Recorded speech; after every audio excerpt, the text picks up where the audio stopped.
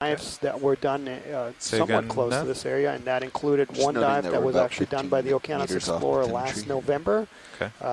That was the dive 6 of the 2017 expedition to the Gulf of Mexico. However, that dive covered slightly shallower depths than what we're exploring today. Coming down, and then there's actually a dive in 2009 by the Lophelia 2 effort that brought ROV Jason down to this area.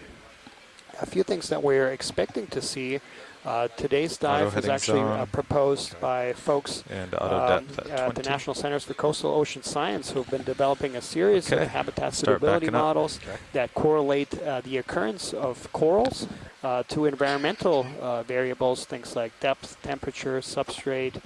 And using these models, they're able to predict areas where they think they're going to find a very high likelihood of corals.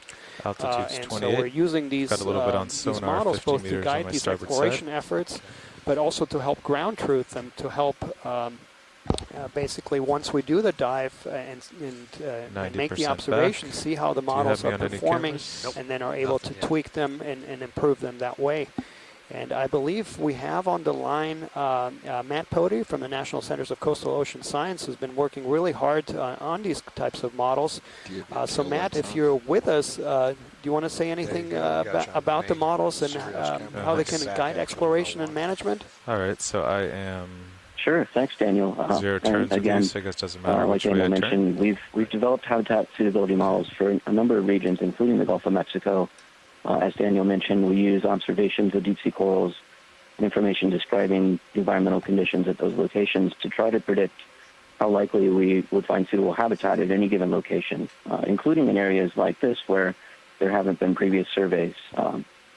We've used these models previously with the Okeanos Explorer in the Gulf and as well in other regions to guide exploration, essentially planning dives like this one where we traverse a patch of an area that's predicted to be very likely to contain corals of some particular taxonomic group of interest. In this case, we're primarily using a model for black corals. And also in this area, there's which way do we want to be facing now? About northeast? Bamboo corals as well. So, you know, as Daniel mentioned, we need information like the Okeanos Explorer is collecting to know how well these models are performing. We'll use the outputs, the observations from this dive and from other dives on this expedition to assess how the models are doing and also to drive future models. We have models that are in progress as well to try to improve upon what we've done over the past several years.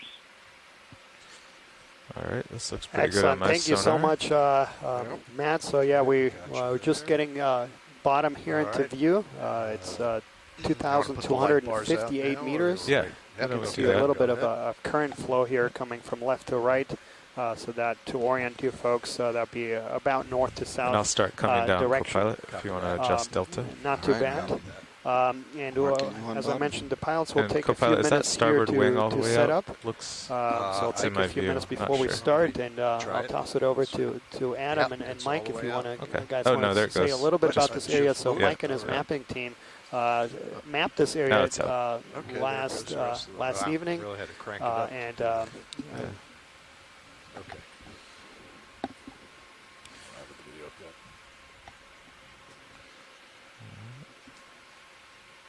All right, thanks, Dan. This is Adam Skarke. I'll talk a little bit about the geology we're going to be seeing today. This is the West Florida Escarpment. So this is going to be very similar to yesterday's dive. We're going to start out here on a gentler slope of maybe 12 to 15 degrees, and then we're going to very quickly move into steep area where the slope approaches 60 degrees. This area is carbonate rock platform margin. This area was probably formerly a rimmed reef area of a platform, although some publications suggest that there's been enough erosion here that most of the reef materials are gone and we're into the interior carbonate rock materials of the platform. Regardless, the expectation is that during today's dive, as we approach steeper slopes, we're going to see fully exposed carbonate rock, likely appearing black due to a very thin, less than a millimeter thick oxide of ferromanganese oxide on them. And that these, much like yesterday, these exposed rocks provide hard substrate upon which we expect to see corals, sponges, Pilot, do you remember what our other Z-bias was sessile yesterday? organisms and associated communities. I started with 26, with that, 27. I see that our mapping feed is now up on camera 3, so I'll turn it over to Mike White, our mapping lead, to discuss a little bit about the mapping we did overnight in today's dive. To pull up HiPAC. Yeah, good morning, everybody. This is Mike White on the ship. So overnight, we ran some really tightly dense spaced mapping lines over this site, and the vision was with these steep slopes, we really wanted to get a high-resolution surface, and we were able to pull out a 10-meter grid today for today's dive, which we're pretty proud of, and hopefully that sort of high resolution can play into any future models if they depend on the bathymetry here. And then we also derived some slope layers, so on screen, on video stream 3, you'll be able to see our falsely colored multi-beam of the seafloor bottom. And the red line that's going across the screen is the 2,300 meter depth contour. So we're just going to be shallower than that. We're on bottom at 2242, a little bit shallower, a little bit deeper than that, excuse me, as we acquire bottom. And there's about a 10-degree slope right here, although it looks like we've come down on a feature smaller than the gridded size. But as Adam said, we're going to be transiting up this really quite steep slope today, and we're going to be seeing slopes somewhere around 50 or 60 degrees. So we're hoping for some exposed rock as we transit up. Today's entire track is about 500 meters long. Yesterday, for everybody's reference, you all transited about 480 meters. So we believe with a shallower dive site, this is a potentially doable track, but something to be aware of. A little more west than south, if that makes sense. And as we've arrived at the bottom here, we're seeing heavily sedimented slopes. We see that light tan to white carbonate, probably pelagic sediment cover there. It's covering these lower slopes. And once the ROV gets situated on the seafloor, we'll begin to climb up the Florida escarpment, and we'll be gaining elevation throughout the day. Yeah, and so as I mentioned, for those folks that followed the 2017 expedition to the Gulf of Mexico, that was actually the closest dive to this very site that we're diving on. Yeah, so there's a little current from my starboard. That dive was actually 25 kilometers east of here. Pretty civilized. But it was a very exciting dive that started around 2,100 meters and went all the way up to 1,700 meters. Documented some extensively hard bottom communities. There was a lot of corals and a lot of crinoids. Good for now. And I'm on this kind of sandy ridge. Something that we'll see, something similar that we'll see today. It should be a very exciting dive. All right, you guys ready? Ready to go. Watch lead pilot. Yeah, we're all set up here on the bottom. Ready to start ascending when you are. Okay. I don't see anything around here to look at, so we're just going to get a ship move in. Okay.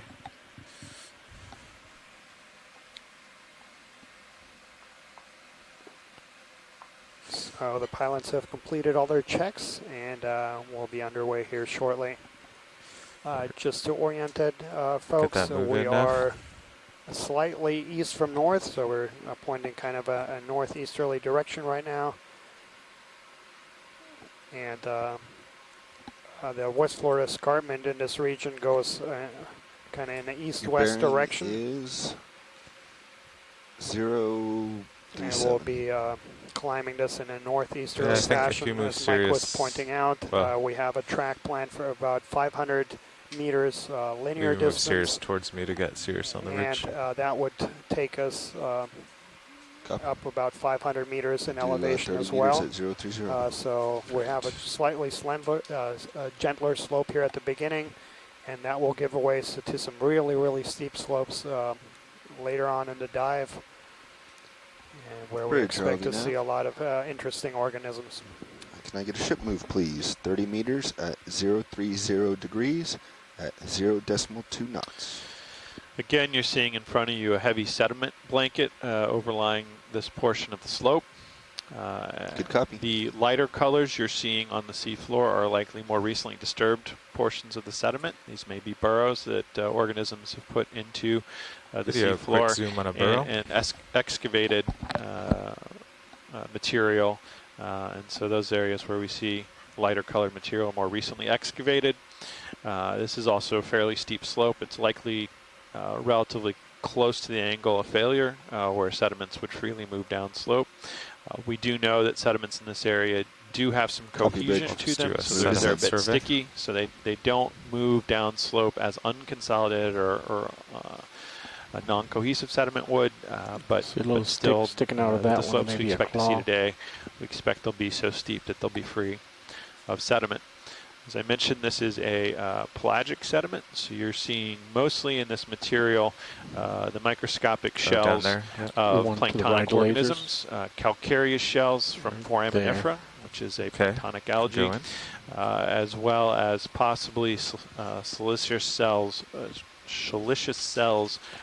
from organisms like diatoms and radiolera, those quartz-shelled organisms, all free-floating plankton that when they perish, their shells fall to the seafloor and make up the sediment. Some smaller fraction of the sediment will be composed of terrigenous or sediments, that is grains coming from erosion from the land, but this far out to sea is a relatively smaller portion of the total sediment content. Can go out.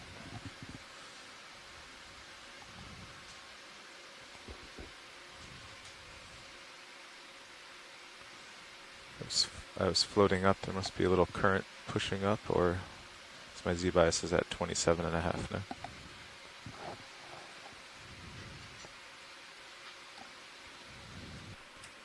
Go ahead, Bridge.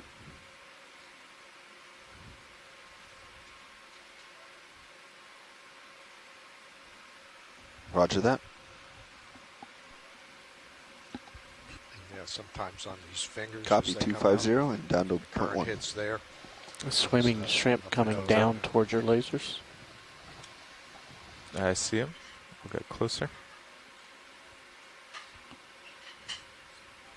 Okay, video, you can go in.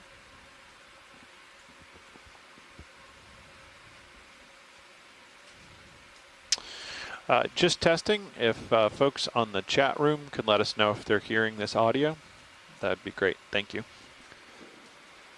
So the bridge is having a tough time with the currents and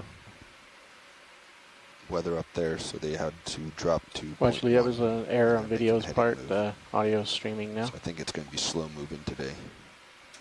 Okay. Well, just an update. I understand the audio is streaming now, so hopefully everyone on shore should be hearing the sound of my voice. And we have a shrimp here that we've zoomed on, moving just above the seabed. Very close to your camera. Yeah. Should we turn on the special lights for you? Sure. Let's see what it looks like. All right. Will you get a co-pilot? Sure. You can even take some pictures. Of the shrimp? Yeah. See what it looks Forward lights are on. And you say you want that camera? Yeah, snap some pictures. Still? Yeah, Roland wants to try it. Okay. Digital still. Good copy, Bridge. Unfortunately, he's coming up. I'm sitting on the bottom. And Michael Vecchione's indicated this is likely from the family Mysidea. There we go. And those are commonly known as the see the little landslide under shrimp, me in this so they have a brood pouch. So he's way above you, or above your still camera. Yeah. Yeah, we can turn the still cam off, I don't think. Okay, copy that. Okay, I think we're clear. Okay. And for those of you who are watching in camera 2, where you can see the ROV through Sirius's camera, you can see an area of failure of the sediment just ahead of the vehicle. You can turn the lights looks like off. The sediment has broken off, So and that's we've had another a job for downslope co-pilot. transport of sediment through a chute there. Got It's a big moved shrimp down up the ahead. rock wall here. Yeah.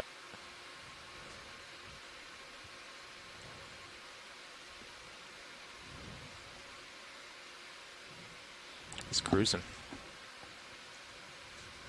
White fish in the upper background. Can in the upper left.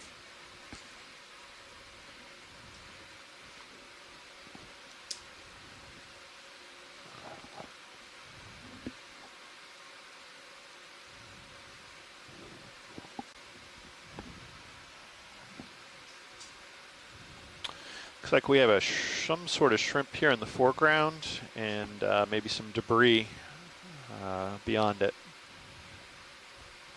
Okay, video, you can start to go in. Try to track them along. Yeah, and so this looks like the Cerataspis shrimp that Mary Wixton had identified for us.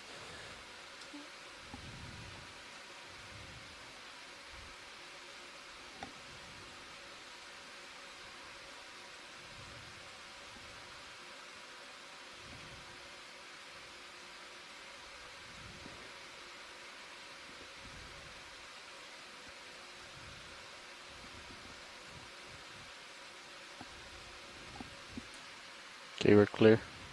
Okay. It's a good galloping shot. Yeah. All right, try to head back to center for that fish. Investigate the can. Beer can. That's okay. I'll get back to center.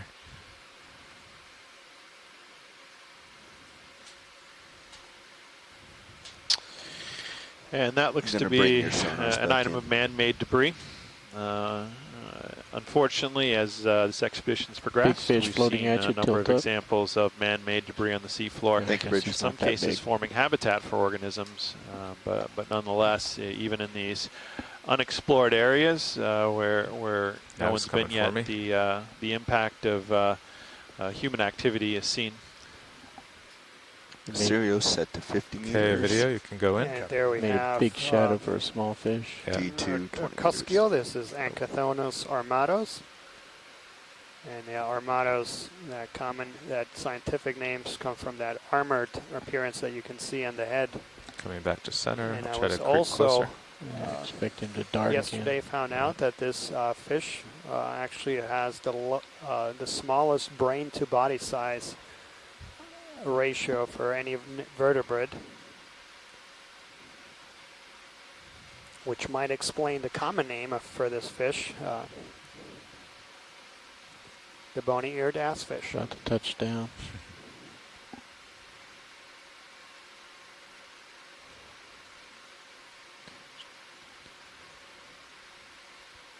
Oh, he's just going sideways. Slowly pulling out. Okay, do you want to get lasers, co-pilot? Sure. So yeah, these fish are quite conspicuous and also clear. quite widespread. So the Okeanos has actually documented this. You want any more on this guy video? Even Yeah, if in he's the stable, Caribbean, get that spot on the side of his head. Back in Puerto Rico back in 2015. A little more tilt up. Max zoom.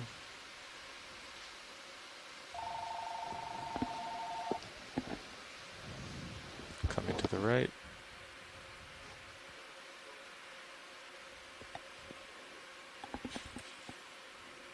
Okay. Let's move on. So again, those are commonly known as cusk eels. They are natural eels. The main distinguishing character is that they have ventral fins, and that's what distinguishes them from the true eels.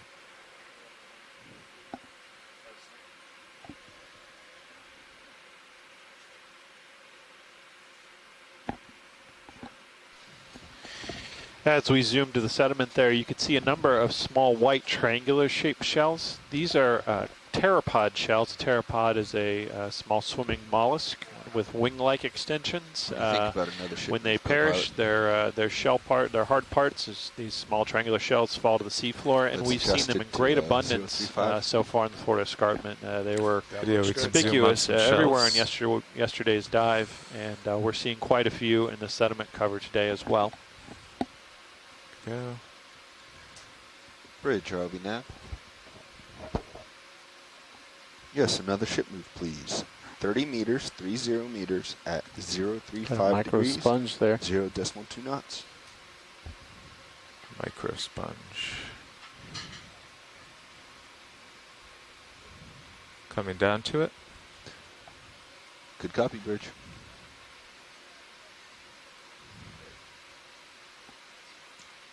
Understood. That That's works pretty for us. stable video. Do you have any more? That's max zoom. Okay, pretty far. It's also micro.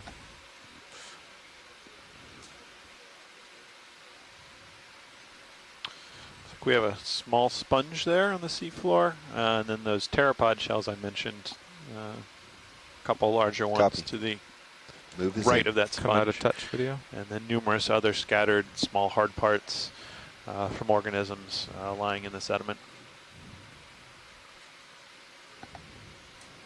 Co-pilot, that move is 035. Copy that.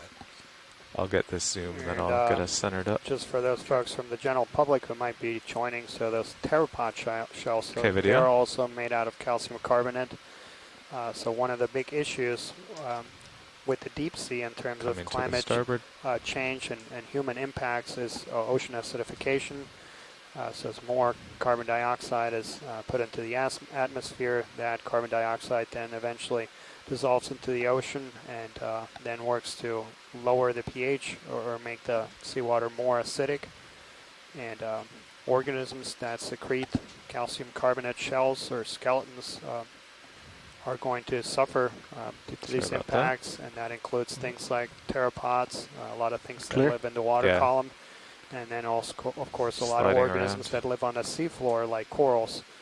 Oh, my camera was all the way down. That explains it. Yeah, so that's something that on this mission and future missions is one of the priorities too, is to try to document some of the most vulnerable marine ecosystems, try to understand where they are on a stock, so that they can be managed with appropriate conservation measures. Co-pilot, do you have any way to estimate? The sediment we're seeing is composed of, as I mentioned, foraminifera, which are also have calcium carbonate shells. They're a highly abundant planktonic species, and they're phytoplankton. So that means they're primary producers. They play a role in transferring sunlight into carbohydrates on the basis of a photosynthetic ecosystem. And additionally, as part of that, they create oxygen. Well, much of the oxygen we breathe comes from phytoplankton in the upper portions of the ocean, including some of the shells of the organisms you see here today. So again, as Daniel mentioned, any photosynthetic activity or any ocean acidification activity could threaten one of the larger producers of oxygen we have on the planet. And as we zoom in here, we see a holothurian with its video. It's 2 feet reaching down into the sediment and pulling up sediment to its mouth parts to consume that sediment. And the holothurians move sediment through their body to derive nutrients from the small bits of organic particles that lie within the sediment. He's pretty happy there.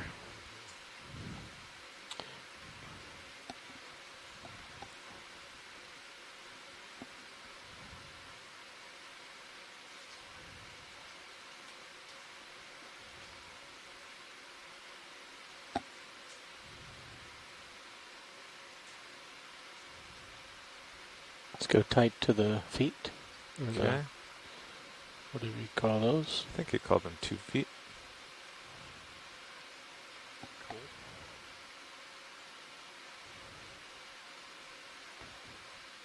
Just tilt up. Yep. So holothurians or sea cucumbers, they typically don't move much. You can see them there moving there. But as a result, they have some really elaborate defense mechanisms. So they are able to eviscerate their guts, for example, and that will then stick to the predator and confuse them. They can also swim over short distances to get away from things. And they also have some secondary metabolites in their tissues that would make them not as tasty to certain species. That focus is but there are some sea cucumber species that are in shallow water, of course, that are I'm going to say that next time by humans. ROV drifts. And some Asian cultures, there my are hands are off. Some species that are used in local cuisines. But yeah, sea cucumbers are a very diverse group, found in all of the world's oceans, now over I'm on the all stick. depths, from really shallow to the really deep waters. Okay, let's tilt up and get the gut.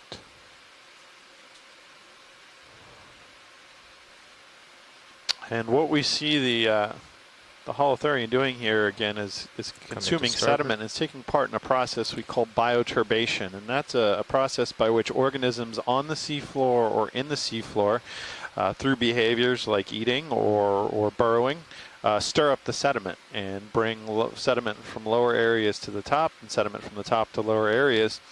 And in doing so, mix up the seafloor. And so most of the seafloors we're seeing here have been worked over and moved since their initial deposition by organisms like this holothurian happy with that video? on the seafloor and other infaunal organisms that have stirred up the sediment through their burrowing activity. And we use sort of a lasers? concept of diffusion in the world of geology to understand those processes by which the sediment gets mixed, and the layering signal we use to think about time in geology gets skewed by this process of bioturbation. I think he was in our good light pool. Yeah, and since you pointed that out, Adam, so things that feed on sediments, these are not really of high nutritional value, so they eat a lot of sediment to try to remove the nutrients. So the little nutrients are in there, so these can be really significant processes. Behind video, I'm going to get out ahead. Because a lot of sediment passes through their guts. Got a long way to go to the cliff. 35.35. 035? 3.5 or 2.5? 3.5. 3.5. 035. Look at that.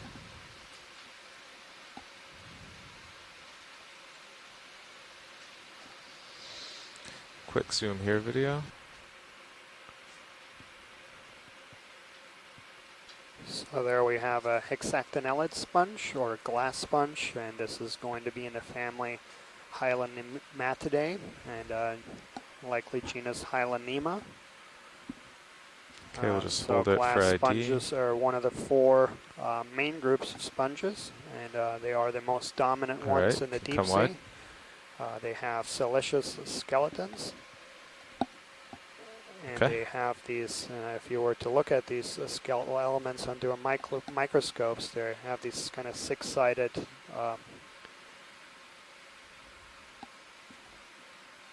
skeletal elements, and they're spiky and again siliceous, so that's what, if you were to touch them, they would be spiky to the touch.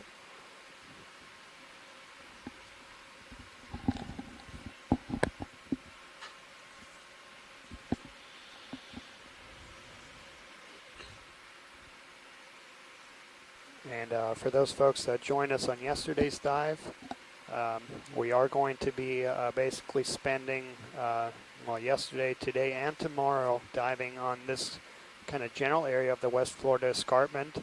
And this is a enormous feature that rises from the seafloor around 2,800. How's our move doing, Nev? There's a big keep pushing slope ahead that goes out to about 1,700 meters. So what we'll try to do over these 3 dives is cover that entire depth gradient and try to get a handle of how communities change over these big depth gradients. Like there's much. Vertical zonation of communities is something that is commonly known in terrestrial ecosystems. We know tree lines, and we know that communities change as you change in elevation. It's not as well documented in the deep sea. Can we get another move, same as the last? So we're hoping to use these 3 bearing 035, dives to try to get a little bit of a baseline understanding of how the communities change over different depth and environmental gradients across this very, very steep slope. Good copy, Bridge.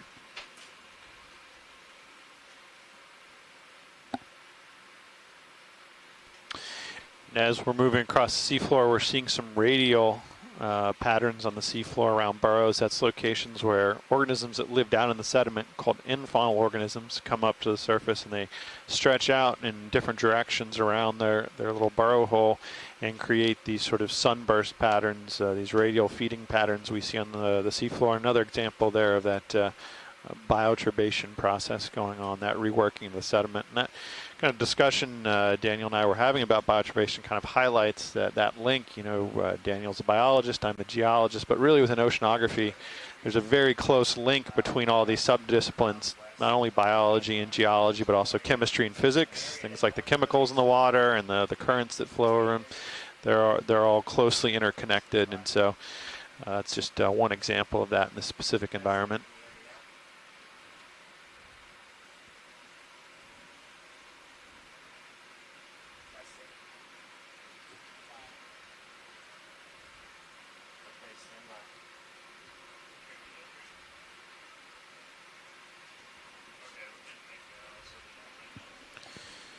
Video, we have a eel up here.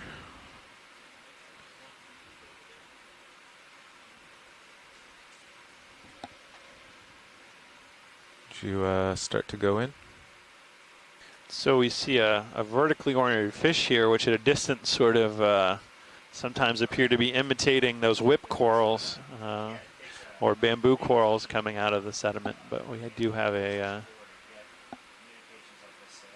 vertically oriented fish. Okay, I'll go to his head. Okay, can start going in on his head.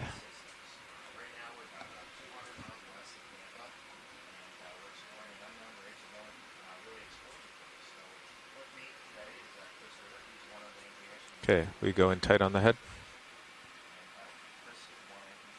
Nice.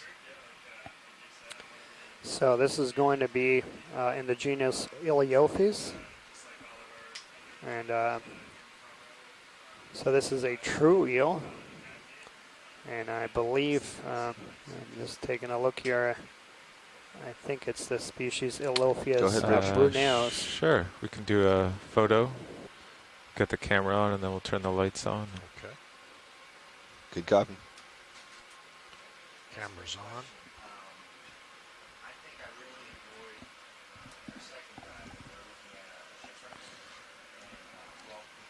Roger that. Proceed with heading change.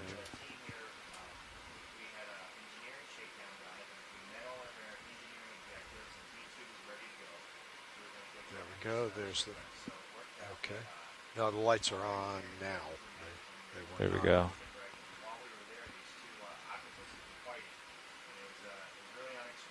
Yeah, it's kind of far. I'll creep in if he lets me.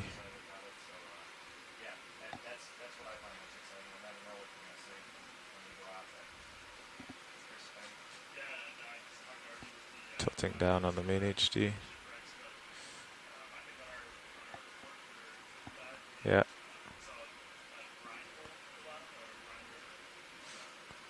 Driving by the still cam. Coming up. Wait for it. So this genus here, Iliophis, they are in the family commonly known as the cutthroat eels, and that's because of the location of the gill slits. That's no good. Okay. Yeah. So cutthroat eels are some of the most common fishes we see in the deep sea. Okay, let's let him go. We do see a lot of eel-like fishes, and there are other fishes that we see in other families. The cusk eels, what we saw earlier, they also have that eel-like shape, but they do have ventral fins, which distinguishes them. Up. And then we also have the sea lizards also have a very eel-like appearance. What was I doing? Was it delay, do you think? I think you were doing fine. Just needed to go a little faster. Yeah. A little bit higher. You really have to tilt your main Zeus down if you're keeping eyes on it. Yeah, the main is supposed to be -8, right? To match it roughly. I don't know. I've never heard an angle to match it. I guess that depends on how far he is. Also, I'd like to take the opportunity just to yesterday I was driving. Let our shore-based science team know that we really appreciate everyone logging in particular helping annotate the video in real time using the C-Scribe software. This is extremely valuable information. Your expertise and your time put into that. really helps to fish in catalog the upper video, left or and it will something make it a swimming. lot easier for yourself and everyone else to sort through the video later. The day either before or right in the morning, each day, along with the dive plan, we're sending around an updated link, so that changes day to day. And let's go really in video. encourage everyone to use that C-Scribe software to help with annotations.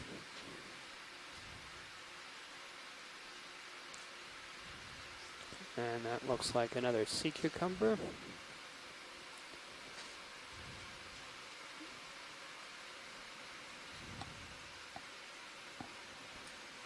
What was that just went darting on the right side? I think it was a shrimp landed on the bottom. You know what? I did not catch that. That's the thing. When we're out at sea, sometimes it's real easy to miss something. But we could phone one of our friends. We could phone one of the scientists in the back row. I think it was a holothurian. I think we saw the sea cucumber on the bottom earlier in the dive. So I'm getting a thumbs up from the scientist. That's what it was.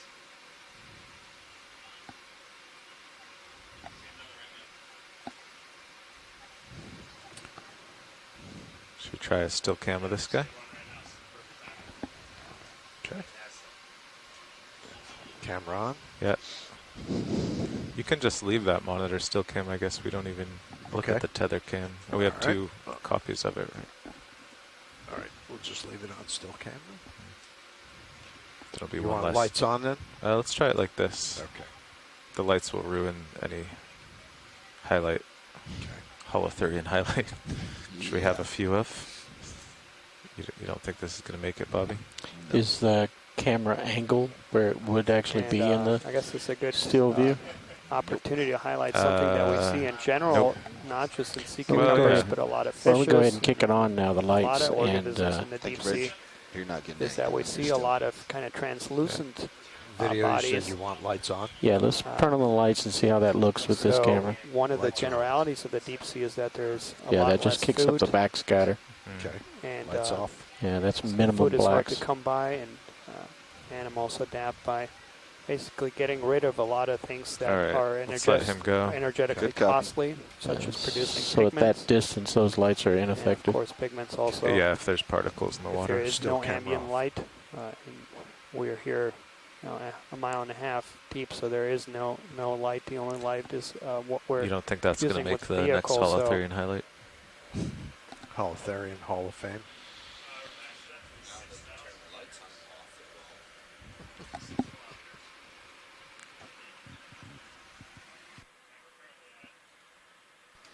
The reason we changed the monitors because it does that forever if you don't. Oh, okay. What's that black thing on the bottom there? Trash? Looks like it. Yeah. Copilot now pointed out there is a reason why we kept changing the monitor to get rid of the pink. Unfortunately. You want to get rid of it? Yeah, I guess so. Yeah, it's distracting. I don't think I have control over here. Copy that. I think you control that monitor. I don't think you have a button for that camera. Yeah, I don't have a button for that camera, so I can get it off the camera. Let's see what this thing is. Yeah, let's give it a snap. Everybody, still moving. Update. We're at approximately 2,235 seaweed, meters. Those ships will be moving up slope shortly. Those Expect to see exposed rock soon. Can come wide. And that looks like maybe some seaweed or other organic material from the sea surface that's fallen to the seafloor.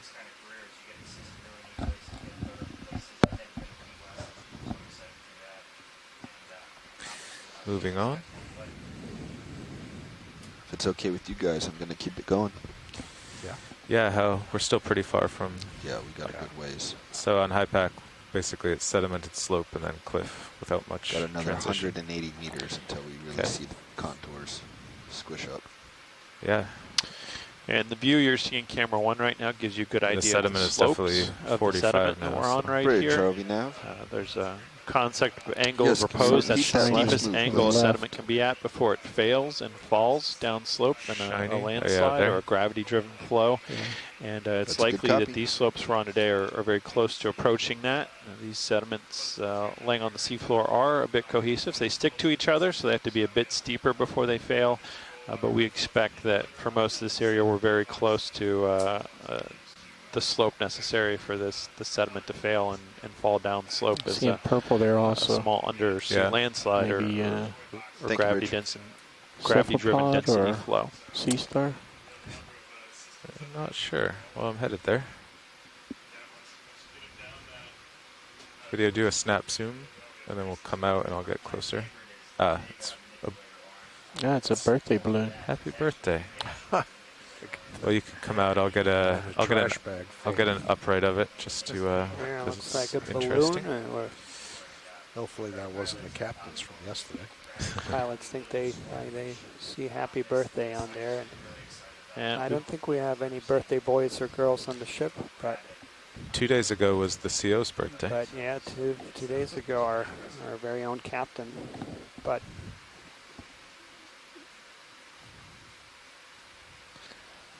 yeah, so it looks like a Mylar balloon. It's likely blown out to sea and then eventually sank to the seafloor. Is that an active starfish on it? It's probably a star from Happy Birthday, right? Yeah. Looks like an awfully perfect sea star. Yeah. Okay, let's just get a grab of it. I know balloons are kind of a controversial thing. There we go. Sure. Turtles eat them. Yeah. Okay, once you have a good shot of that video, get back ahead. At least it wasn't a red balloon. That was bad. A red. Yeah. Okay, back to center.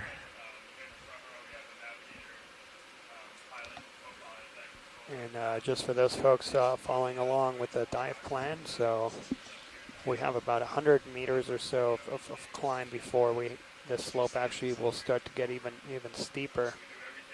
So we'll see if the substrate there changes as well.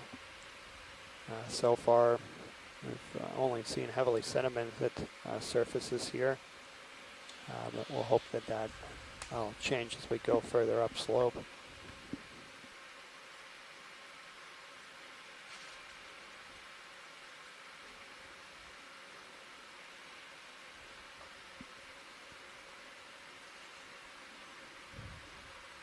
And there we have a fish in the family Halosauridae. 3 genera currently in that family, including 2 that are very, very similar.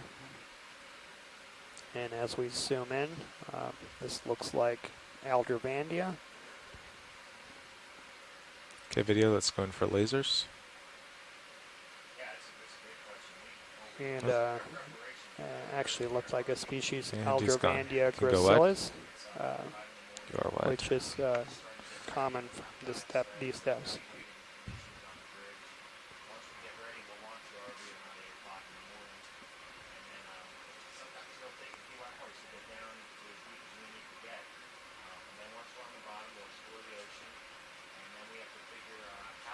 Looks like the slope's starting to tend a bit to our starboard. The sonar. Yeah. Like what, 045 or 040 anyway.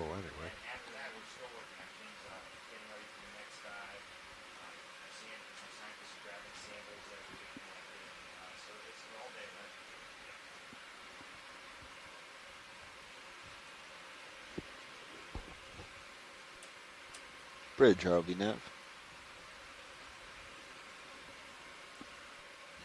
Yeah, I think you're coming towards the end. Can you tack on another 30? Thank you. Is that a holothurian in your view? Yeah, there's 2 of them. Okay. Having the bridge continue. Oh no, one is octopus. Oh yeah. Octopus or a squid, one or the other. I can't. Yeah, it must be a squid. Did you change the direction of that one, Nev? Negative. Because if you look at Sirius sonar, it's solidified. Yeah, and our pilots have spotted here and an octopus. Thank you, Bridge. Sirius is full wide. Okay, copy that. It's getting closer to us.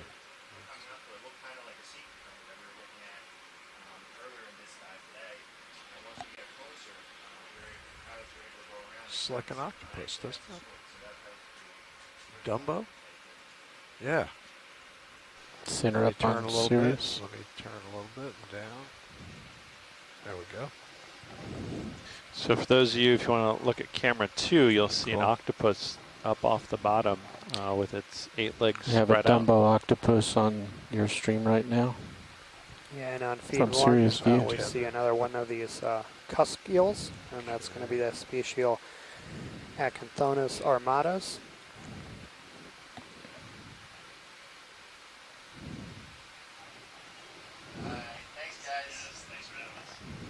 After you get this shot, if you, that's probably too high up above me, but I could maybe try to get it. Yeah.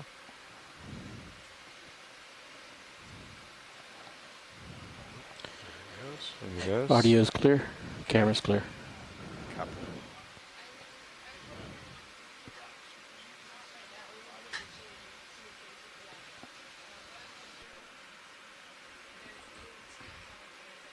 He's still there. Yeah.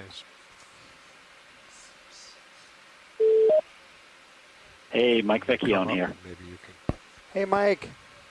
keep him in view. We're hoping. I switched over to camera 2. You got a really nice shot of a triform, Carl. Looks like a zero-toothed Guess octopod. I should go this way to get the tether away. This is one of the Dumbo kind of octopods that don't go down and sit on the bottom. They spend all of their time up in the water. He's right under Sirius. I'm not sure you want to Yeah, go after him. he's already going away. Okay. Excellent. Thanks, Mike. I'm going to turn off my speakers here. But that was a really nice catch on camera 2. I could tell you a couple of things about it. One is a sort of an interesting story that back in the 1960s, the U.S. lost a nuclear submarine, and when they were going out and searching for the debris, they started seeing that you're these starting to get something serrate octopods 50 with meters their out arms spread out and the web in between the arms. And somebody said, look, we're getting close because we're finding umbrellas near the bottom. 065, 070. And one of the other officers that was involved said, wait a minute, 035, umbrellas on a submarine? Yeah, That's not both right. of our sonars say 06. So it actually, it was the beginning of a study by Clyde Roper and another guy on the serrate octopods of the deep North Atlantic. Very cool. Those are really cool animals, but we don't know a lot about them because they're easily damaged when you catch them in trawls.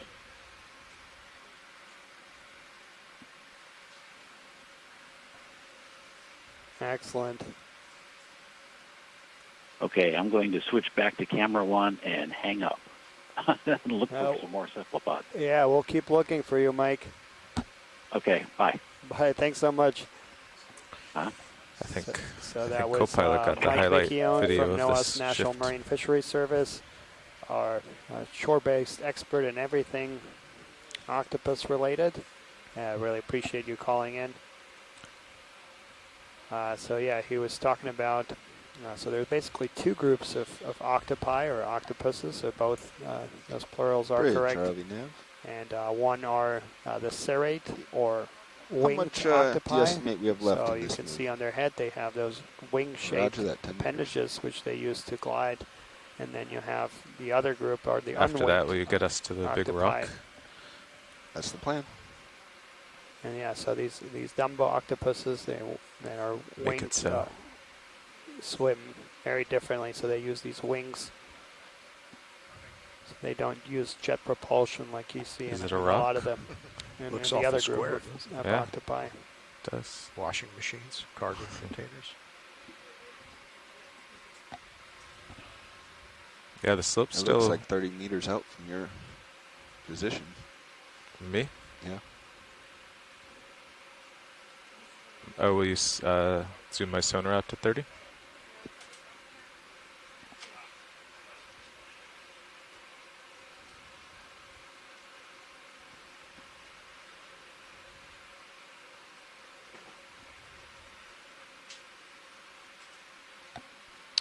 Yeah, Mike made a good point. We would say the fins on the Dumbo octopus are on the side of the body. I misspoke there in my attempt to explain, but yeah, we would find those on the side of the body of the Dumbo octopus. I'll keep an eye on the sediment till we start moving there. Copy.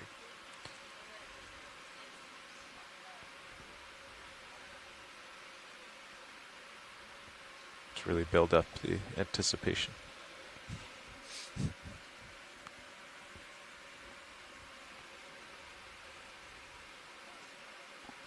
And there we see another glass sponge, and that's going to be in the family Hylonematidae, genus Hylonema. I think we should give it a couple minutes. So you just did like 3 in a row. I was just going to cheat a little bit to the east. Yeah, so sponges are another group that is notoriously problematic to differentiate taxonomically. There are over 10,000 described species of sponges and many more yet to be described, particularly in the deep sea. Unfortunately, we only have about a half a dozen or so experts that work on this group, so there's a lot of work to be done. Advanced.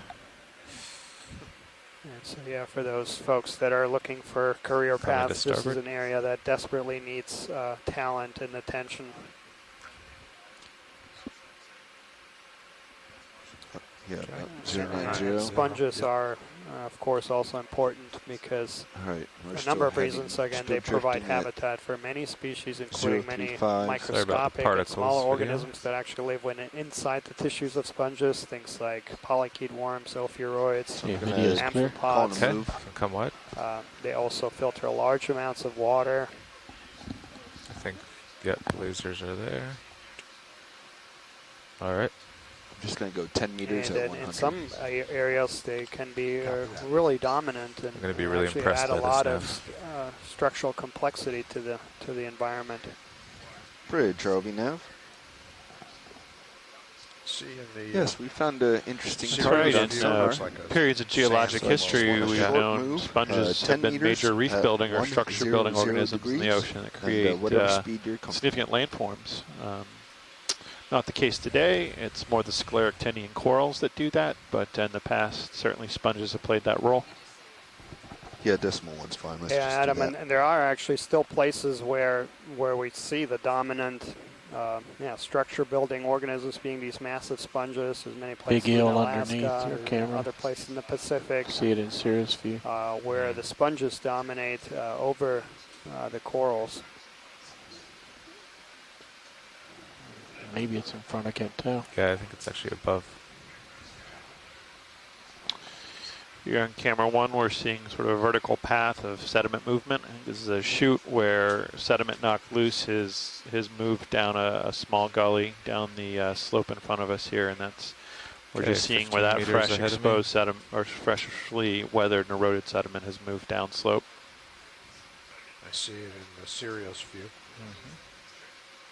Just off to your starboard. It's the target.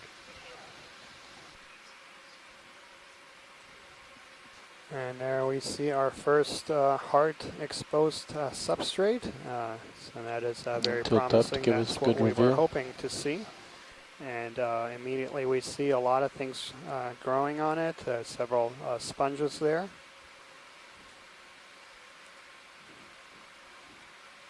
Current depth here is 2,210 meters. Okay, watch lead. What would you like to look at here?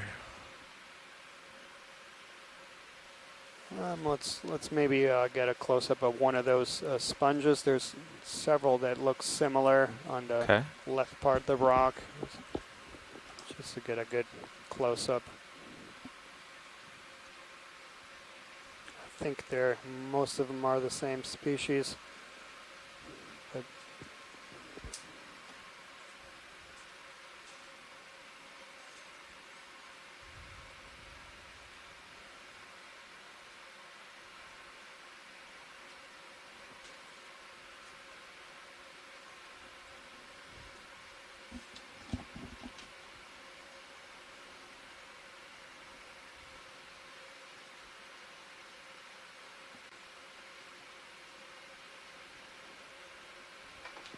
Is that a coral there, center screen also? Center screen up. We'll check that out after I get over here.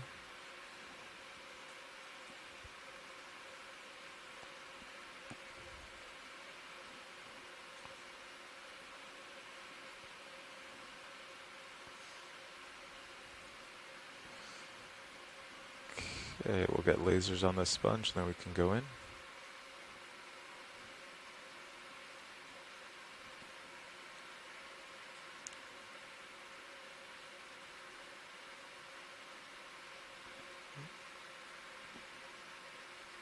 Dusted it. See your brow touching? Yeah. Okay, let's go in on the sponge.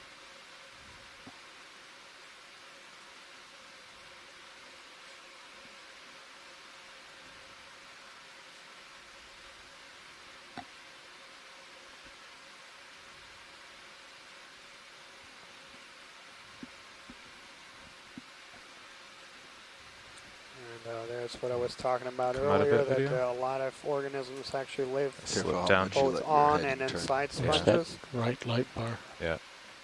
And, okay, backing out a bit. And so it looks like a couple of scraggly pieces of coral, maybe if we can zoom in, just left of the lasers. Yep, right there.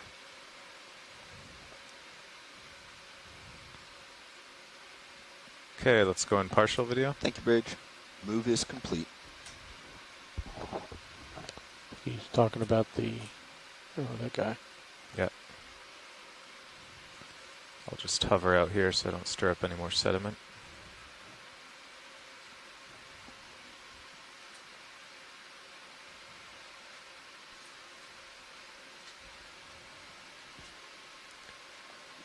All right, Copilot, we'll let you settle out a little bit because we had several moves there strung together, but I think that should be setting you up pretty nicely. Okay, copy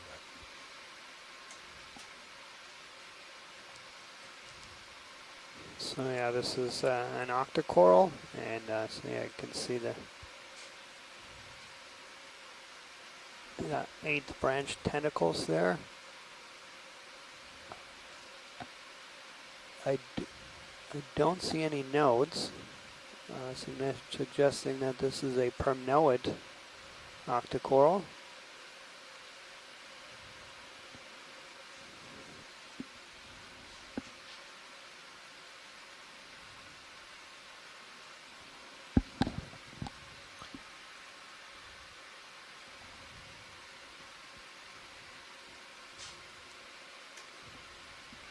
Video, can we kill that light up there?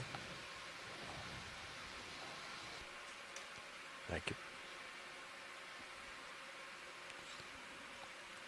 Okay, video, I'm going to work up. I saw another creature up here.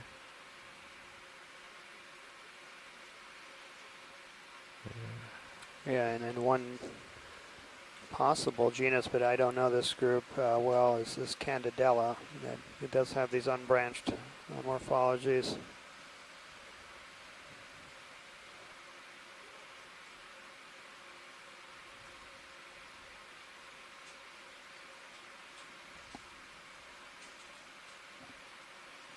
Okay, video, let's come out partial, see what else is here.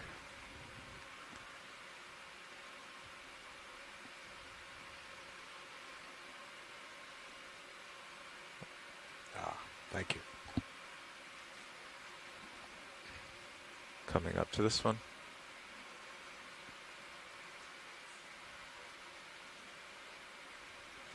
Go ahead, Bridge.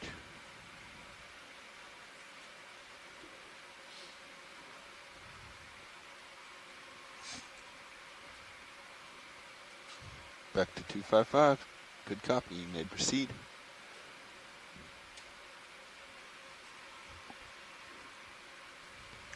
Bridge, are we there? That's another. Yeah, just an FYI, we're starting to get to much steeper terrain. We've come to our first outcropping down here. Just a heads up. Thanks. Okay, video, let's go wide. I'll try to get a better shot of that first sponge now the sediment's clear.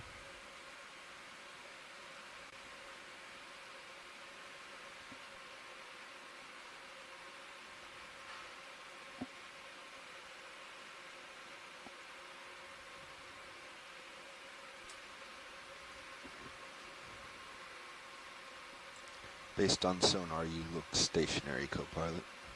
I agree.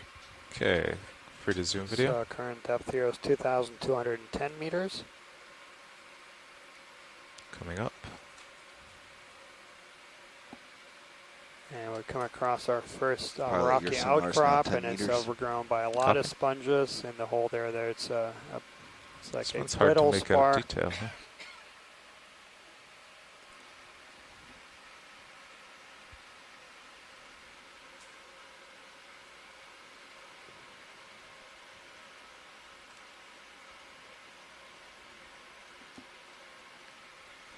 And Ken Sulak has chimed here in the chat room, and yeah, confirmed those IDs for both that cusk eel and then that true eel as Acanthonis armatus and Iliophis down to bruneus. this associate. So thanks so much, Ken, for joining us.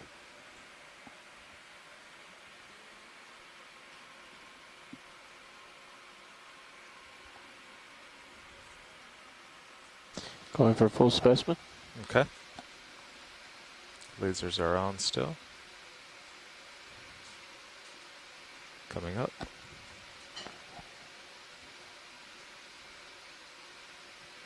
Okay, lasers are clear. Okay, lasers are off.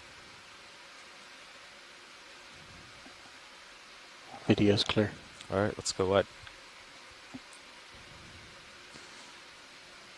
There's another sponge that's on the lower left or the right-hand side. The bulbulous thing. I was looking at the small tube at the bottom. Yep, that too. Watch lead, anything else in the view you'd like to get a zoom on? No, I think we're good to keep climbing. We'll keep our eyes open for anything different. All right.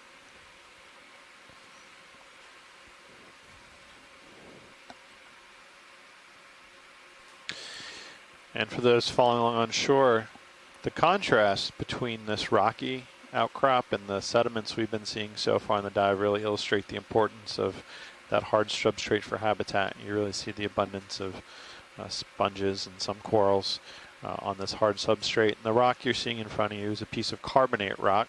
It was formed by biological processes tens, probably hundreds of millions of years ago as part of the formation of the Florida platform. This is probably a boulder that's been knocked loose and moved down slope, although it may be part of the underlying rock as an outcrop. It's composed of calcium carbonate, and it usually has a very light tan to white color, but you're seeing a black color here because it has a ferromanganese oxide, very thin on the outside of the rock, that gives it that dark gray to black coloration.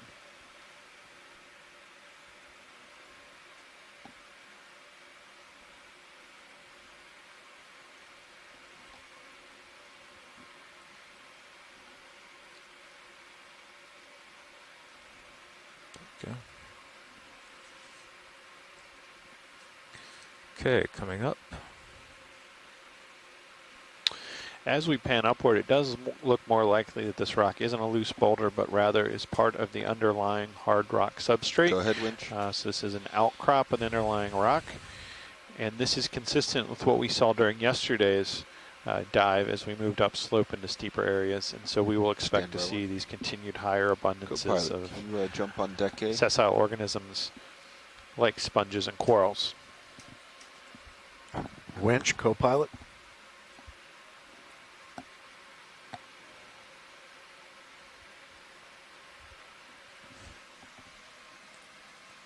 Okay.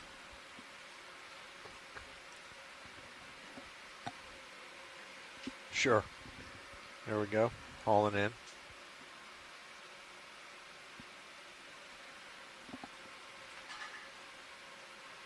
Video that's going on this coral. Sponge, I mean. Paying out. Looks like we have a couple things there, multiple sponges we're seeing in front of us. Okay, copy that. What was the noise?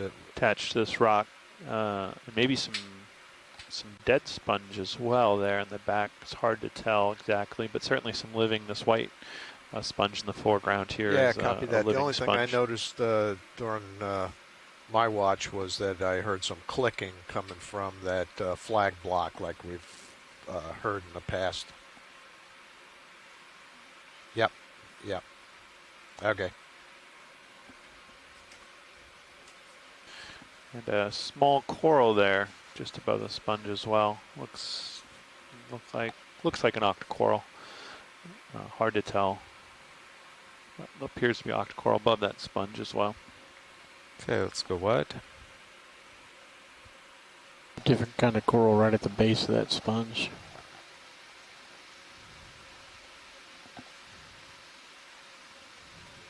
Where do you see it, video? Where that long sponge sort of makes the V shape. Co-pilot, did you hear that request from Winch again? Okay, can go ahead. Negative, I turned them off. I'm sorry, it's actually on the rock. Yeah, Winch, sorry, I had turned off deck. Go ahead. Sure. All right. Oh, I see. Hauling in.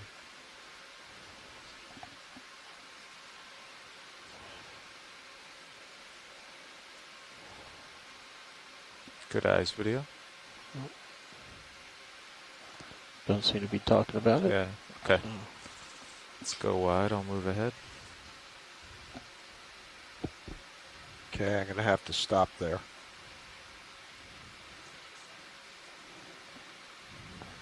As we look down to the lower left, we see a number of sponges attached to the edge of this rocky outcrop. And on the top here, we see fairly significant sediment cover here. Looks like pelagic sediments have been falling and building up on this rock, but it is approaching a slope where most of the rocks will be seen are clear of sediment cover.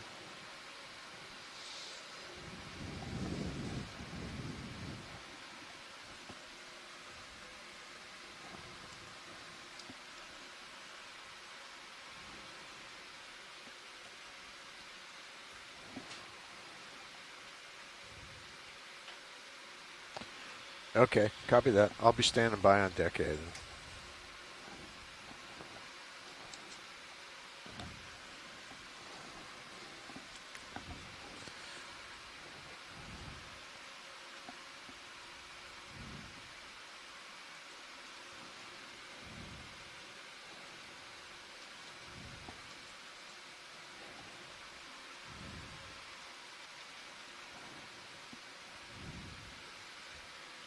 Nav, what was the last move that you called in? I wasn't listening. The last one was that video. Let's go on this move fish. That 100. It was 10 meters. Oh, okay. Just to get us closer to this outcropping. Okay. Seeing another fish here, possibly one of the Cutthroat Eels. It's going back down. Just stay with it for another second.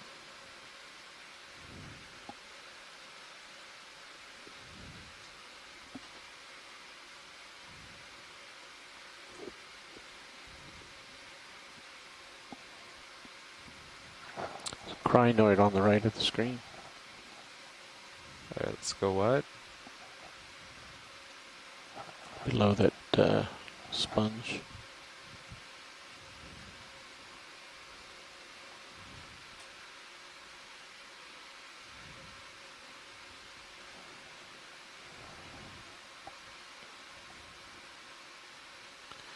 As we see that fish continue to move, Ken Sulak mentioned a bit earlier that these eel-like fish with the rat tail form bodies often have that slow undulation of their whole body where they make sort of that S shape as they're moving through the water, and that's a very efficient way of moving at slow speeds in the deep sea where energy is going to be limited.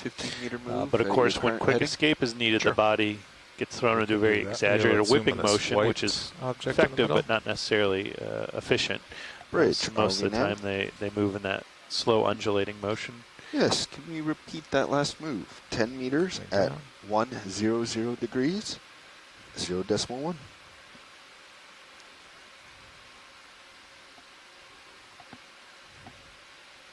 Good copy.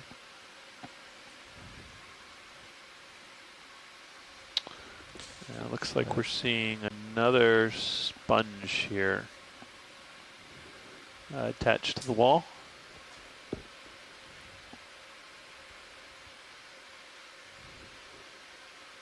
And as Daniel mentioned earlier, the sponges are notoriously hard to identify visually in video like this.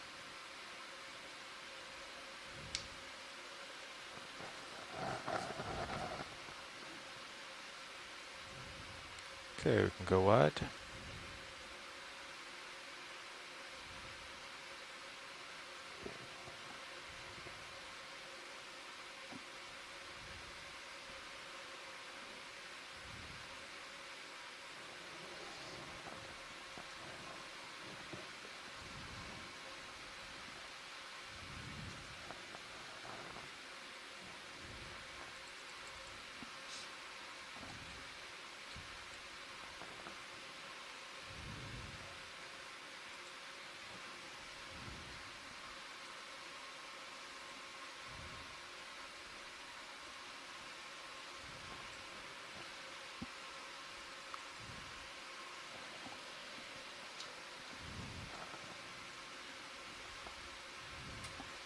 Your sonar's back to 30. Copy that, Nev. And we're seeing in the rock outcrop here some nodular texture that was observed by Bill Shedd yesterday. That may reflect how this material was formed. We're a bit higher stratigraphically, so this may be above areas that were previously noted to be rudisted reefs, which may form that sort of nodular texture. Additionally, some publications have indicated this is the erosion in this part of the Florida escarpment has pushed the wall back significantly, so that we're not seeing the Nav, which way would you like us to go from the margin, but that we are rather seeing interior carbonate deposits. Like split the difference on Sirius there. Right now we have a 10-meter move at 100, just to keep Sirius in close to you. Okay, 100. I won't go too far to the right then.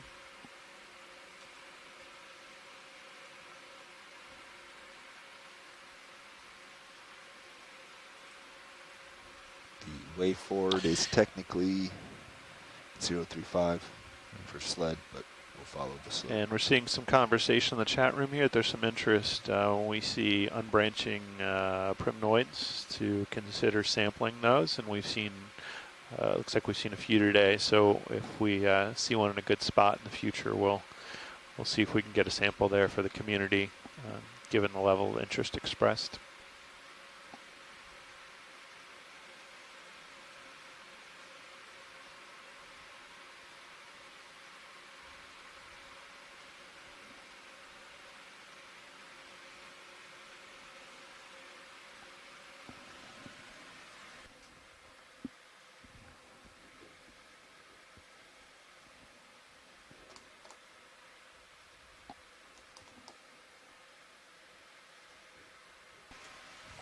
Co-pilot, what do you think about 10 meters at 080? That'll work. Okay. Have we finished the last move yet? Just about. But I'm trying, it's so long to go down the tether, I'm trying to keep us moving a little bit. Go ahead, watch lead 2.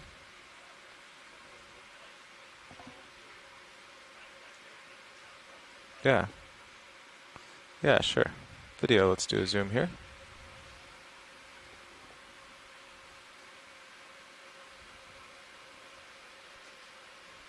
Looks like we have some more. Well, we have a whip-like coral, a couple whip-like corals there, and then a sponge 10 meters at 080, slightly above them, growing out of the wall here.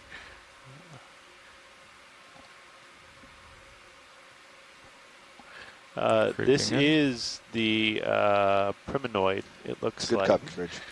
And if I can get confirmation from folks in the chat room, if this is one of these would be potentially an interest for sampling, we could see if that would be possible with the ROV. Okay. I don't know. Stand by. Copy, Bridge. Yeah, we'll get a zoom here, verify it, and then I'll take a look at setup.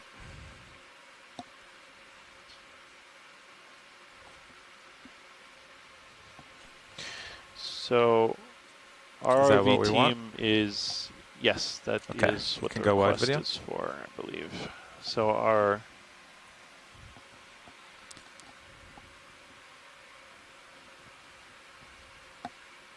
ROV team's looking at the possibility of setting up for collection.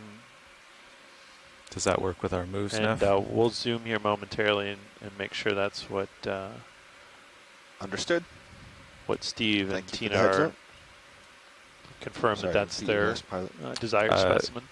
They'd like to collect this coral. Is the ship in a good spot?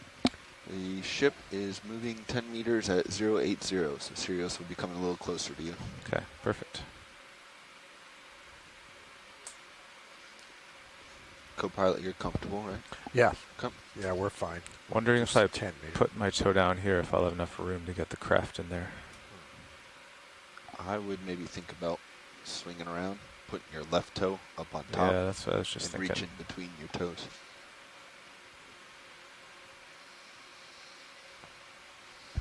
Or you might even be able to just go straight on. Go straight down? Yeah, and come straight down. So, want me to bring the port swing arm up? Just to update everyone. Yeah, why don't you the bring ROV is moving into position. We've had interest expressed from a number of folks in the chat room to sample this unbranching primnoid coral.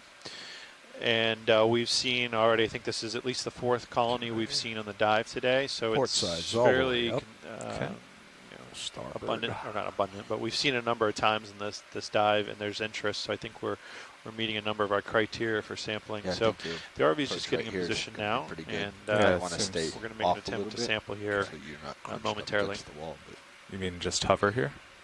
No, just not head too close into the wall. But I think you're looking great. Those forward lights help you now? Thank you, Bridge. That move is complete. Yeah, I think the forward lights might help. Looks like we do have a little overhang above us. I did should keep an eye on that. Yep, okay. I did hear word from Hefe that they requested the forward lights stay off for sampling because it blows out the manip. Okay. Oh, okay. All right. But if you need it for sampling, that trumps it. So yeah, that blows out the 2 manips, and they use the manips as the archived stills. Okay, so we want them off, is that right? I'll turn them off once you set up. Correct. So the top of your port J box is hitting, or port rock box. Come up a little.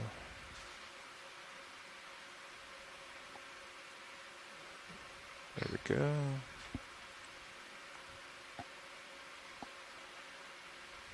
Looks like a good setup.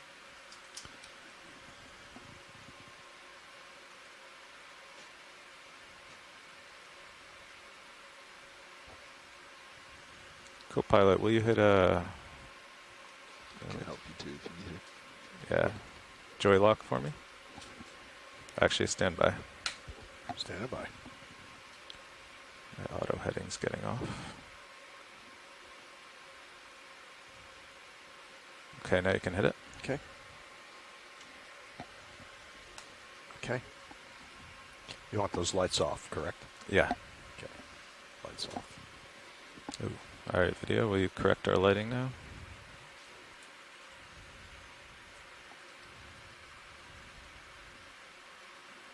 Looks like we got too much lighting on the right side of the vehicle, not enough on the left. Give me a tilt down on your main cam. I can then watch over here when you switch over. Okay. Thank you.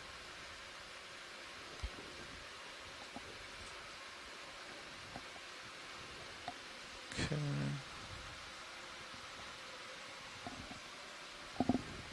Hydraulics are spun up.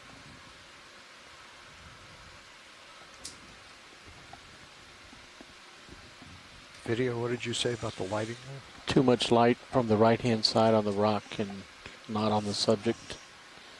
Okay. Don't know what that be. Let's see. Guess I could deploy that. Let's see if that changes. I'm wondering if the lower swing arm was brought up into the It was all the way up. In the stowed position? It was. I just brought it down to see if that changed anything. Nothing. Yeah, something's hitting the rock on the right-hand side really hot.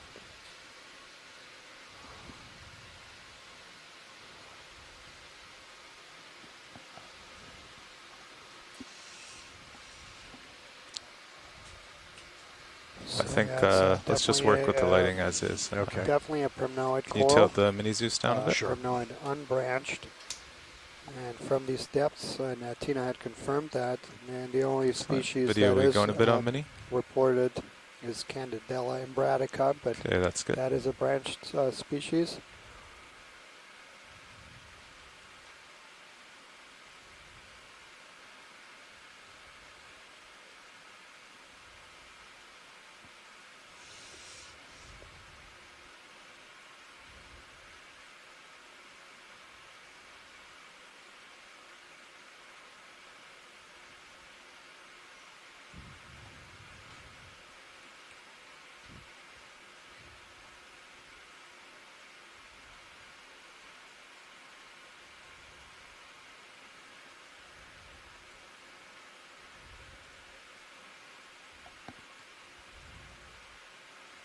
Okay, we go out on both.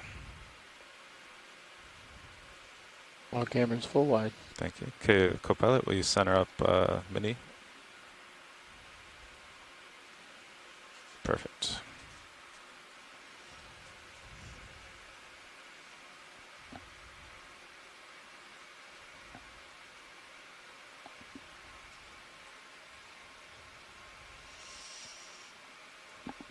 Whoop. There we go.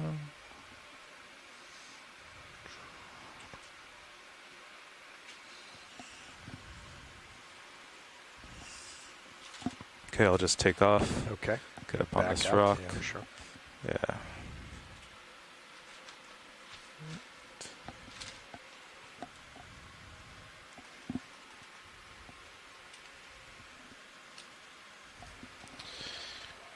And for our shoreside science team, this sampled primnoid was collected at 2,187 meters of water depth.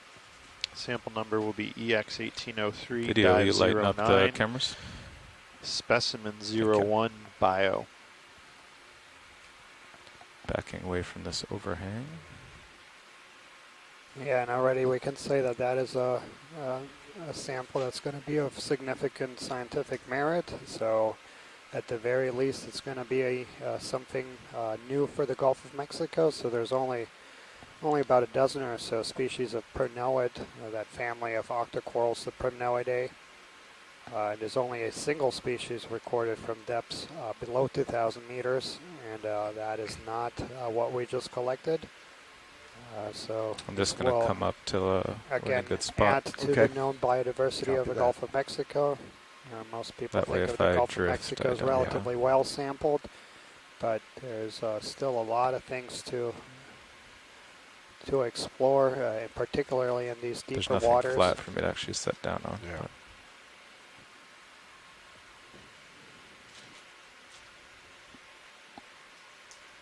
Okay, that seems pretty good. Okay.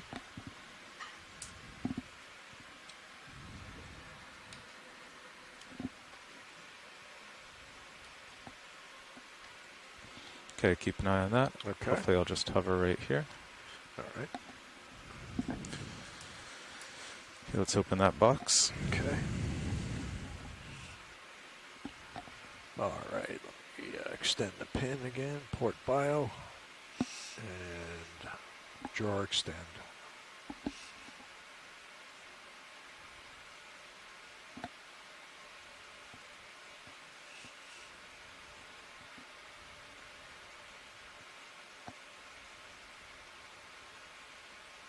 Okay. Okay, all the way out.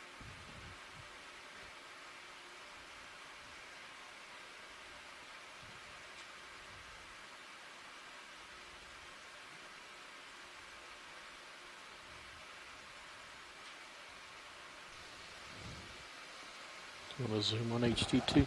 Sure. Okay. Okay, that's all the way in.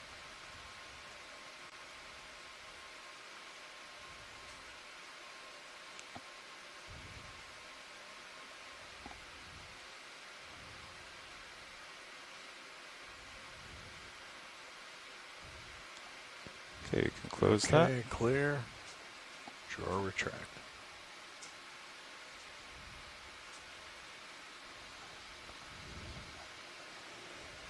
Okay. Bring HT2 over.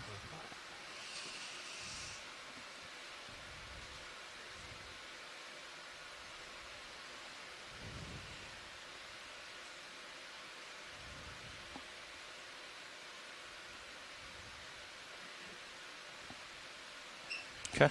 Good.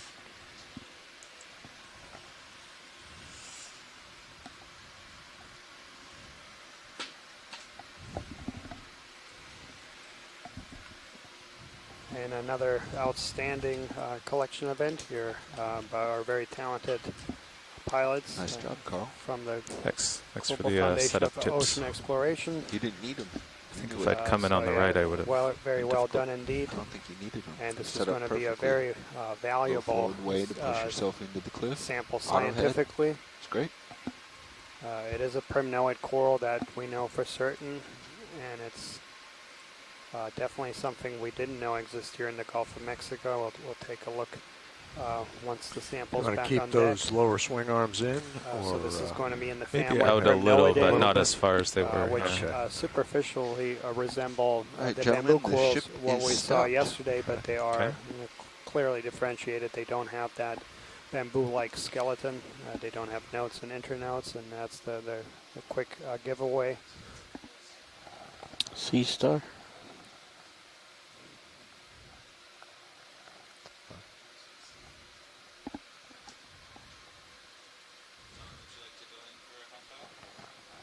And yeah, sure. if we can maybe get a quick snap zoom on the Sea Star.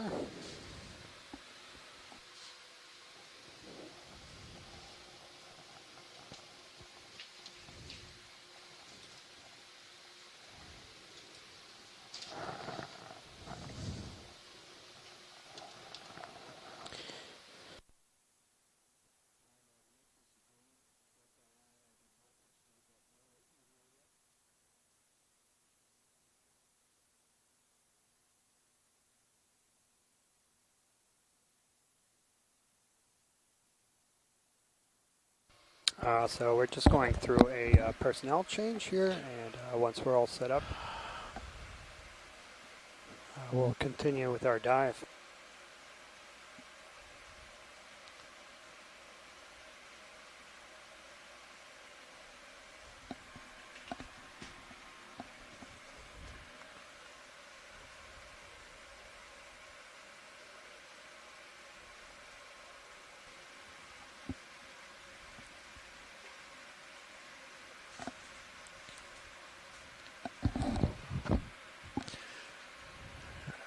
Okay, video, you want to go in partial?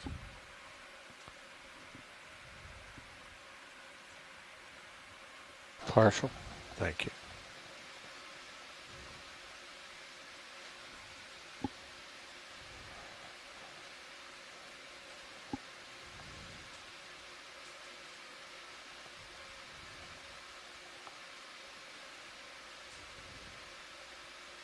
So this is going to be in the family Goniosteridae.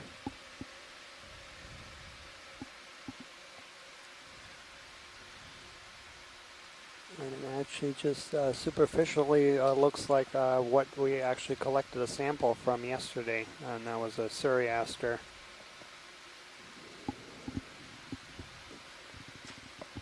Thanks, video. Okay, you want to go in the rest of the way? Let's see if I can just... okay, hold it there. Hold it there. Partial. Okay, thanks.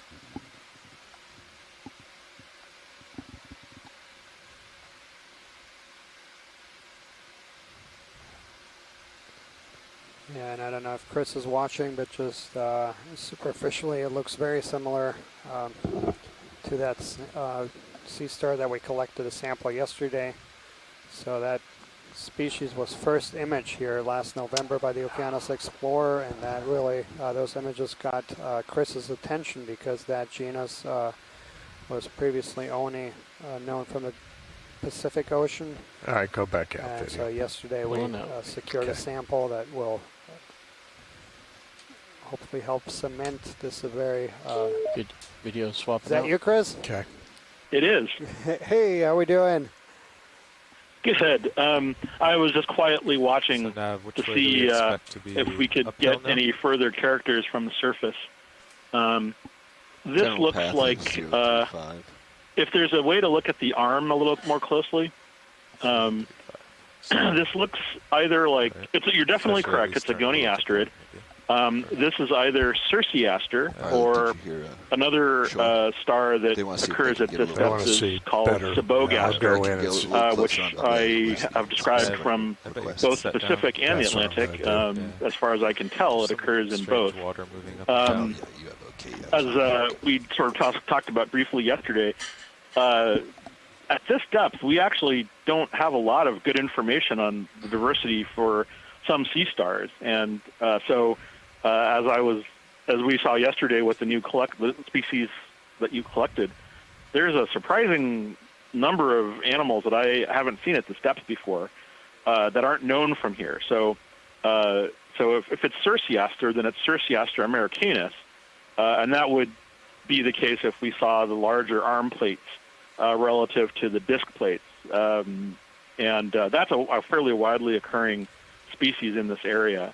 If it's the other one, Sabogaster nisoni, then that would be it would probably be a second occurrence, because I think we saw one that first week when you were surveying a depth comparable to this early on in the dive. Circeaster, of course, is that corallivore, but they occur widely, so perhaps it's transiting to its next meal or something. Circeaster is a name that takes after the goddess of the ocean, Circe. Ready to go? Yeah, go ahead. Circe. Video, can you zoom in, so please? It's actually named after, I forget if she's a goddess or some other magical entity, but she's sort of an ocean-going Greek myth. And so that's what that sea star is named after. Excellent. Thank you, Chris. And we're getting you a better view here. I'm looking forward to it.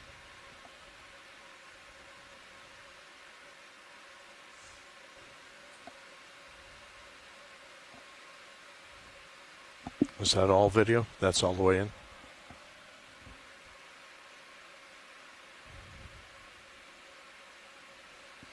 Excellent, yeah, so you got a beautiful close-up here. Oh, that's interesting. Well, I think you're correct that this is probably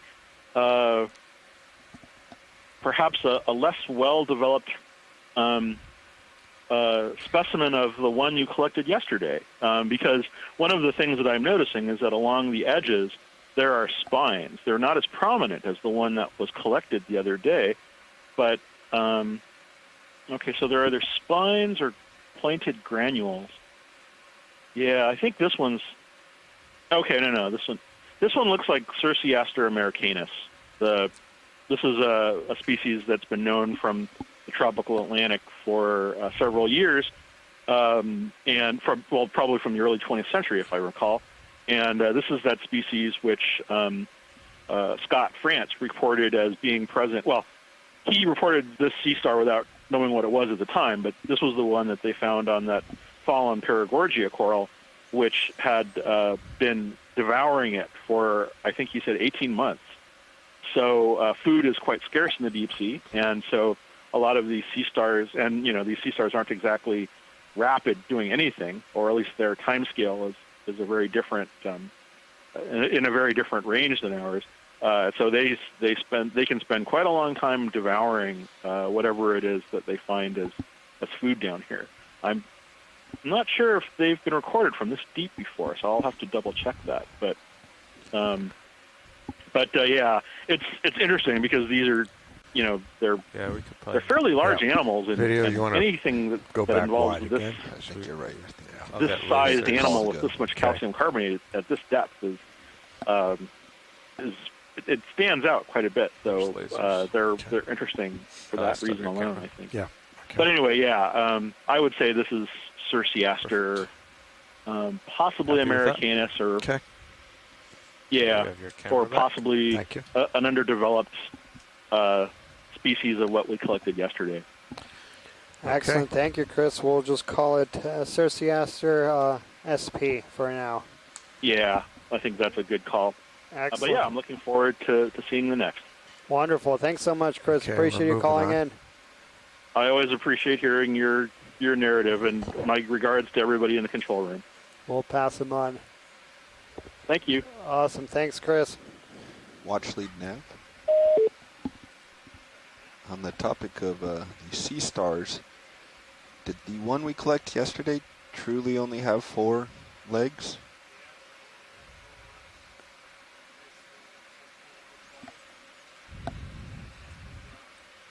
Okay.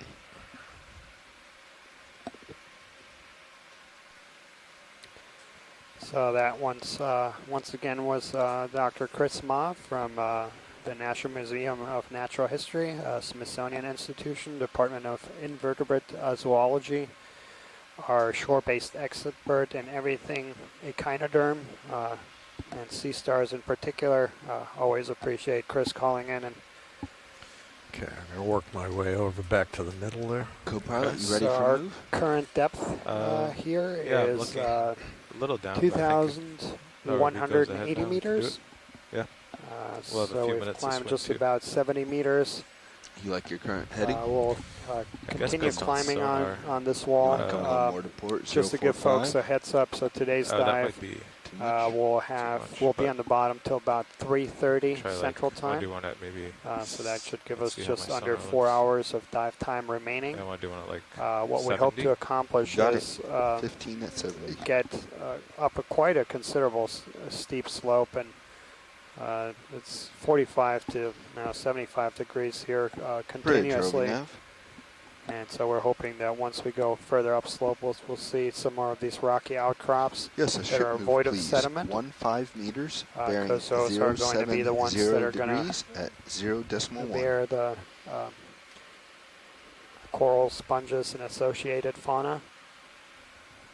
That's a good copy, and if you're comfortable bumping up to a 0.2 and then during looking that ahead, tomorrow we'll once again be diving on the West Florida Escarpment, and we're actually going to be in that big area that's where the West Florida Escarpment changes direction. So up here in the northern portion, it goes east to west, and then further south it goes north-south, and we'll basically be right in that transition zone. And this is a completely unexplored area. No previous dives anywhere close to there.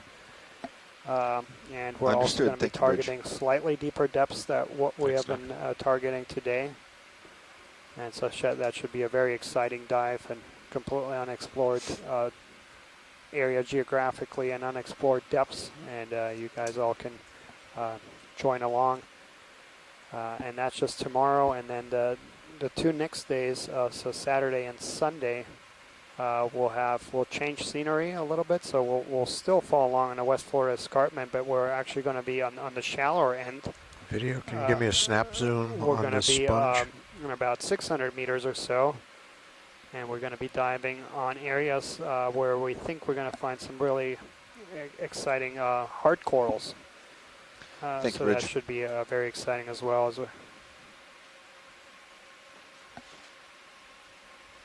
Okay, that's good video.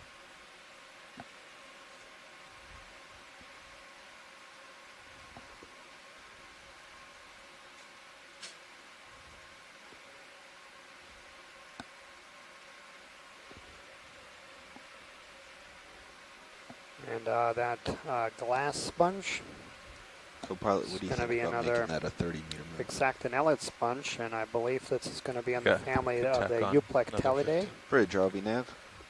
There's some coral whips on the lower left. I'm going to come over a little bit. Yeah, it looks like the ship's handling that very well. So can we go ahead and tack on 15 meters to that move, please? That's right. Thank you, sir. So yeah, here we have a couple more unbranched corals. We'll try to get a snap zoom to get an idea if these are the same unbranched primnoids that we actually collected a sample of. Go ahead, snap zoom on this guy. Well, first, this is a sponge. This is another glass sponge with an anemone growing on it. Go back wide, and there's the coral. Okay.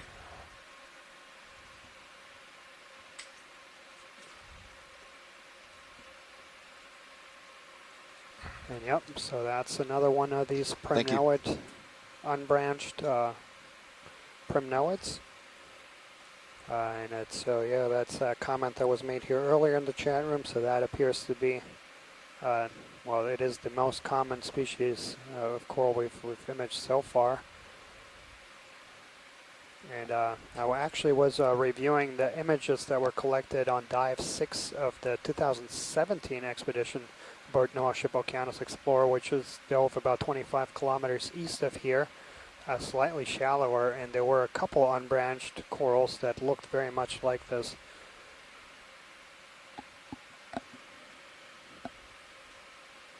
In the background there we have a long-legged shrimp. That's going to be in the genus Nematocarcinus.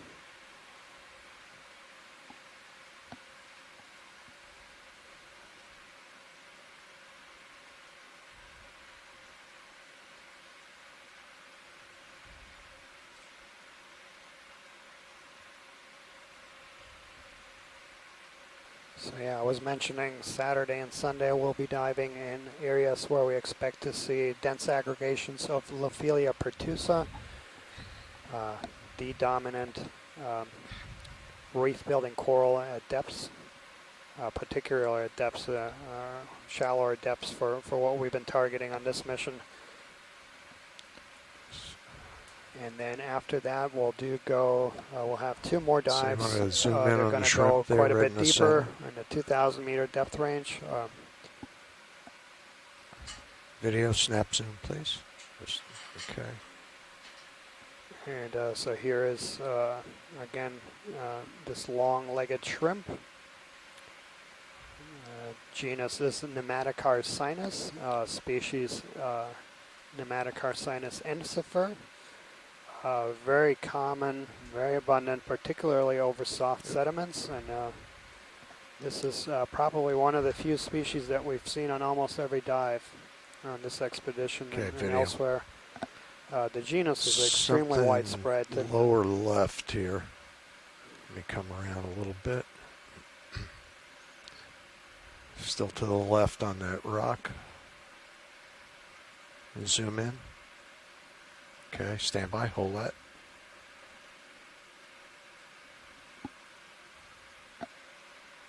Okay, go ahead.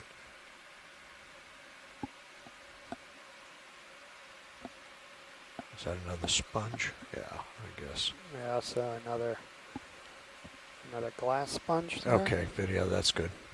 Go back out. Thank you, sir. All right, Sirius is looking down 75 degrees. All right, I'm coming up and out. Move like complete. Looks like a slope in my sonar. Mm-hmm.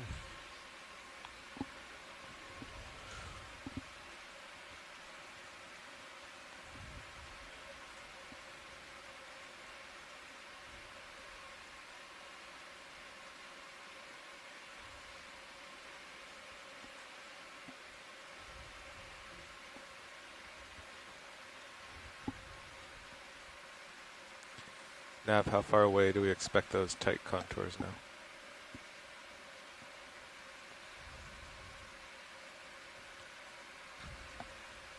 About 100 meters. Okay.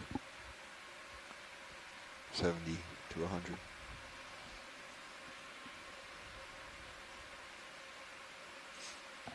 So just a couple more moves. Go ahead, watch lead.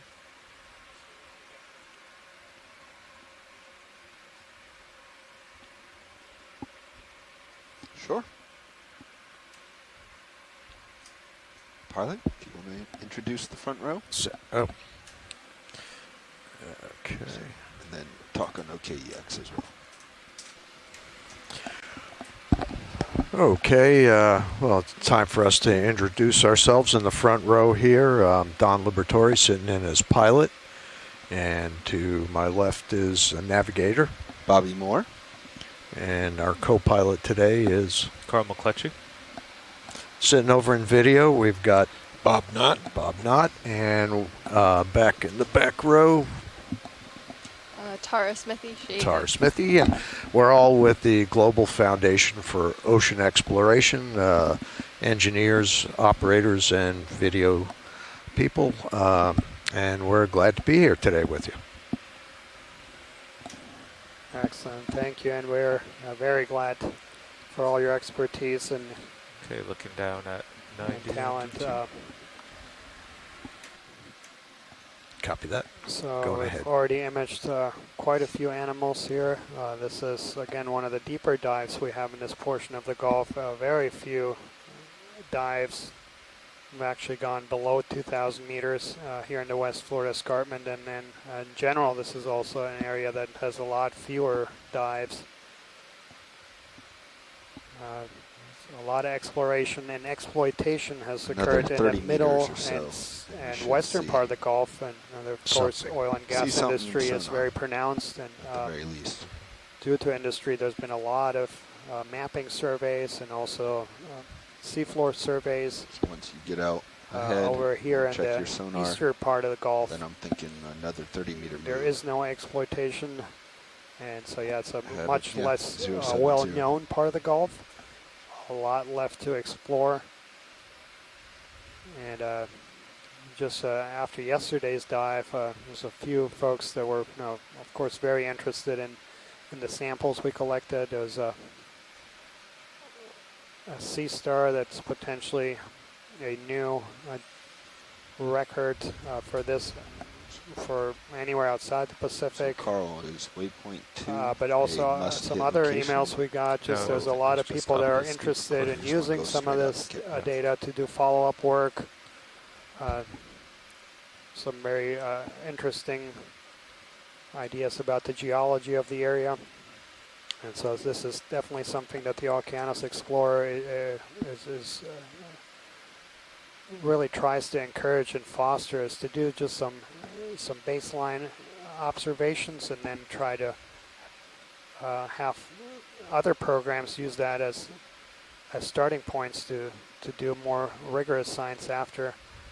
And I think, yeah, on some of these previous dives already, there were a lot of questions that give me a snap zoom come out of the preliminary observations we get, and that will, of course, give a lot of pteropod shell ideas and to generate hypotheses. And the hope is that other programs will come along later and then test some of these hypotheses. So yeah, there.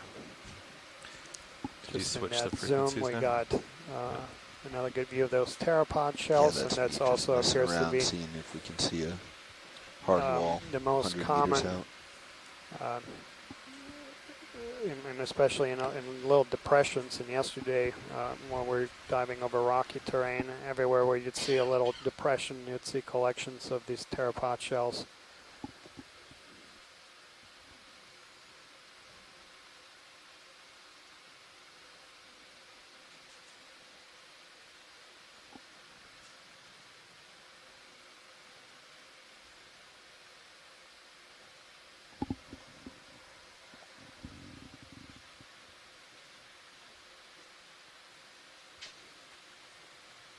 We also were able to do quite a bit of mapping over this area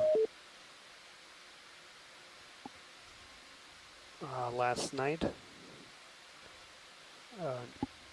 No gas seeps. It's interesting.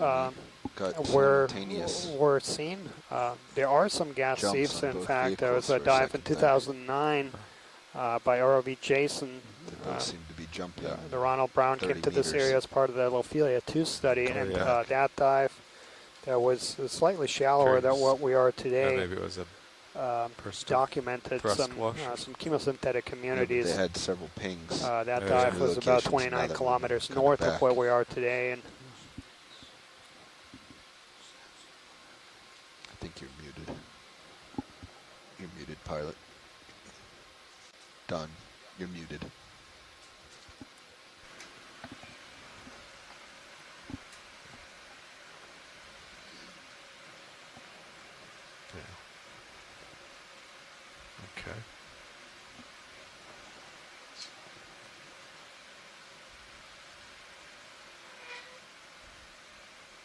strange. Something dead. Okay, video. Moving on.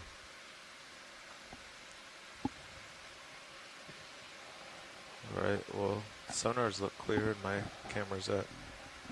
Uh-oh. Now what happened? Sorry.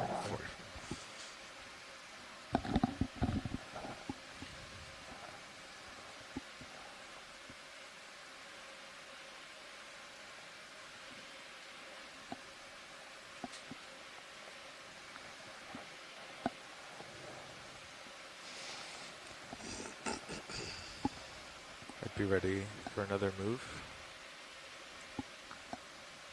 Sure.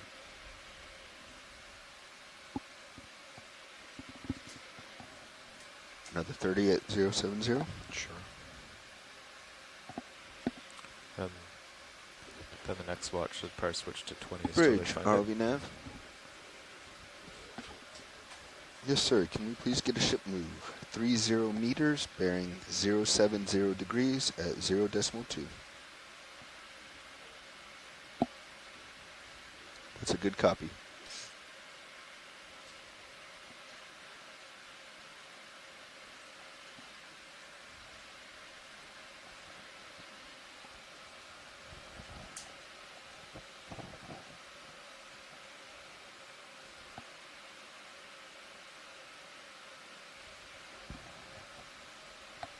Thank you, Bridge.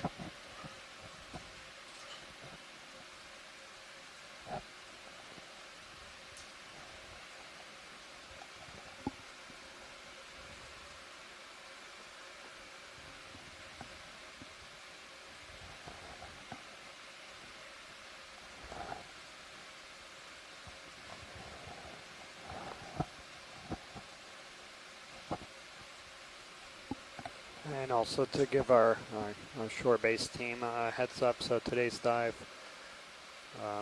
will be leaving bottom around 3:30 or so Central Time, so about 3 hours 40 minutes from now. And then in particular, those folks that are interested in tomorrow's dive, that will be slightly deeper, target mid depths about 28 to 2400. We'll have a planning call about 15 minutes after we leave bottom.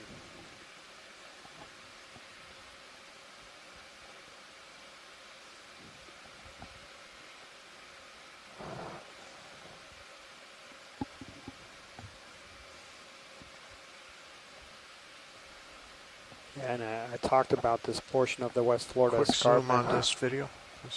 Being one of the most unexplored areas. Yeah.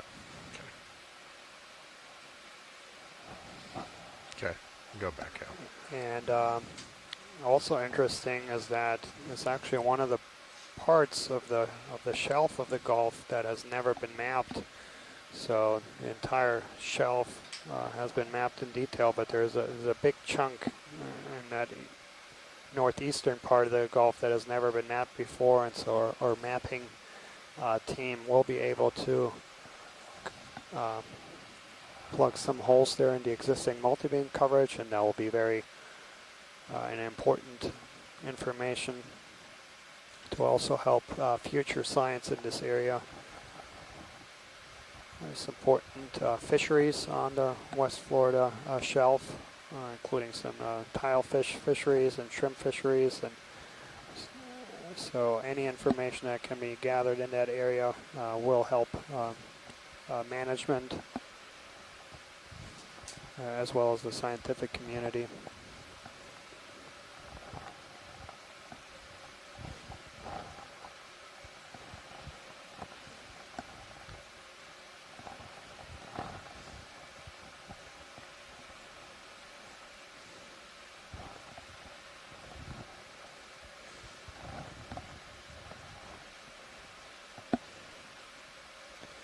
Pilot has something off to port, 30 meters. Yeah. Okay. Sirius is seeing it as well. Oh, yeah. It's at the beginning. Nothing straight ahead, though.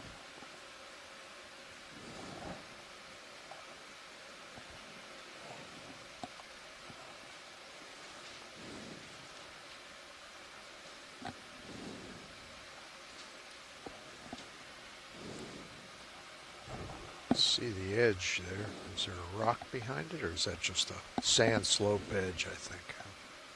40 meters. Must be a rock behind that somewhere. Somewhere over there. Yeah, my sonar is definitely solidifying off to my port a touch. How far is the ship into that move now?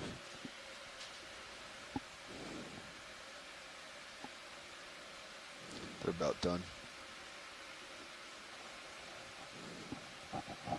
I'll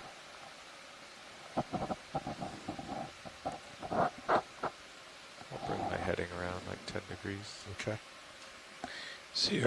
You see a burrow there in front of us with long streaks running down slope. That just gives you a sense of how quickly displaced sediment can run down slope on these steep slope. These highly steep slopes here. The sediment's relatively unstable and can run out quite quickly.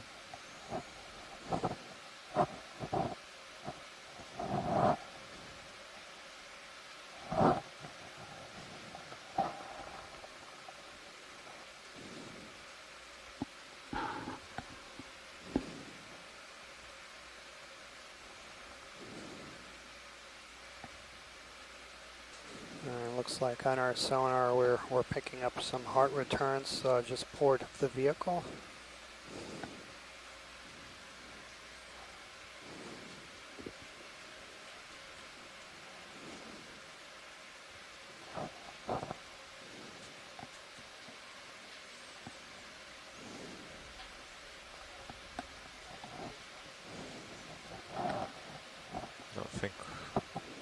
Be able to get over there in this move. No. I'm going to keep sliding to starboard here. Okay. Copy, bridge.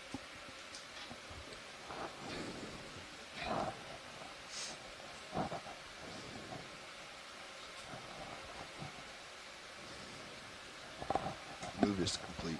Yeah.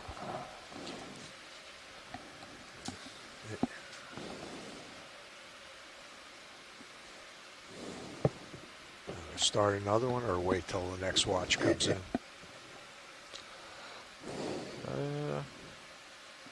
You could sidle me over 15 meters to the north or something to get closer to that rock. Or? Do we need to get to that rock? No, it's true. We're just going uphill. Okay. All right. So we'll just. Yeah, maybe just. If you want to bisect it, 30 meters. Yeah. Kind of a long slope instead of directly up will eventually take us to that. Yeah. We could just recenter. It looks like 060 is nicely centered on the immediate slope on these. Gotcha. Okay. All right. I think there'll be lots of rocks. Okay. All right. I'll come back over then.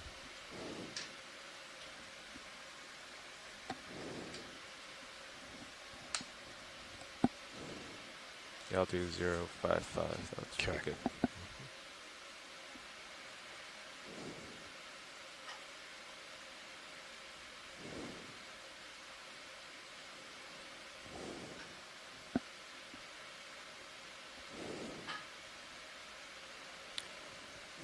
Yeah, so weather permitting, we'll be diving every day. Oh yeah, the USBL just jumped again really far. Wednesday next week, and so yeah, if weather permits it, that should bring it's doing something. The dive tally up to 15 dives. We can just assume Sirius on is this roughly expedition. under the transom. DTU's out ahead. I believe it's off to. Unfortunately, that will make it just short of the 400th.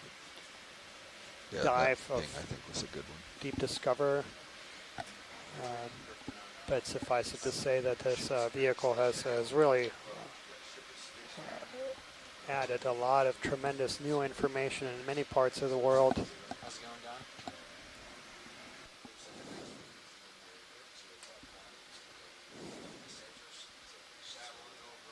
And so, yeah, we'll probably celebrate that 400th anniversary dive somewhere in the South Atlantic Bight, where the next ROV expedition will start sometime in June.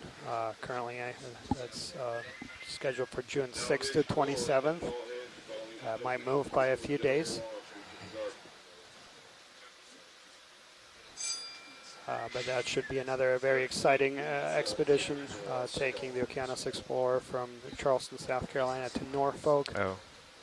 Spending a lot of time in the Stetson Banks and offshore areas off the U.S. South Atlantic, where there's also tremendous areas, large geographic areas that have never been explored before, particularly at depths below 2,000 meters.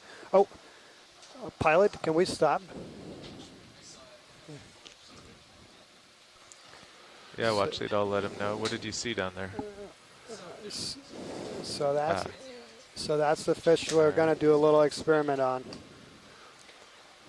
So we've just come across a fish in the tripod, in the family of the tripod, Hypnopidae. So the crazy eye fish. And this is a relatively common should be stopping species, everything's set up genus nicely. Hypnops. There's going to be a cliff within species Murray. 50 and meters or so. it's an interesting species, so it's very conspicuous for those Sounds good. very distinctive the eyes. USBLs have been jumping. Maybe There's they're a little bit of they've been jumping forward like 50 meters. Competing hypotheses. Some of the earlier reports. So these species was first collected by video. Do you see this? By the Challenger. Bright-eyed, bushy-tailed fish here. Yes, so sir. It was collected about 200 years ago for the first time, and some of the we're earlier. Go for that. If you want to start in, I'll some keep of the dropping earlier down. reports of this, Bring it center view. where people actually looked at this in their microscope and did dissections, they reported that the optic nerve of these fishes was missing altogether, and so the idea then, or some people speculated that those eyes don't pick up light, but actually produce light. Some later studies doing some more refined histology actually found an optic nerve. There are some other modifications. This fish actually doesn't have an iris, and but there's still some speculation about whether this fish actually uses the eyes to produce light and not just sense light. So yeah, pilot, whenever you're ready, and once we get it maybe in center view, if we could turn off the light for I think if we can zoom out a little bit so we make sure that we have the fish in frame. Yeah, we're gonna, I'll set down here so that the vehicle's stationary with it center view, so that way we know we're looking at it and don't lose it. And I'll get nice and close. Our cameras are not terribly low light sensitive, so I'll make sure I'm close enough that if it is making any light, we'll see it. Excellent, thanks, pilot. Very sandy, muddy bottom. Stand by. So yeah, this seems like a good opportunity. Our RV team has just completed a shift, so we'll conduct a little experiment, because this is something that in the literature hadn't. There's a couple of competing hypotheses that have been postulated about these eyes.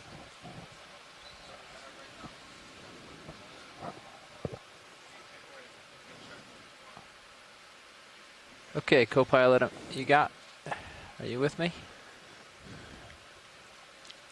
I'm here with you, pilot. Great. Let's video. Let's do like a little bit less than that, just to make sure that it stays in frame with the lights out. Like that, it's perfect. Okay, I'm gonna try to hold this. Okay. We're gonna turn out all the lights on D2. All right. And see if this fish's eye sockets Do you want glow. me to turn off my lights as well? We'll start with mine, but that might be necessary. Okay. You can work with the watch lead on that. All right. Video, are you ready for us to turn out the lights here? Ready. Okay, so powering off all the lights on the vehicle. All lights are off on your vehicle. Iris is wide open. 0 dB gain. And video, see what we can do to get 3 dB gain. I think we're seeing ambient light you from. Can see the light pool from Sirius and our manip cams. Roger. So you might have to go dark. All right. On that as well. Yep. Everything off. Okay. So let's wait and see. Total eclipse here. Plus 18 dB of gain. Seconds. I don't seem to be. So again, pilots have let us know that the cameras are not particularly good with really darkened, but I don't seem to see anything.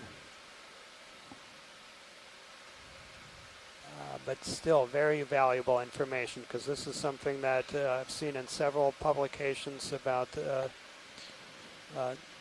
those lights, about those eyes. So yeah, the idea is that this fish was perhaps using those eyes to create light and then attract prey.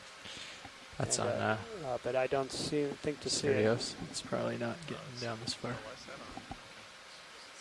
That's the boxes on D2. We're not seeing them. Okay, watch lead. How much longer would you like to hang out like this? No, I think we're okay. Yeah, so that. Okay. Hold on. Give video a second to get ready for all the lights coming. I'm ready. Thank you so much for bringing back up the Sirius lights. Perfect. Okay, have you right there. So there's the glow from the Sirius lights. Dr. Ken Sulak had alerted us to this potential. Start with the uppers, very just so we get an interesting idea. way of actually being able to solve a mystery. Okay. And that was the mystery of that. Then the use of those lights, of those eyes. Which sonar went crazy? Oh, I didn't notice. No, I wasn't looking at it. So yeah, appreciate that, pilots. Okay, those are the names. And I suppose, just for the sake of argument, if the eyes could bioluminesce, this may be something that the fish could turn on and off, or wouldn't have on at all times. So some very valuable information here. But the lower swing arms. Yep. But, and then you can turn on the poles too, but the light bar turns on those. Very interesting experiment. Front two lights. Yeah. So the poles are good. So yeah, as I mentioned, so this fish is quite abundant, and they were first caught in trawls by the Challenger. That's the first real oceanographic vessel that went around the world and sampled the deep depths, and collected samples down to 3,000 meters, and collected a bunch of these specimens that were then used to describe the species.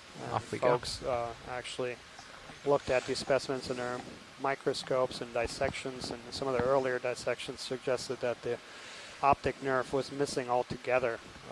And there's a couple later papers that actually did note an optic nerve, and noted some other modifications of these eyes. Was missing the iris. Rods were also modified. And so, okay, I have my camera at 70 degrees. Kind of different ideas whether those eyes were used to produce light or sense light. At least we've confirmed that if it does produce light, it's not continuous and it's not very bright. Certainly not bright enough to be so the picked up by our from Copilot. Our camera. Said that we should expect a pretty steep cliff coming. Yep. So we'll ease our way ahead as we go. It's still a little bit ahead, though. I'd expect it to be 60 meters, maybe. Okay. Maybe a little closer. But all right.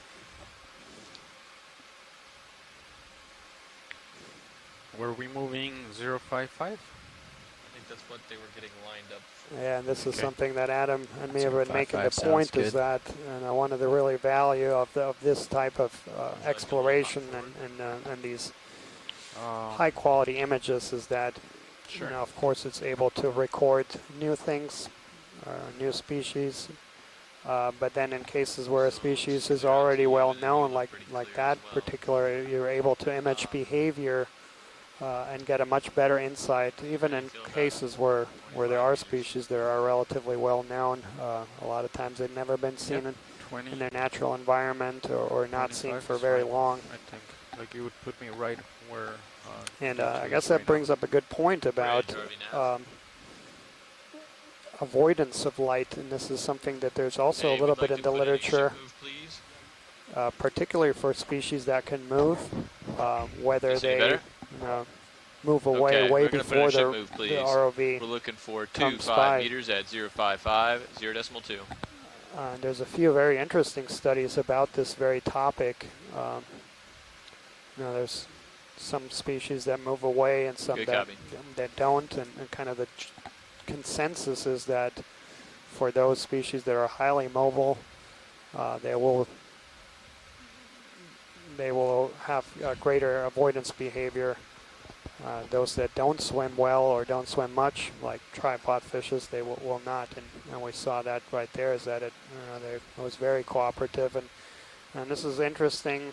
And that's actually not just for deep sea exploration, where we're taking a vehicle that has these bright lights and might affect the behavior of species.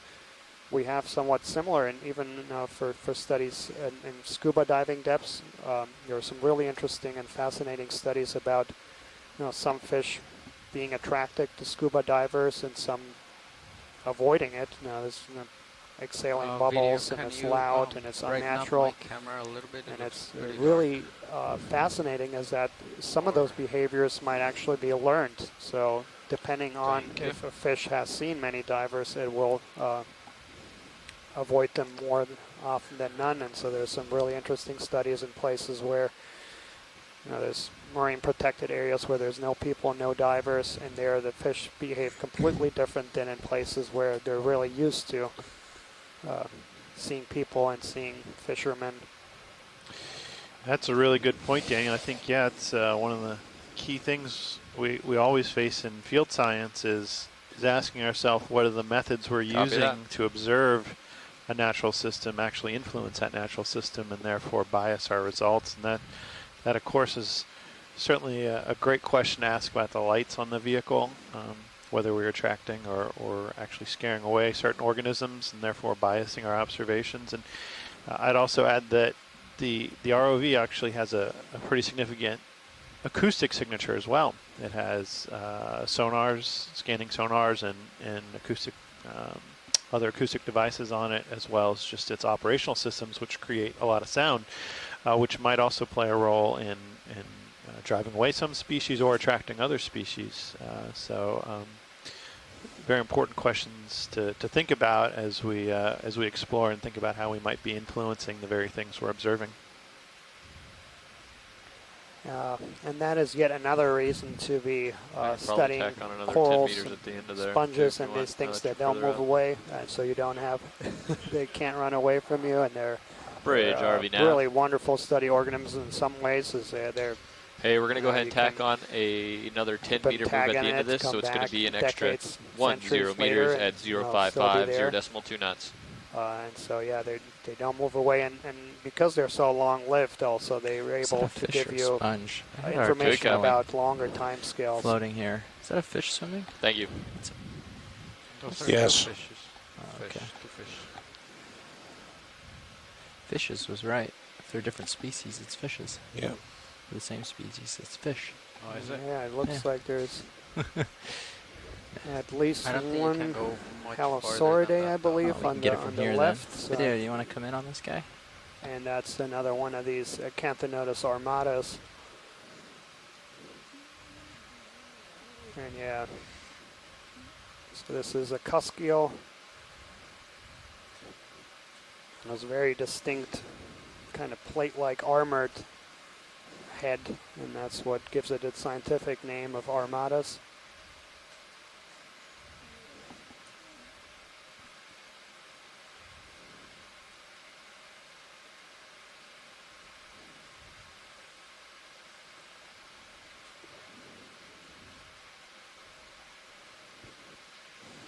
And I'm glad other people are saying its name in the chat room as well.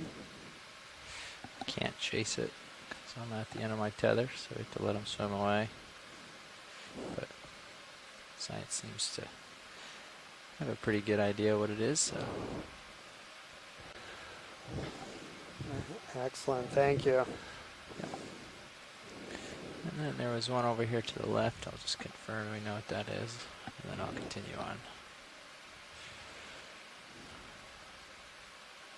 And so this is going to be a lizard. Get closer to it. Halosauridae. Sneaking in video. And that looks like Aldrovandia.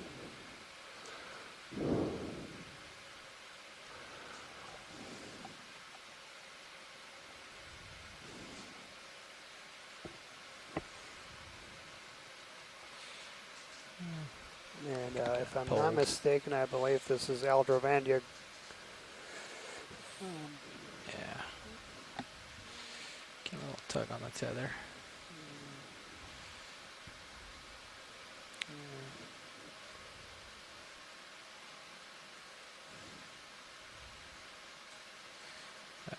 They were also able to ID this, so give it a second and move on.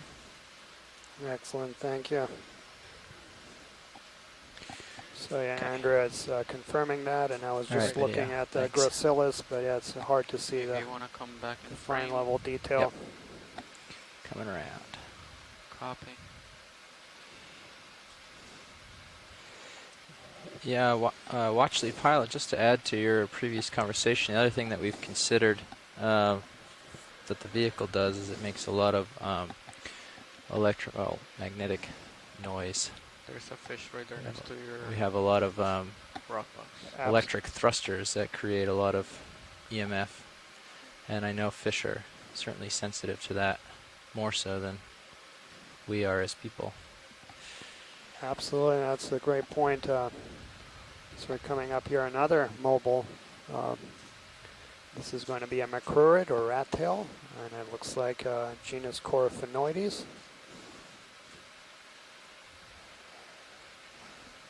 And we'll see if it cooperates here. And trying to figure out which way it's going to turn so I can get around to the right side. Come around this way.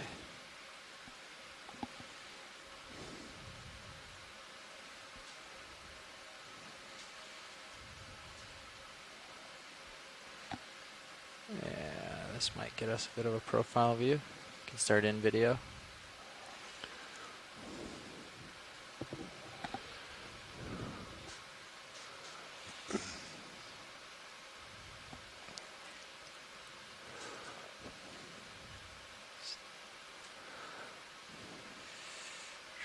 Get a little closer. Okay. There we go.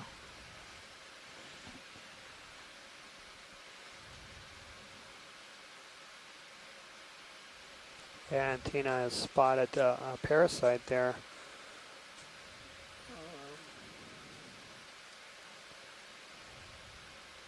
And so I believe this is the species Coryphaenoides rudis. So this is going to be in a family Macruridae, or the rat tails. So yeah, there are those three fish we saw. Those are three of the most common families of deep sea fishes. So the rat tails, or macrurids, the cusk-eels, or ophidids. And then earlier we had seen a true eel. And Ken was making a point here, a very good point, is that we,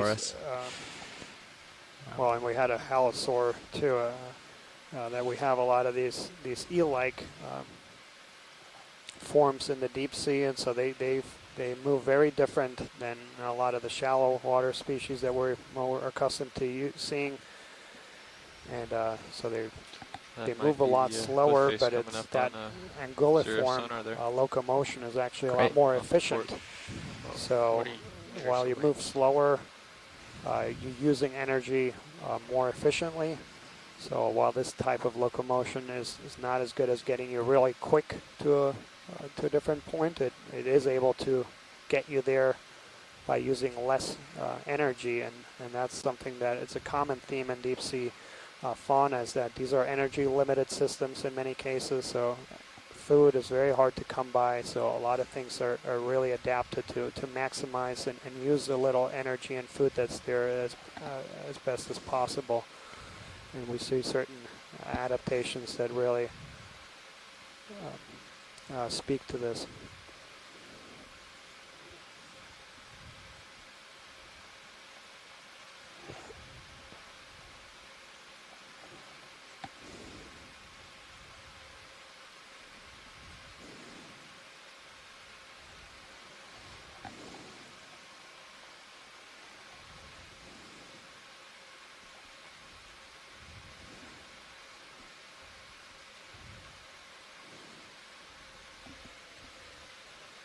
But yeah, that's something also we noticed in the first 7 dives or so, and I definitely noticed this in the 3 years the Okeanos Explorer was working in the Pacific, is that once we go over these heavily sedimented areas, we do see a lot of fish, and no corals and sponges, of course, and then once you go over the rocky outcrops, it like flops. Another little hop yeah, towards it? Did we stop that one already? Are we finished? We're stopped. Okay, sure. How long have we been stopped for? Almost, 5 minutes right now. Okay. So you think Sirius is pretty settled? I think so. Then yeah, we should do another like 20-meter move maybe, just so I'm able to reach this. All right. Do you want to change it slightly towards that sonar return? Sirius, I mean? Yeah, maybe a little, but it's pretty close. Right there, that's 45? Yeah, 45. Okay, I'm going to get you a 20-meter move at 045. So our current depth is 21. Sounds good. Ready to draw me nav? Meters. Hey, we were ready for another ship move. So it's going to be 20 meters, 130 bearing 045, vertical 0.2 relief. knots.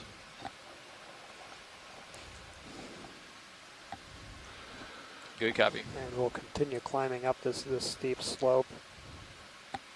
We do hope to make it up to about 1700 meters. It is still very, we have very steep slopes in this area. So we'll move slower, and it is going to start becoming more steeper even than what we've experienced so far. Copy that. We do, however, still have over 3 hours of bottom time remaining. So we'll have some time, and yeah, hopefully we'll see some hard rocky outcrops. That is something that a previous dive that was done in this general area, about 25 kilometers to the east, and that was dive 6 of the 2017 Okeanos Explorer expedition to the Gulf of Mexico. And that was a really remarkable dive. Actually, it was a collection of a crinoid that Chuck Messing believes is a new species. He hasn't yet been able to confirm that in the laboratory, but he believes there's a strong case for that. And that dive also documented a lot of different corals and a few of these kind of crinoid gardens, shallower. So we'll see if we go across similar environments.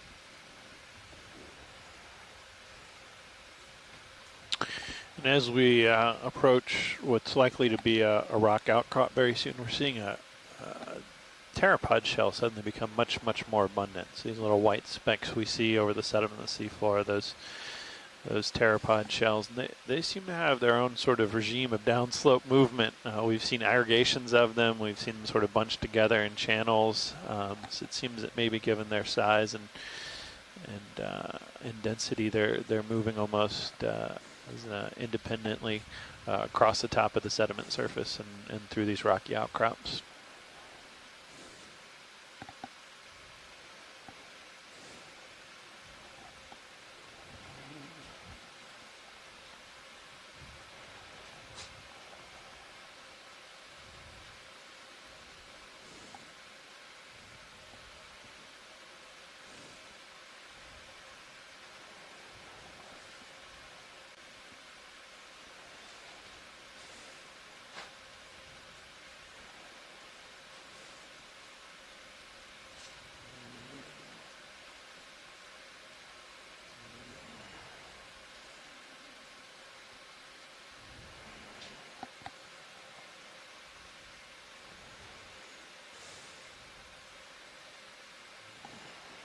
Looks like you're starting to move.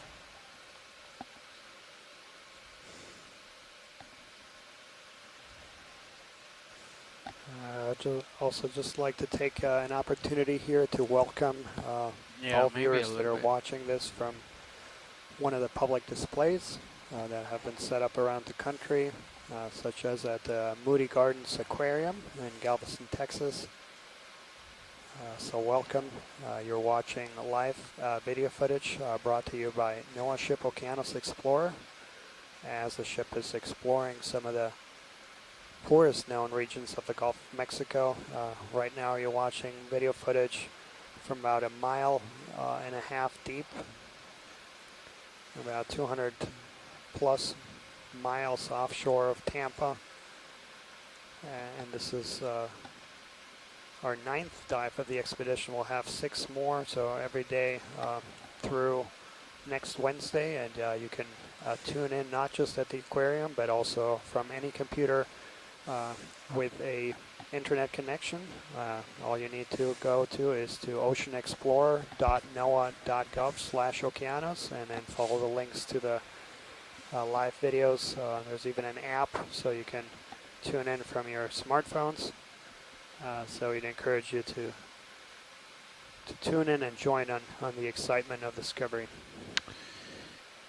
And we have reached those rock outcrops, so we're moving into an area of steeper slope, and we're seeing the underlying rock exposed as the sediment has fallen off that surface. That's good stuff. And as we saw earlier on this dive and on previous dives in this expedition, namely yesterday, we expect to see corals and sponges. I think we're seeing one just to the right there, a single branching coral associated with these hard bottom habitats that they particularly like to attach, or are necessary for attachment for those corals and sponges. A little bit more swing, but then.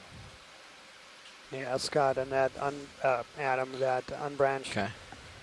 That's good. Coral looks like something that we imaged several times earlier. Copy that. Thanks, Bridge. And we actually got a specimen of it. Bridge, let's go over the bailout plan real quick. Do you still have west-southwest as your bailout plan? The most abundant coral here. I mean, they're not, Great. We'll keep it very at that. abundant, but when we do see rocks, that's what we see. That glass sponge there, we've also seen a couple of times. And I actually remember seeing that very sponge species from dive 6 of 2017.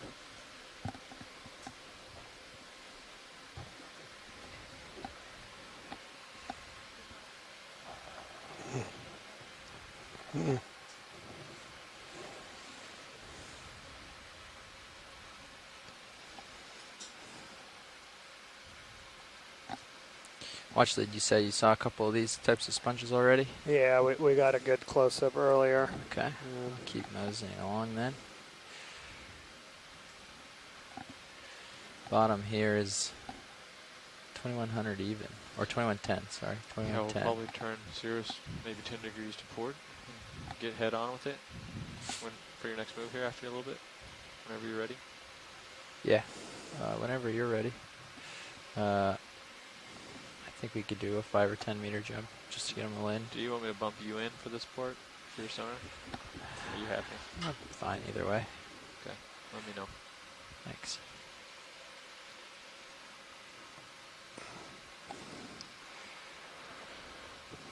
So co-pilot, do you want to line up on there? Pretty much lined up for.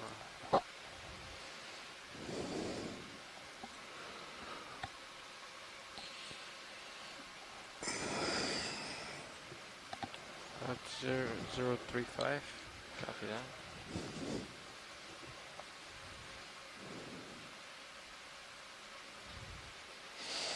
Would you guys like a 10 meter move closer to it?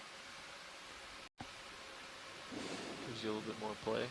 I would like it, but so yeah, in comparison to what we saw yesterday, so we're about 60 kilometers So I'm going to give you a 10 meter from where we were yesterday, and of course slightly shallower, but we are seeing very different communities here.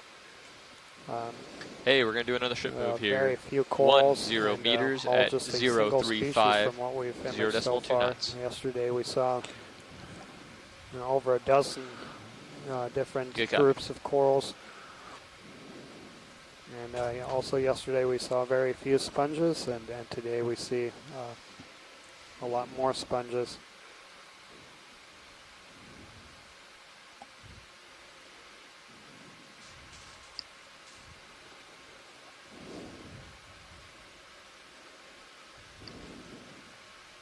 Copy, thank you.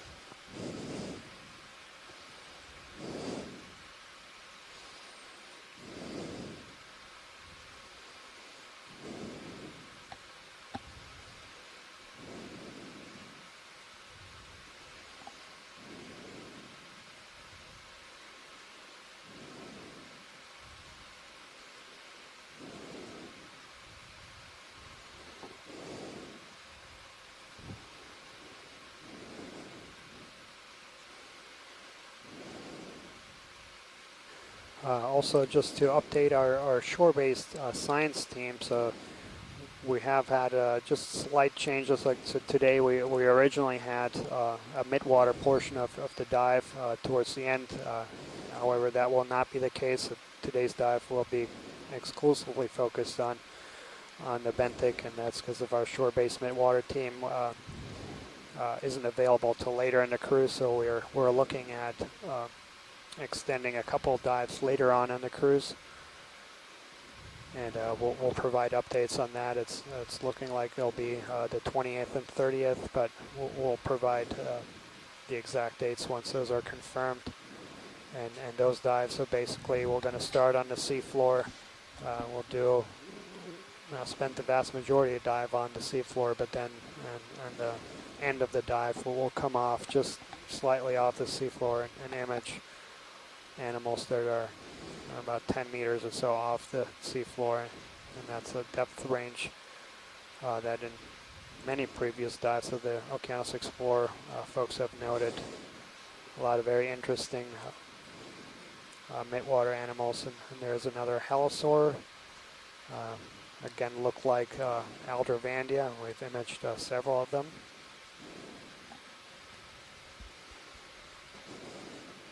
And so we've now crossed the 2100 meter horizon, and we're starting. So we have about 400 meters or so still left of really, really steep climbs before it flattens out. And yeah, we see several of these glass sponges. I was trying to look through guides, and I can't find a genus level ID. But we do, it appears to be that there's both live and dead ones. So the one to the right is dead, and the one right underneath the laser is alive. So you can see that very different appearance. And this is a point that we've been making, that these organisms, the sponges and corals, they're very important for providing habitat and adding structural complexity to the environment, and they do that in many cases long after they have perished. So these things will still be upright for a long time, and that way provide habitat for a lot of other invertebrates and hiding places for vertebrates settle as well. Out, and maybe another 10. You guys are comfortable. Probably only another minute of swing or so. And there looks like a different coral there to the left. I don't think we've imaged that on today's dive. That branched. Let's see if we can take a closer look. So yeah, co-pilot, let me know when you're comfortable in just a second here, and I'll get that moved in, okay? Sure.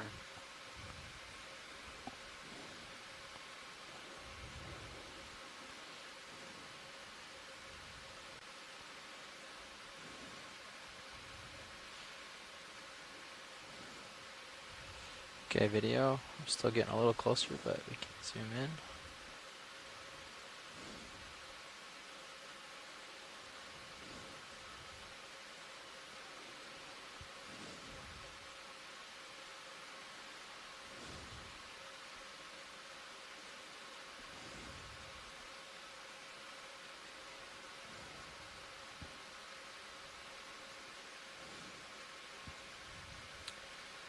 So this looks like Acanella. Maybe if we can look down at the base. Certainly.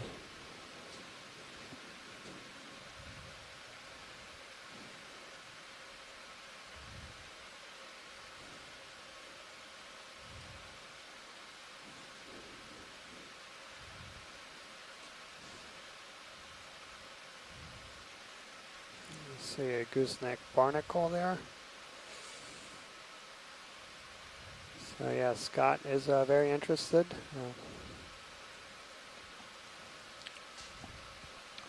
It's like a bryozoan maybe below that? Or maybe just the remnants of a sponge. Yeah. See some tube worms. There's an anemone next to it.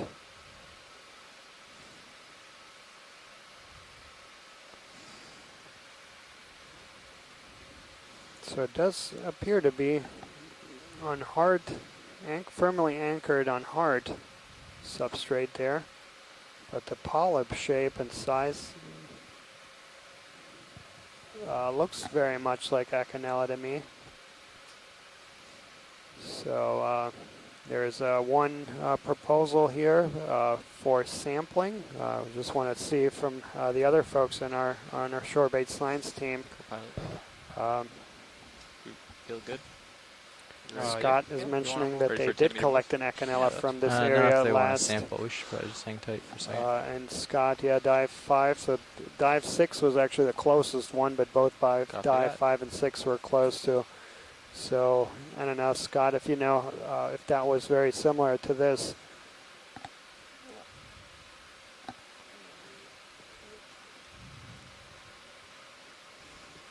So yeah, the polyp shape and size looks to me very similar to Acanella.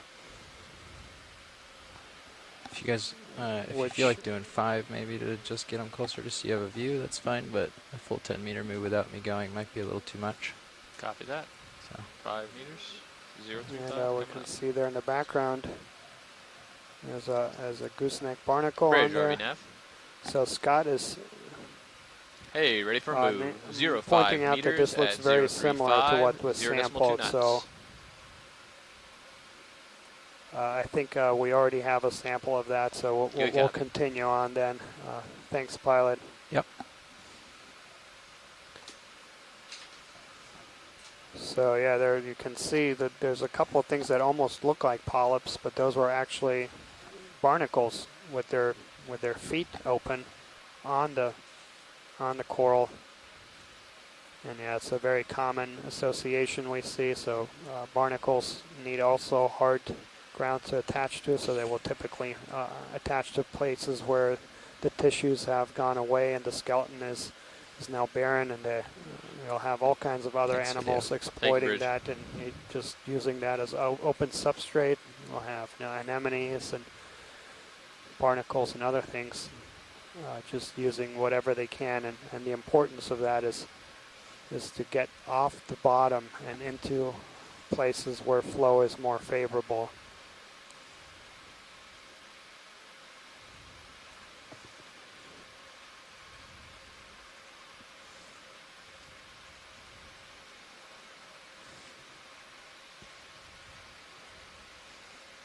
So yeah, that was our first bamboo coral. So far we'd only seen primnoid corals.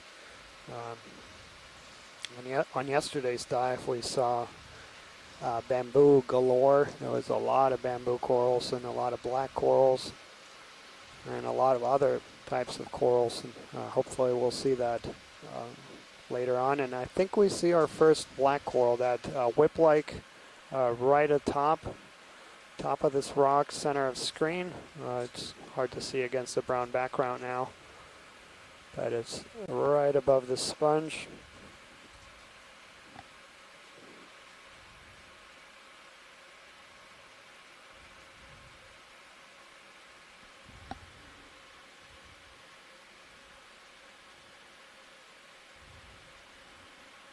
Just above the lasers now? Yep, just underneath there. Okay. Yeah, you can start in.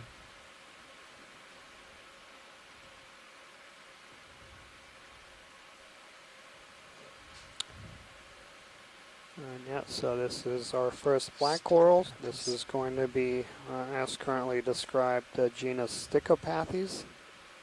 Coming in closer. So there's... down. There's 3 genera of black corals that have this whip-like morphology, and they are kind of differentiated primarily by where the polyps are found, if they're all just on one side of the corallum or all around them. But this is another group that is problematic, and there's quite a few revisions going on, and that's throughout black corals. Just trying to get a toe in here for you. There's a lot of these specimens that were described from collections done by trawling collections by the Challenger and other vessels that went around the world, like the Siboga, the Challenger, and a lot of those specimens that were used to describe the species were highly degraded, and a lot of the characters that are characteristics for the species were lost at the time they were described, and so a lot of revisions going on. And so yeah, we can see the tentacles are fairly expanded, and that's something the family, they're Anthopathidae, which this family is into, is that you have all black corals are hexacoral, so they have 6 tentacles for every polyp, but the ones kind of in the middle and going away from the main stem, those lateral can be really, really long when fully expanded. And that's characteristic for that family. These kind of whip corals can be incredibly dense in some locations. There's curious to see if some environments where these black corals can attain extremely high densities. Let video know before you turn them on if you'd like many it or not. colonies per meter squared, and then Video, do you want going like that in those kinds of densities in all directions. Yeah, let's give it a shot. Okay, coming on in 3, 2, 1.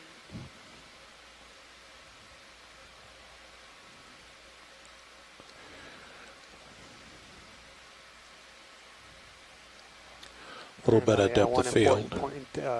Thing to point out there is, I mentioned that this is a black coral, and the first question I get is, why isn't it black? And again, the common name of a lot of these corals comes from the coloration of the skeleton, not the tissues. So you would have, you can actually see the skeleton there. You can copy that. I saw that. Thank you for letting me know. Blackish portions as well.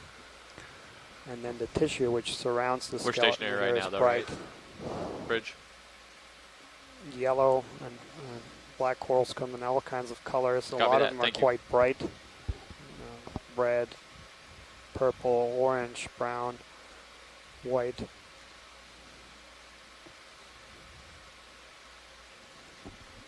Excellent. Thanks, pilot. Yeah, of course. Okay. Like you said, with the muddy background, we were trying to change some lighting effects to get a good view of it for stills later, or for the video later. Absolutely, I really appreciate it. Yeah, the beautiful imagery. To turn them off. Yep, lights coming out.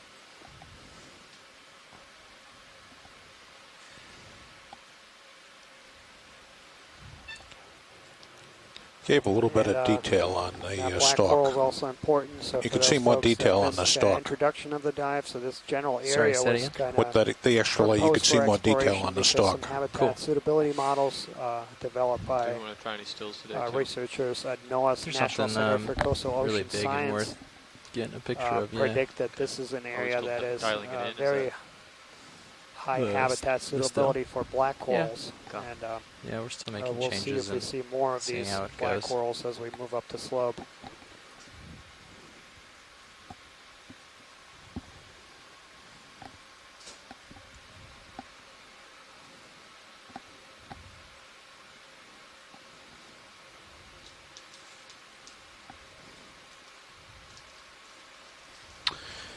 And as we move up the slope, I'll note that the rocks we're seeing here that the organisms are growing on appear somewhat deceptive. When we zoom in on them, they've got a very dark color. They've got lots of holes through them, and they look a bit like the basalt you might see from volcanic flows, but they in places like the Pacific Ocean. But they absolutely are not that. They are carbonate rocks. They were formed by deposition of calcium carbonate material from organisms, oftentimes in reefs. And the material has taken on this black color because it has a very thin oxide, ferromanganese oxide, where metallic elements have been deposited on the surface, and so it takes on this black color. And the holes we see in it are most likely burrows. They can be burrows where organisms have bored into the rock. They can also be little pockets of dissolution where the rock has dissolved. Dan mentioned earlier ocean acidification, and higher acidity, that is lower pH, can cause the carbonate rock to dissolve, and you'll get little pits and holes in it. They look a bit like gas bubbles of basalt, but in fact are not. So that's this is a large carbonate blocks, likely limestone or dolomite, that are composing this material and forming this hard substrate that is the fantastic habitat we see here for our corals and sponges. Hey, we're going to get another ship move here. 10 meters at 035, 0.2 knots. Good copy.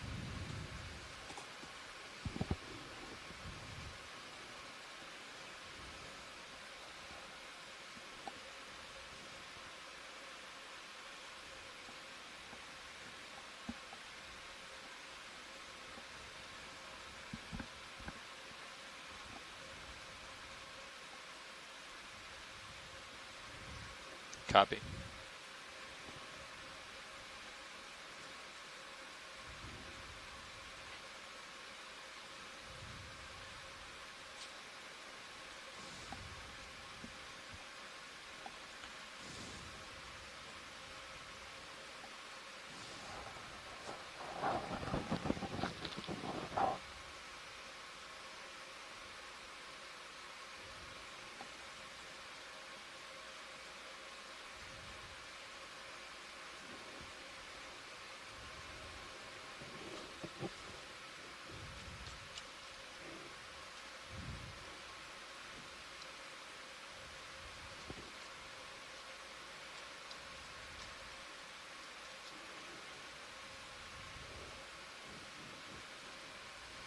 So just to orient folks, we're almost pointed due north here. So the escarpment in this northern portion of the West Florida escarpment runs in an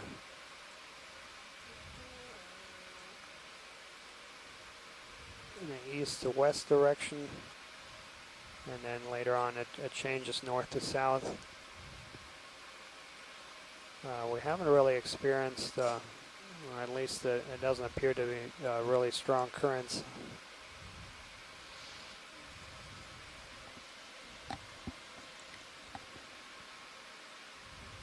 Current depth here, 2,068 meters.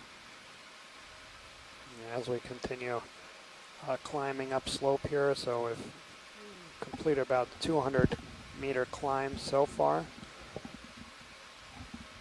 We'll see how far up. We were on our dive plan, we had indicated about a 500 meter climb altogether, and that was over a linear distance of about 500 meters, so about 45 degrees slope on average. But we're actually now, this has been the gentler part of the slope. Copy that, Bridge. Thanks. So as we continue to move on. Pilot watch lead 2. Yeah, go ahead. Would we possibly get a snap zoom at the base of that rock where we see the lighter colored exposure? Yep. Thank you. Absolutely.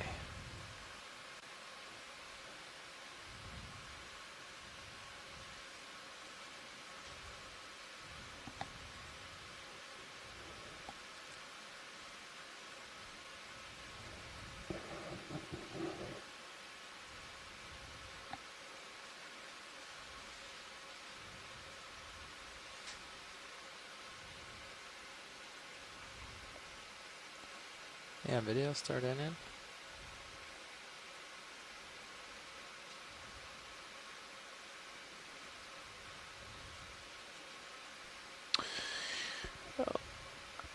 not sure exactly what's caused it, but it looks like we've had some erosion of the ferromanganese oxide in the surface of the rock, and that lighter color you're seeing is actually the color of the interior of the rock. So for all these rocks, it would be that lighter sort of tan white color that you're seeing. That's the carbonate rock. You can see those dissolution pits and possibly boring holes I mentioned here. And then we can see it looks like there's a number of sponges attached in this location. And I think as we pulled wide, we came in from a wide view, we saw some other glass sponges. And here as we pan to the left, we see that transition from the rock's actual sort of white tan color into that dark brown black oxide that we're seeing on the surface of most of the material here. So something has caused the surface to be scraped away in this location. Not quite sure what process that is, or maybe downslope movement of a rock broke off some lower portion here, but that gives you a sense of what I was speaking about a moment ago in terms of the oxide crust, the black oxide crust we're seeing on top of the rock. Thanks, pilot. We can come wide when you're ready. Great.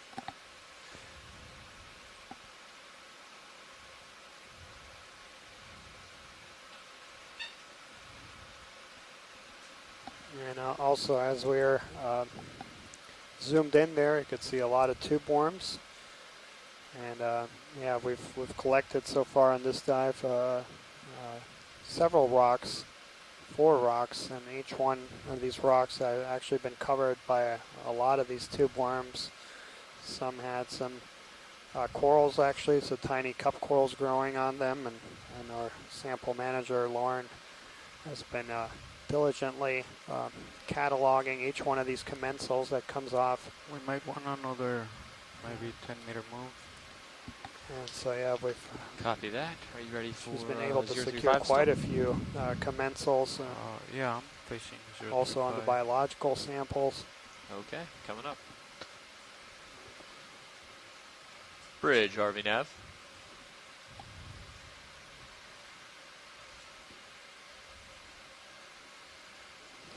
We're looking for the same ship move, 10 meters at 035, 0.2 knots. Good copy.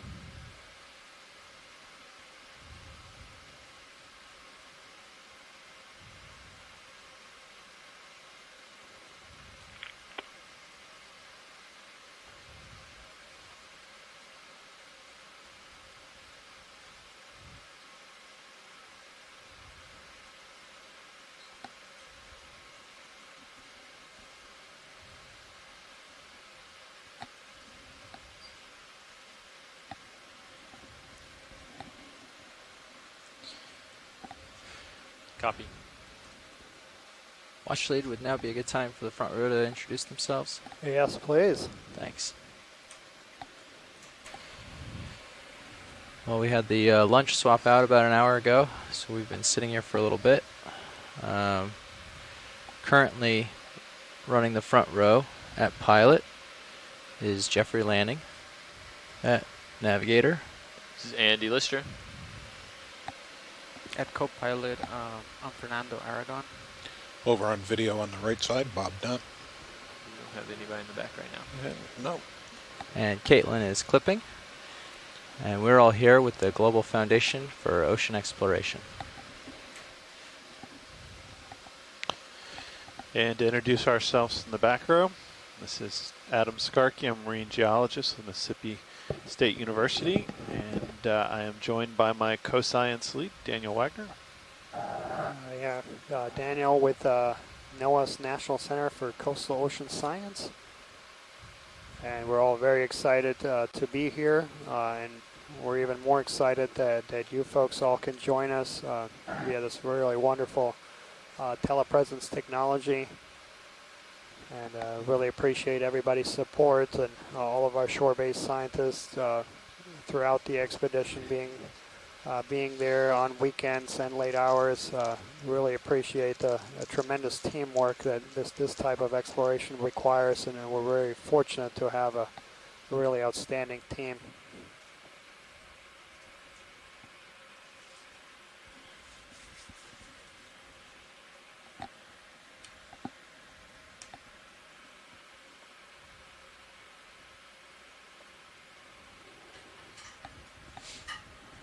So our current depth here is 2,053 meters.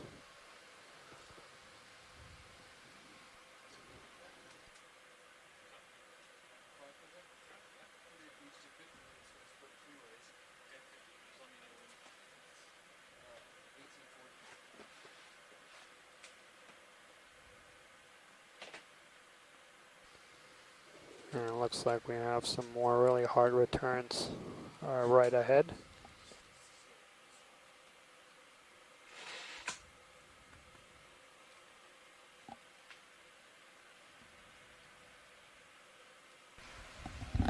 Just for those folks who joined later in the dive, so we touched down about 3 hours ago. And that was about 200 meters deeper than what we are in now. And the beginning part of the dive, the first 100 meters or so, we had some really heavily sedimented areas. There was not a single exposed substrate in sight. So we had about an hour and a half of sandy substrate. Do you like your sonar documented quite a few fish along the way, and then thanks. The latter part now we've kind of seen this kind of more rocky terrain. I've There's seen 10. How's that? Other That's perfect. Thanks. communities on these hard bottoms. So documented quite of these unbranched bamboo corals, unbranched primnoid corals, and then a single bamboo coral and a single black coral, and a lot of sponges. So the sponges appear to be a more dominant sessile benthic organism here. We also collected a single specimen of a primnoid coral that has gotten a couple of our shore-based scientists very excited. This family of corals, of Octa corals, the Primnoidae, is only a single species known from depths below 2,000 meters in the Gulf of Mexico. And that species that's documented from those depths is clearly not what we collected and what we've been videoing. So at the very least, we have a new range expansion for something that was not known here from the Gulf of Mexico.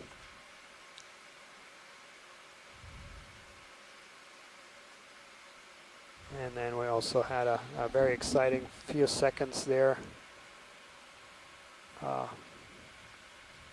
trying to uncover a mystery about a tripod fish and its eyes.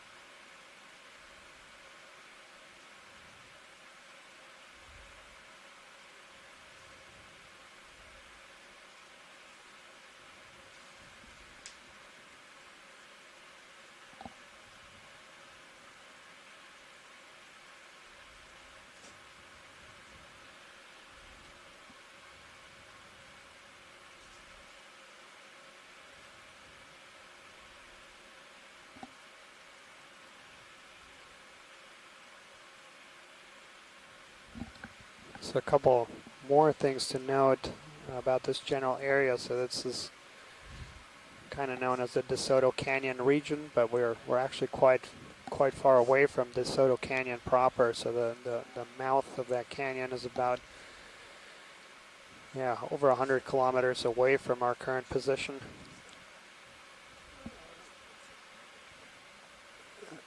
So there's a big sponge. Maybe we can take a quick look at that on the left bottom, left top of screen. Copy that. Watch it.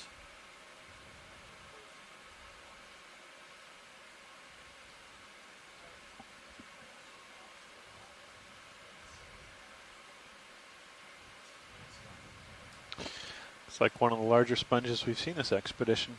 Yeah, if I'm not mistaken, I think this is a dead one of a species that we keep seeing. Certainly looks that way.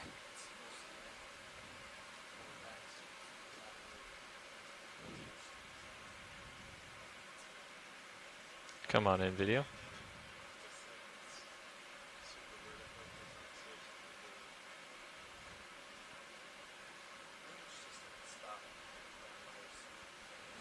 so we see several sponges there. So the original one is now dead, and we see 2 other species that are now growing on it.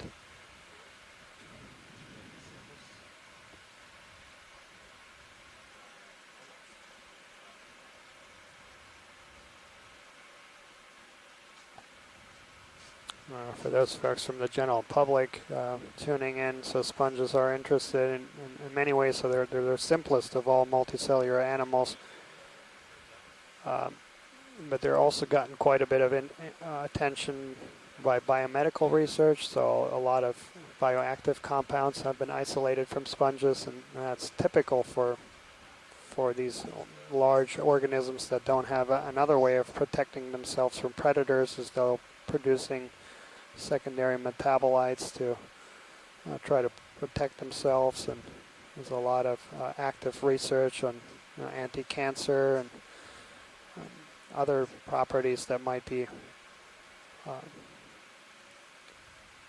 within these compounds. Yeah, Dan, I think that's one aspect that we don't talk about as much, but a lot of the deep sea exploration may have some applications to natural products or pharmaceuticals in terms of having these organisms live in extreme environments, and the adaptations they develop for that may be useful for medical treatments, as you mentioned. And that is one of the lesser discussed but certainly important aspects of deep sea exploration, is to find these new species or new occurrences that may inform that type of work. Yeah, absolutely, Adam. And yeah, there's a lot of practical applications. Kind of a navigator. Are we just one of my favorite examples was one of the enzymes. Come up. Okay. A lot of enzymes they have temperatures that they'll become active and be more effective. Just trying to get up here. And so washing machines and detergents. So right. Some of the Feeling like you need another move? You wash clothes in warm water. Sure, we can do like maybe and that was typically because that activates some chemical that the detergent uses. But there's lately there's more cold detergents that are cold activated, and some of the enzymes there were discovered in deep sea creatures.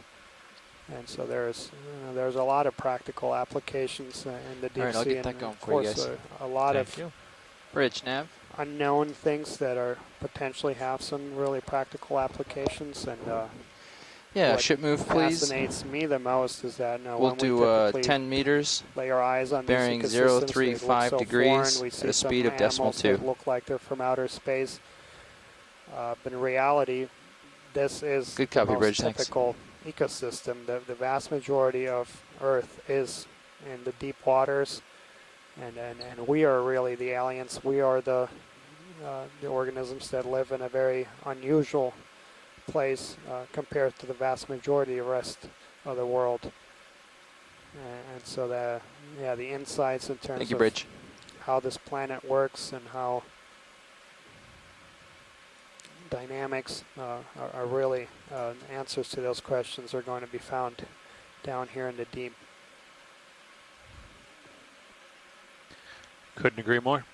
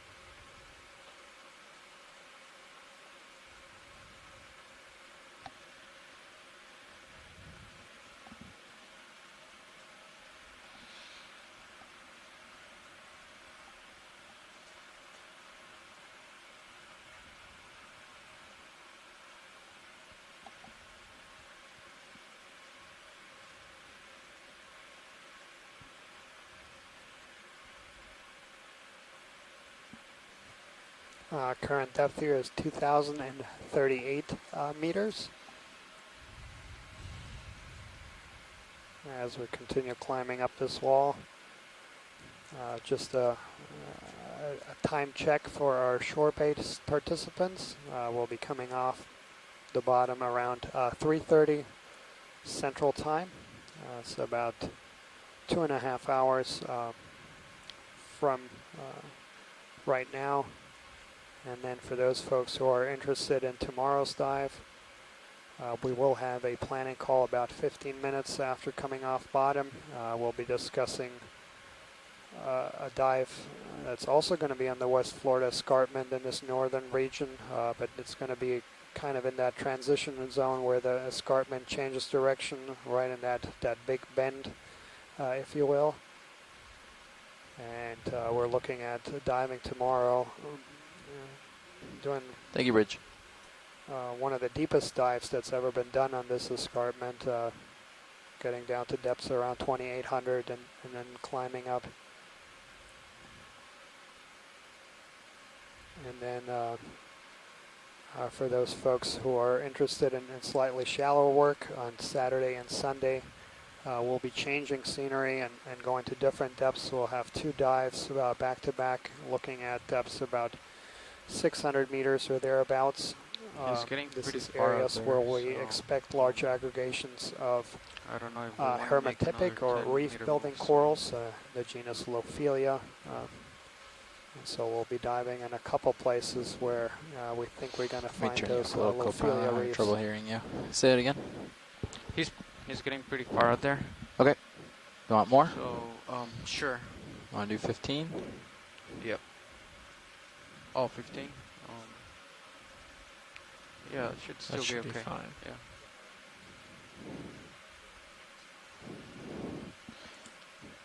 Happy with that? You ready? Yep. Okay. Can you hear me okay? Yep. All right. Bridge, ROV nav.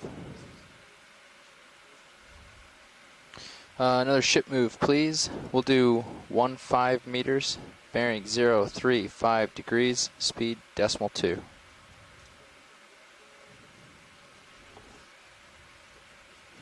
Good copy. Thank you, Bridge.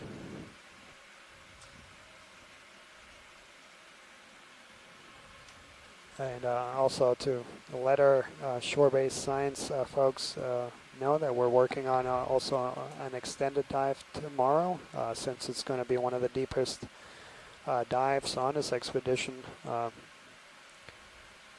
working to try to extend that so we can maximize exploration in these extremely poorly known parts of the Gulf of Mexico. But yeah, we'll discuss all the details at today's planning call after we leave the seafloor around 3:30.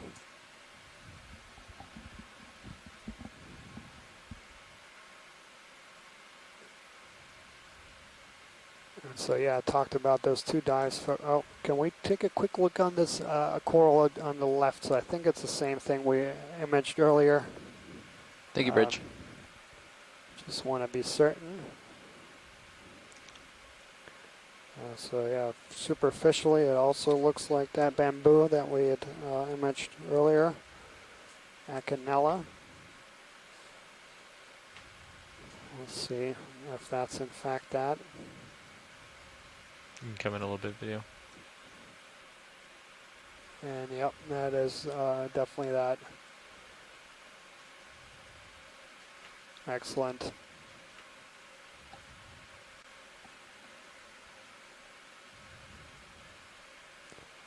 So Scott France had chimed in that on last year's expedition they did collect one of these bamboo corals with the roots intact. And excellent. Thanks, pilot. Great. Come on out, video. Is everything? And then maybe if we can zoom in on those 2 sponges, and there's a very unusual. Yeah, the ship's looks like a been, sponge from here. Yeah, it's drifting slightly. We've seen it the whole day. Okay. But I do hear the stern thrusters spinning up, so. Do you want to do a quick zoom on this watch leads, or just keep a close eye on the light there for absolutely. your winch, because I know that was we were on is this more of HP2 before, which we probably are today. Yeah, flyby is good. Okay. It was, interesting weather combined with thrusters on the ship. ramping. Excellent, thanks, that made that drop out maybe last time. How about this one that's up to the right? Just be. Yeah, we got good video of that already. Okay, copy that. Thanks, Pilot. All right.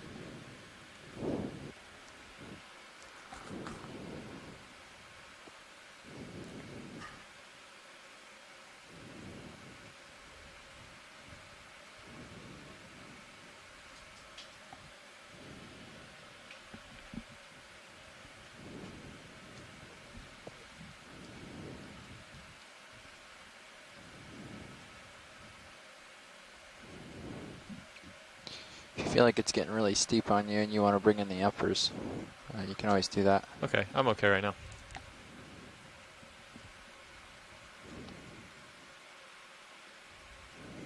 Keeping an eye above me.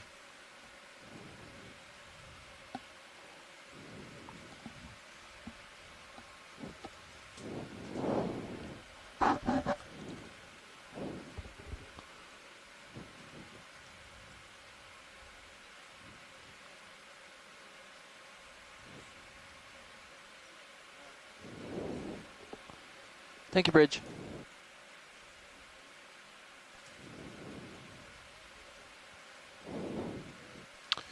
Now as we move up slope here, we can see some what appear to be large broken off blocks of that carbonate rock. We've definitely heard and experienced that before without any issues. I just wanted to make sure my co-pilot was watching. But thanks for the heads up.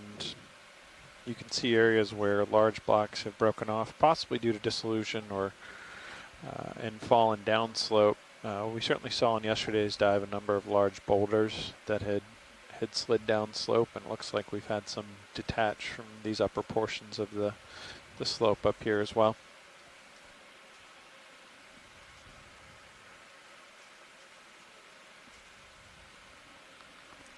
Hey, Nav, any recommendations on the lighting configuration?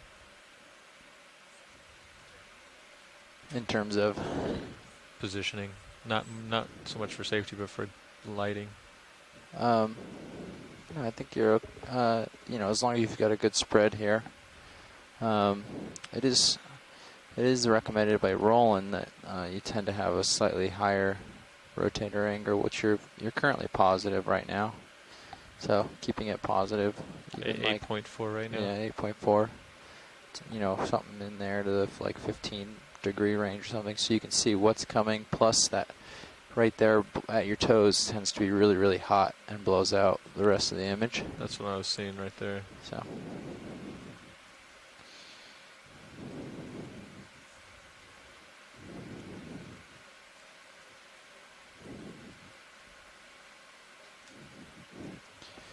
Let's see where we are here with this.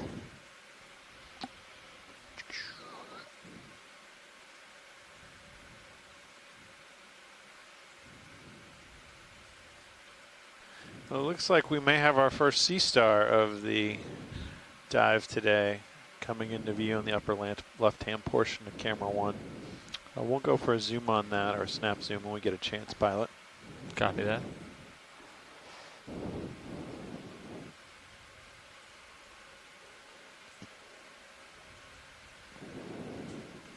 And it looks like another Goniosteridae, and we'll confirm that. And we actually did see one a little earlier, and Chris had chimed in, and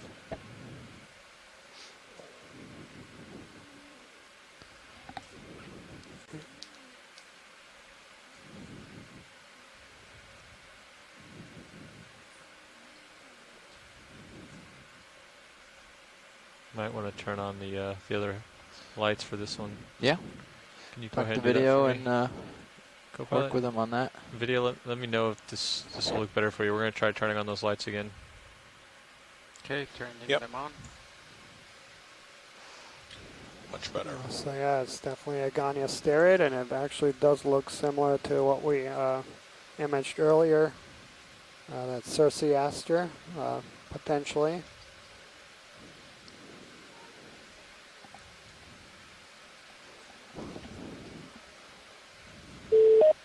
There he is. Is that you, Chris?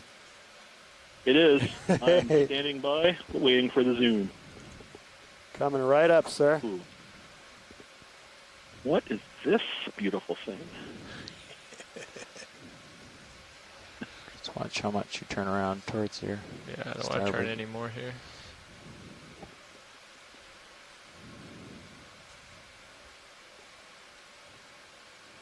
Yeah, I think I would agree.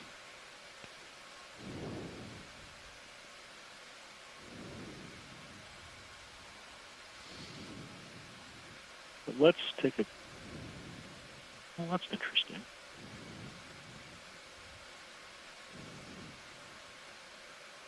Yeah, okay. Is it possible to just sort of swing... I'm just curious if it's actually on something. Do you want me to bring in go ahead and bring in the... Yep. Yeah, you need to back up off the wall before you do that. Just a lower, there right? might be a little piece of sponge dead sponge underneath stow it. Stowing it, yeah. You might, if you're going to swing around to the right, you're going to want to stow your upper tube, possibly. Yeah, okay. Come on out. Yeah, stow the uppers. I would agree. I think this is closer to that one you collected the other day. Go ahead and stow the uppers. New species. The one that looks like it's from the Pacific. Because this one has spines that are present along the edge on the on the arms. But this is interesting. I mean, this is the only sea star that we've been seeing at this depth, and it's really not the one I was expecting to find. I mean, the fact that we're seeing it now is interesting. Push the upper up as well to make it. And I can only wonder what it's eating. I mean, sponges perhaps, but in the Pacific, these were all climbing on bamboo coral and so forth, which one presumes is a fairly nutritious source of food. But I guess here it's all come up a little bit too there. So perhaps there's something else going on.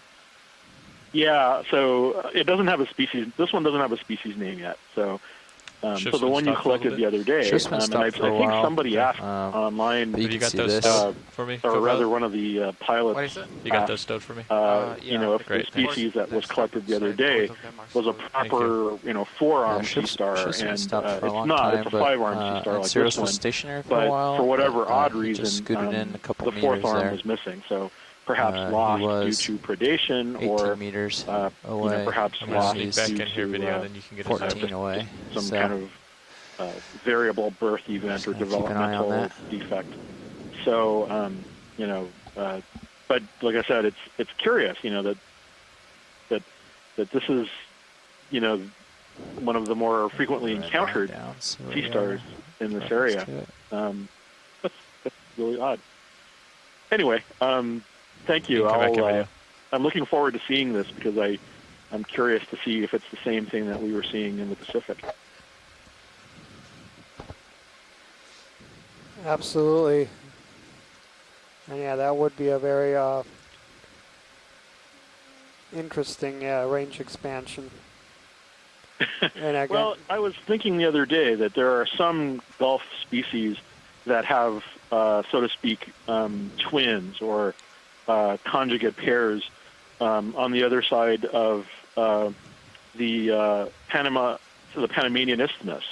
Typically, those are shallow water species, but there are some deeper water sea stars that show potentially, a counterpart on the other side come out a little bit in the Pacific, and because at one point in the geological history, that area between where the Panamanian Isthmus is located, where the Atlantic and the Pacific are separated by this what's making us a little tricky is band of land. The changing swing that currents. Was a waterway. That was called the exactly.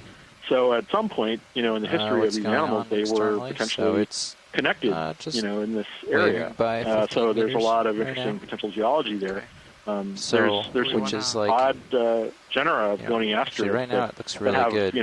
They're found nowhere else there. except on it was wiggling around by maybe 10 that sort of adjoining Pacific area and so we'll just have to keep in that that area in the Gulf on the Atlantic. In fact, too close just in case. A polymaster, which is a strange little cookie type goniastrid. There's one present in the Gulf of Mexico, the tropical Atlantic, and the other one was a new species I discovered just only a couple of years ago up in the Hawaiian Islands. And so, you know, my idea was that there possibly you know, sister species, you know, sort of cut off at one point by the development of this land bridge between North and South America. So who knows? It's interesting. There are some very interesting potential pictures from a broad standpoint, and you know, I suspect that we're only just now discovering what's going on. Absolutely. Thank you, Dan and Adam, right? I'm sorry. That's right, Chris. And I appreciate. Chris made an excellent point. The Isthmus of Panama only formed about 2.8 million years ago. So relatively recently in geologic time, the Atlantic and Pacific were connected through there. And so certainly that's an example of how biology and geology are connected there, and that there could be species that were separated by that event, and now they've developed separately but show very close similarities, as Chris noted, in the separated basins. Sorry, could you say that one more time, Watchy?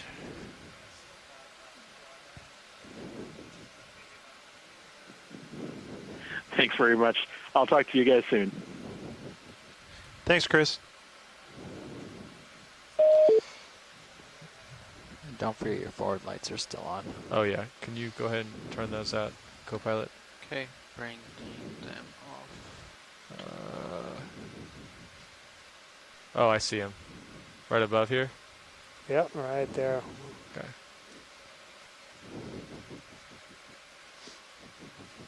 I just spotted our first squat lobster. We'll just try to get a close-up here. Try to sneak in. Enhance.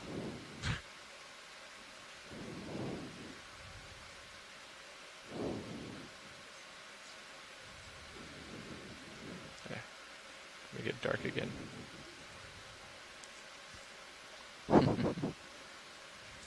Need those lights still. Yep. And alright, video, I'm gonna turn on the forward lights. Go ahead. Come on in, video.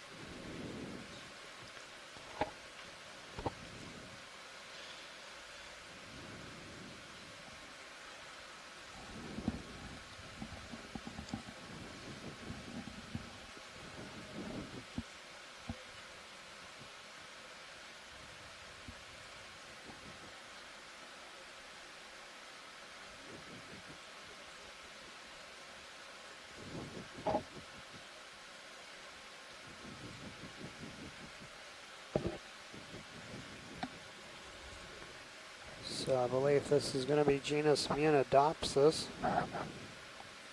Come outside of the video. Family Munidopsidae.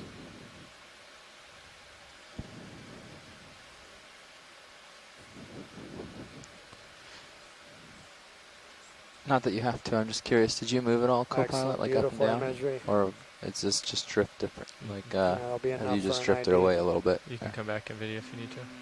Like, did you pick up? Yeah, it came up a while ago, though. Like, since like, other than the time I said, I think I did. Doing it? Yeah, okay. I think I did. Maybe like 4 meters or so. Okay.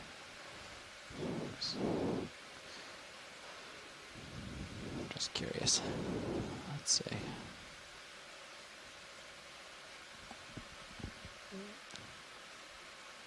Whenever you're clear, video.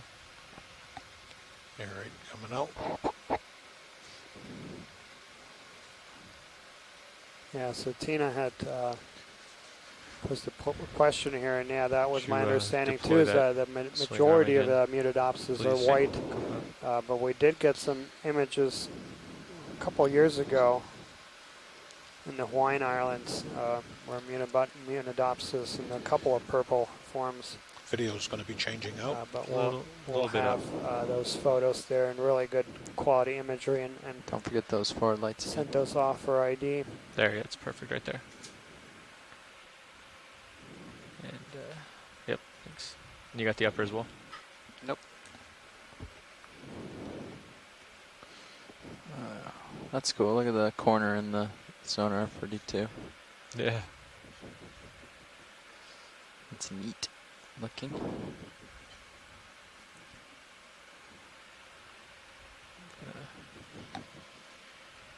I'm going to hold here for a second for you.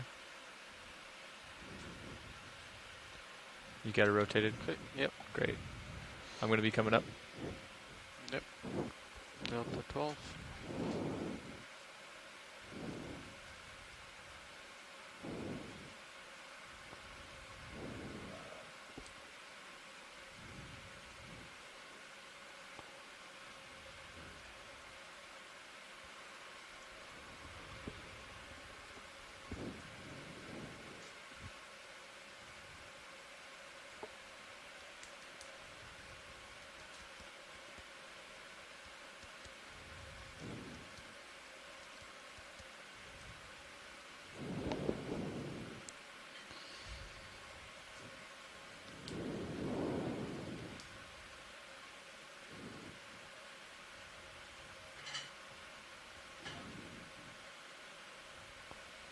So there looks like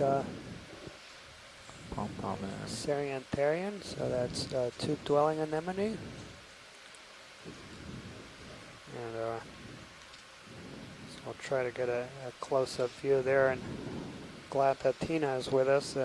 She might know a little bit more. It's probably good with the lasers. So it is a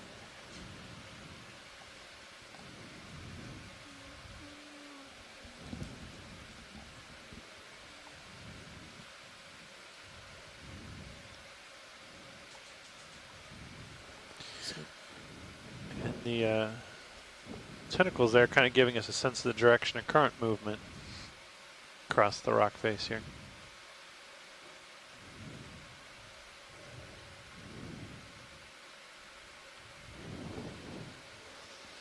So Tina actually thinks it is an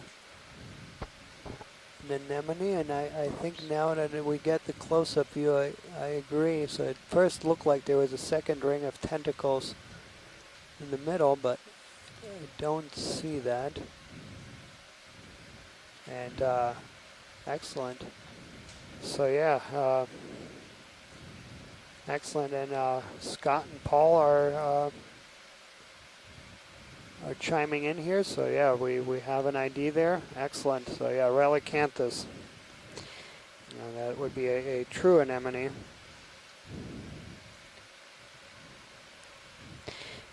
Pilot, since I'm new up here and haven't been watching the dive, is there something new going on with our lights today?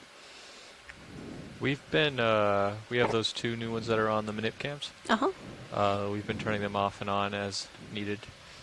Just the positioning of it right now, like it seems like it should have been getting more light on the anemone while we were closer. The lower swing arms are not inboard, maybe. I don't know if you want me to bring them inboard, or you just want to get everything a little bit out so that they're in the light pool, or we can turn on the board lights. It's up to you guys. Yeah, a few folks. Turn on the forward just for a second so we can show. A few folks here in the chat room are noting now those really long tentacles. We'll get a glamour shot here. So when we bring these on, Annie, this is what. Right. Did we do something to change our standard one without those lights on? We're just make sure none of them got forgot. You know, make sure we didn't forget to turn any of them back Scott on is after the pointing out here is all that lights based out. on Right? recent genetic Let me check. events. Let me look real quick. I mean, These sure are distant relatives of anemones. Veins, uppers, lowers. Yeah. All right. Yeah, they look good. It just seems like the images looked very blue and dark all day. Yeah. I'm not sure why. The white balances looked out and it's looked pretty dark from what I could tell. Yeah, key flag is off. I guess something's odd. All right, well, I'll work on figuring out what it is. Thank you. I mean, I can bring the lowers And in a just little bit, a little bit of time check. So we have 2 hours remaining. Yeah, bottom just time. bring them in slightly, see if that helps. But keep an eye out, make sure you don't bring them in to hit anything. Yeah, you can use this We've camera. climbed quite a bit now, so our current depth here is currently 1,990 meters, and we'll continue climbing here, but we are going there over are the stops, steepest but they're part not. of the slope. They're still able to hit things. So would you tilt up a little basically bit? have a sheer wall here for another 100 or so meters before it flattens out again. So we'll move slowly. Thank you. But we'll try to get close-ups where we can.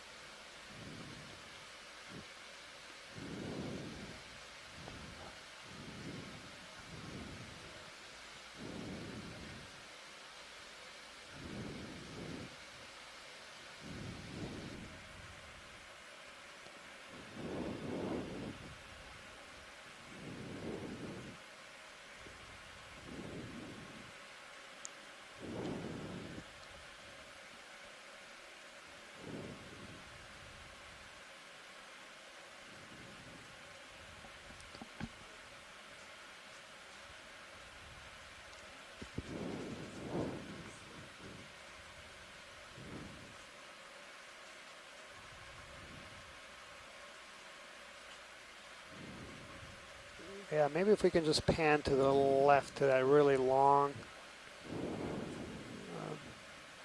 coral. Oh no, it's a sponge. I think we've seen him before.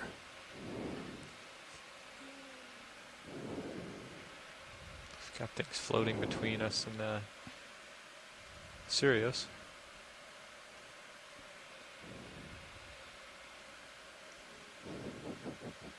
Did you want to do a zoom on them, watch it?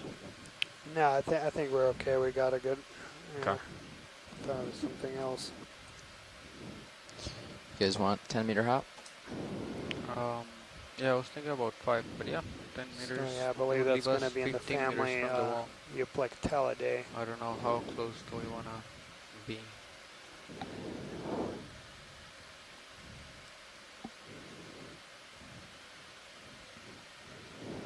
The image doesn't look any better, video? I have somebody go in to look for Roland, because something about it is just off. Okay. Mm-mm. You guys ready? 10 meters? Oh yeah, definitely. Yeah. And there's a little bit of Bridge a nav discussion about that relicanthus here in the chat room. That it was originally described from the East Pacific rise. Yeah, we got another ship move for you. Has been 10 meters. throughout the Pacific. That's 10 meters, bearing 035 degrees, speed decimal 2. Perhaps it hadn't been recorded from the Atlantic. We'll have to check.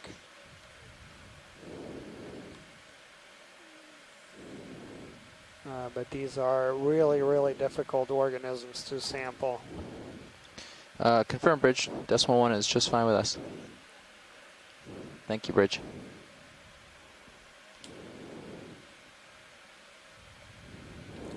Can we just do a snap zoom on that scraggly looking, perhaps coral right in front of us? Can you turn on the lasers real quick? Just center. Oh, right there. Yeah. Kind of missing it. Kind of dead center. Go ahead, video. All right. If you need more light, I can turn on the 4 lights. Thank you, Bridge. All right. Watch the zoom. I guess, what am I going for exactly here? No, that's exactly it. Okay. On the right of. Oh, maybe the skinny one right to the right. Tube worms here.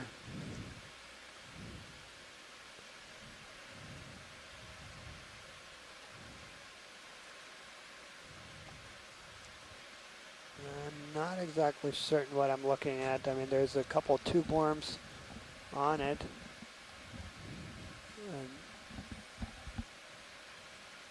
looks like amphipod tubes. That's too. max zoom. Copy that. I'm kind of drifting away. Try to slowly come in.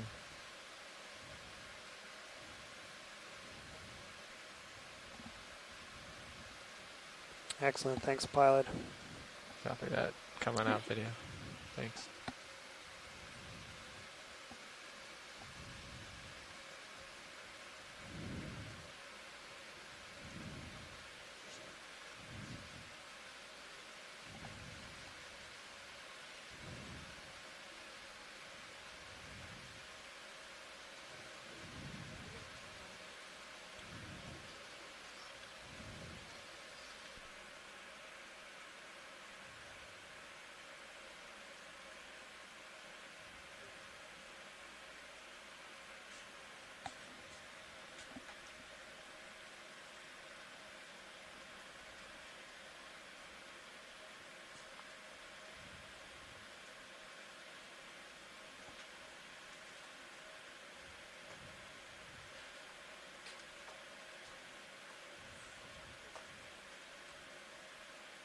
Well, that's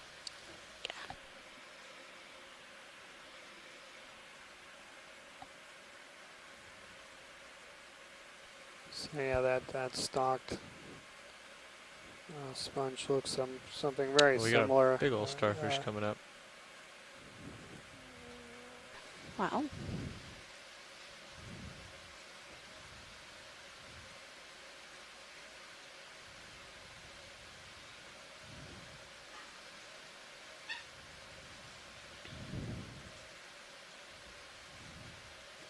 Do we want to take a still image of this?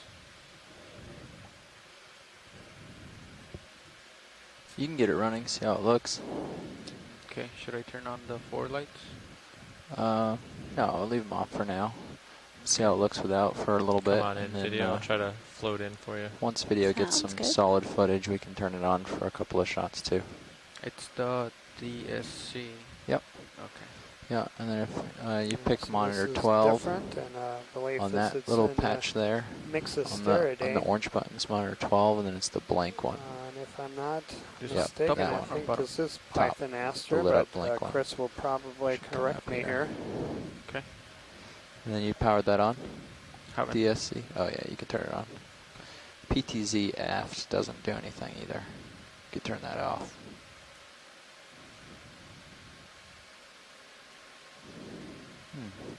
Yeah, like, see, it actually got a shot without, yeah. So I believe that is a family mix of Sterridae.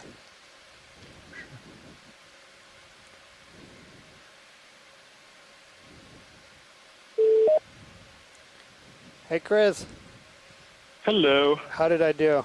So, good. You were in the right family. This is Python Aster. Is that what you said? Yes, sir.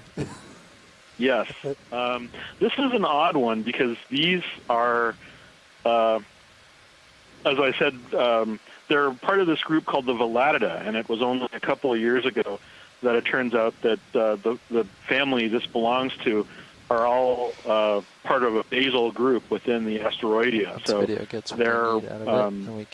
they're kind of turn on the lights for 2 shots. Thought to be representative of early sea stars, and there are in fact some sea stars that their skeletal characteristics are reminiscent of these kinds of animals from the Jurassic. But these are really strange animals. They have very reduced surfaces.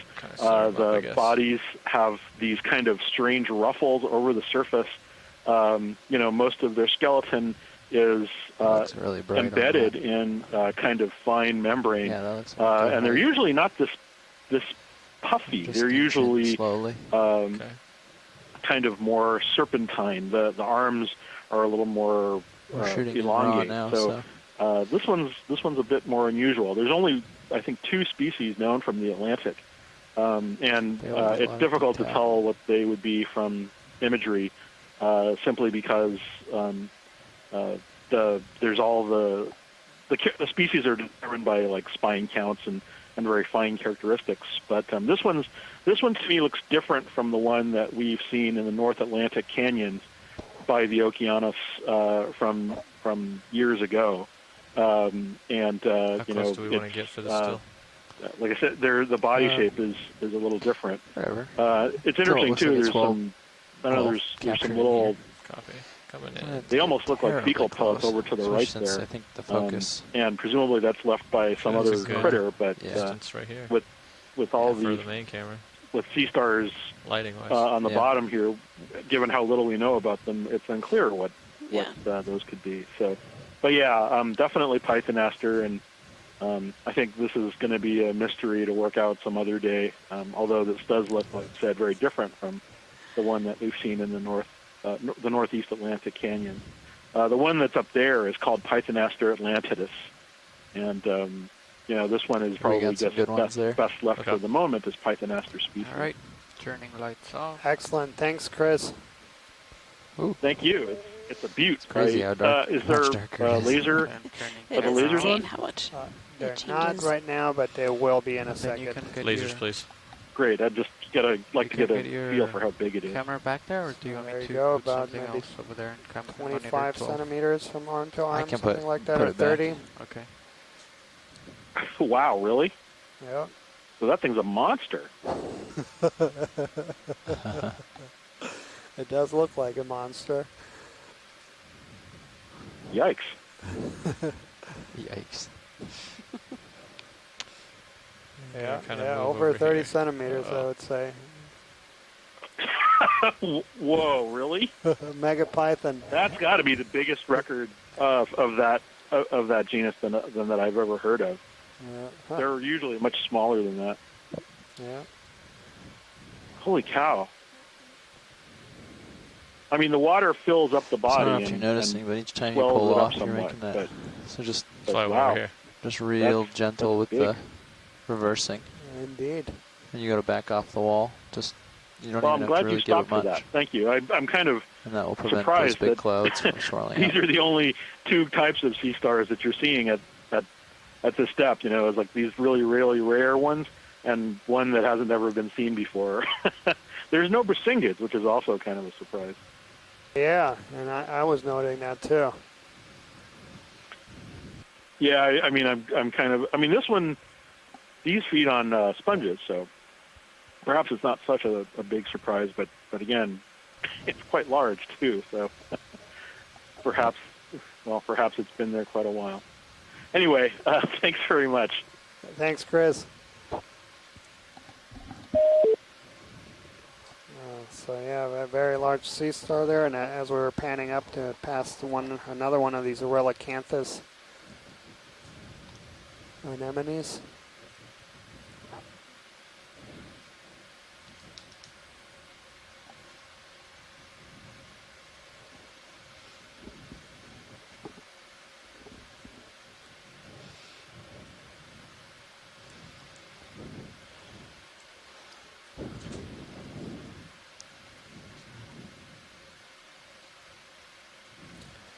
Current depth here is 1,960 meters. So we're almost halfway, or past halfway what we were trying to climb vertically. So we've come up about 300 meters from where we touched down. 035. About 3.5 hours ago. 035. We still have a little under 2 hours to go in this dive, and so we'll try to bridge nav climb. So far the terrain has been that slower move sounded like it was going better from here. Do you agree? Outcrops with a all lot right, of great. sponges. We can stick with that speed for a while then. And I have another move for you.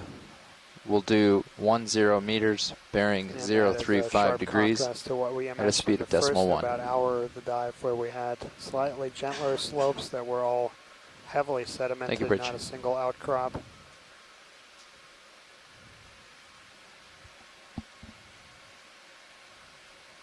And it's very interesting just looking at the multi-beam about of this area.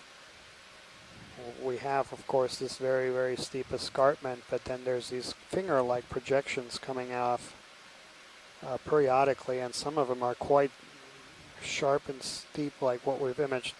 And Pilot, thank you, Bridge. If we can take a quick snap zoom on that coral, right-hand side. A little bit up. Yeah, it's unbranched. Yeah. Just want to see if that's the same of what we collected earlier. Come on in video. No, so this could be the beginning of an Acanella. So yeah, that's different. Excellent. Thanks, Pilot.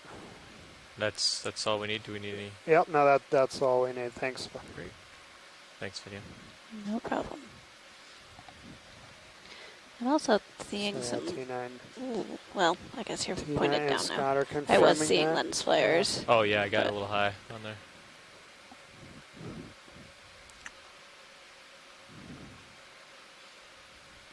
I'm actually still seeing some lens flares. Are you still pointed up?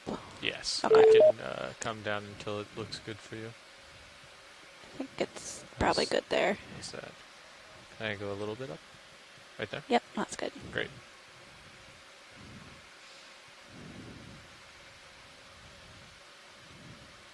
What's that?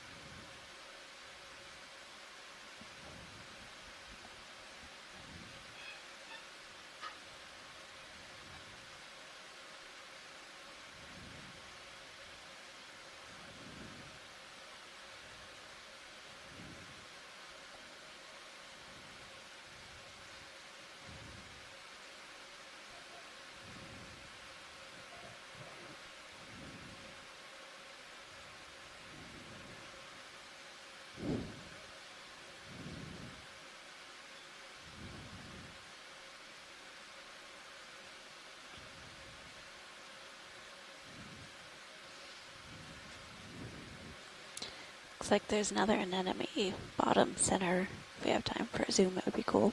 Ah, okay.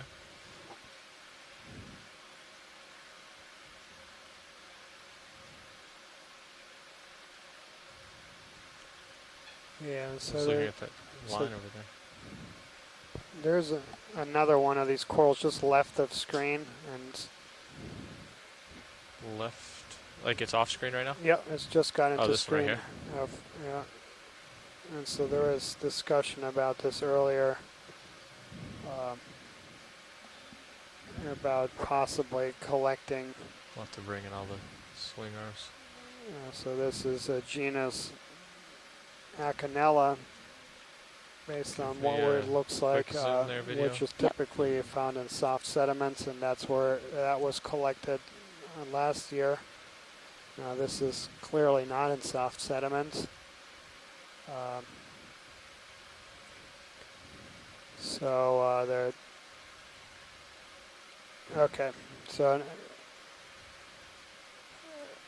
yeah, we can continue on. Thanks, Pilot. Come on out, video. Let's try to get that.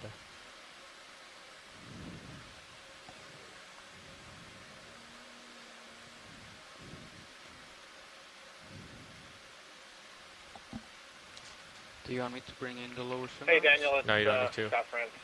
That was just in case we needed a collection. I wanted to get them all in so I could. What we were just looking at right there and a couple of the earlier ones is that the lengths of the branches before you see some sub-branching seems to me very long for a typical Acanella. So that's just one thing we'll continue to have a look at as we go forward. Thank you, Bridge. Excellent. Thanks, Scott. Yeah. Now, can you mark where the cliff starts right here with the red marker, just to make sure I keep track of it? Yeah, of course. Thanks. Come on in, video. There's another one of these Cerulacanthus anemones, and this is the 4th or 5th racine, apparently. Like that? Maybe or do you want it along one of these lines? Actually. Yeah, it does look slightly. As long as it touches, yeah, probably like right there, touching the middle. Yeah, around there, that's fine. Can you get the lasers off for a second?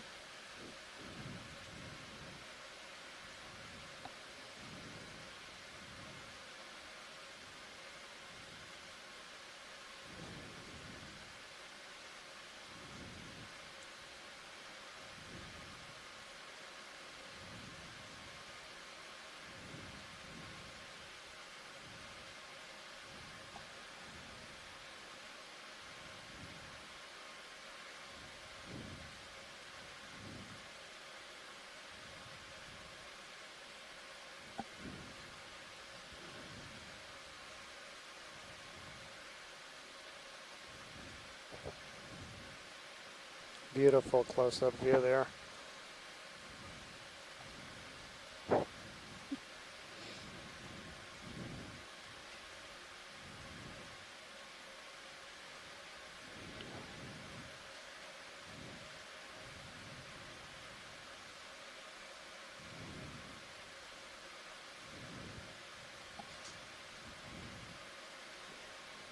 Looks like it's catching all the stuff that we're kicking up. Yeah.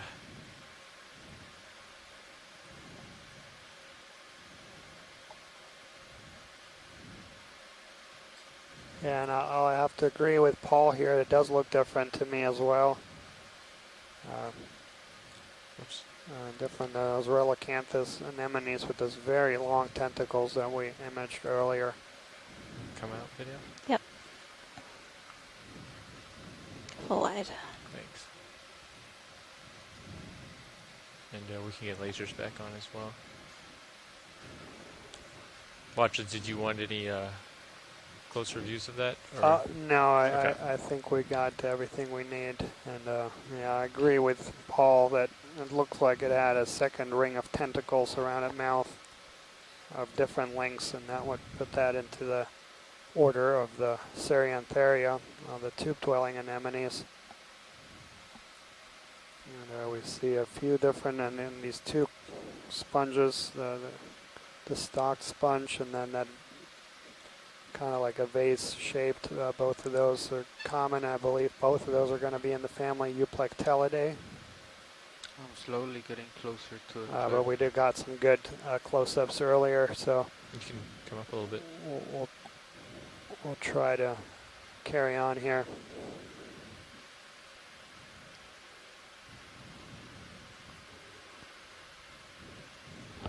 And coming up as well.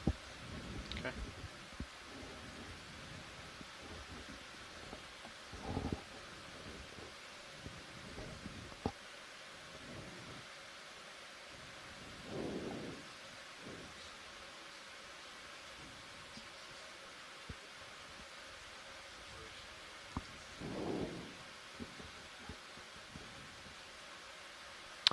And we're seeing another example there of the limestone rock with the oxidation removed, so you can see that tan color underneath. We've seen a couple of locations where this has happened. The surface has been eroded in some way, and you can see the actual coloration of the rock beneath that darker colored oxide.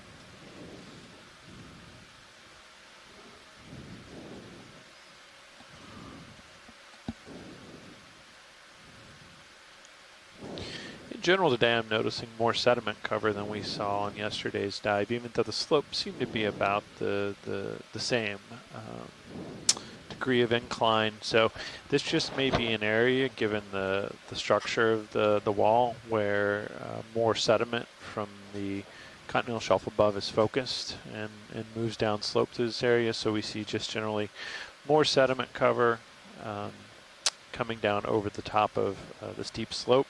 And of course, that's naturally going to influence the biology we see there as well.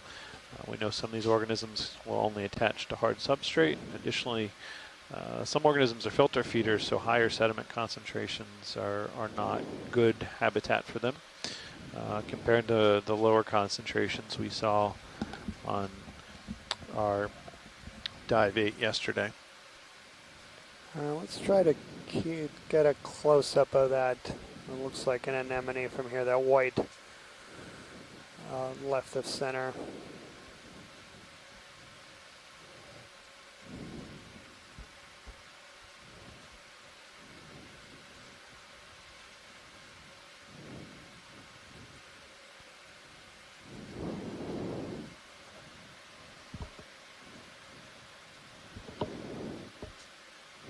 Come on in video. All right. It's a partial. I think that's actually a sponge. Yeah.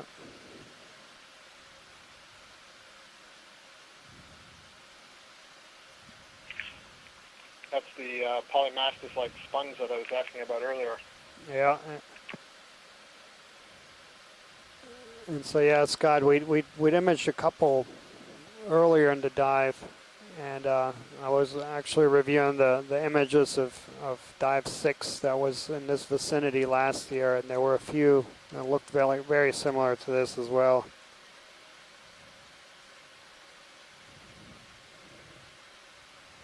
I don't know if polymastus is the correct ID, but that's what it reminds me of. Sometimes they call it a hedgehog sponge or something to that effect. Yeah. You can see looks like a brittle star underneath it. And all kinds of tube worms on the rock.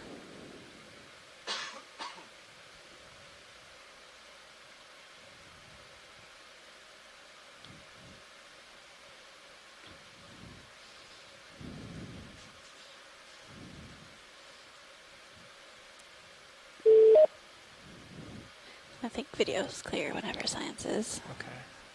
Excellent, thank you. Come on out, video. All right.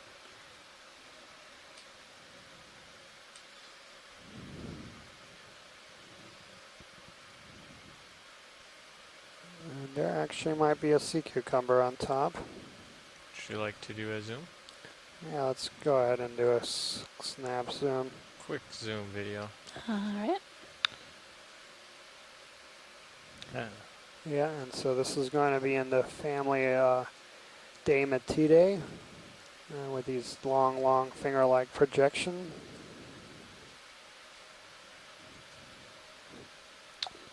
He's king of the mountain up here on his own little peak.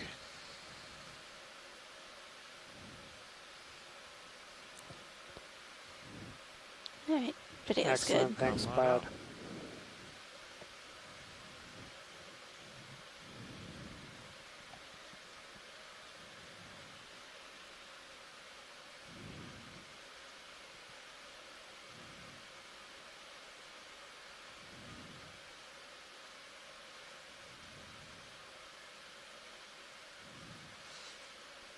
So yeah, our current depth is 1,950 meters. We have about an hour and a half left of bottom time. We'll try to cover some ground here and keep moving. It is difficult terrain and really steep slopes, but we'll try to move along and try to cover a little bit of ground.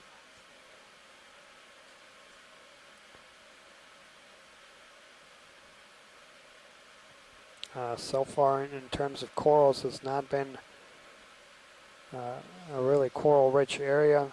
We did see quite a few primnoid corals, some unbranched primnoids, possibly in genus Candidella, which we sampled one of, and then maybe about a half a dozen of bamboo corals, possibly genus Acanella, and then a single black coral in the genus Stichopathes. But sessile benthic fauna is definitely dominated by sponges in this environment, and we see a lot of them. The majority appear to be actually dead or decaying. We do see some live sponge here and there.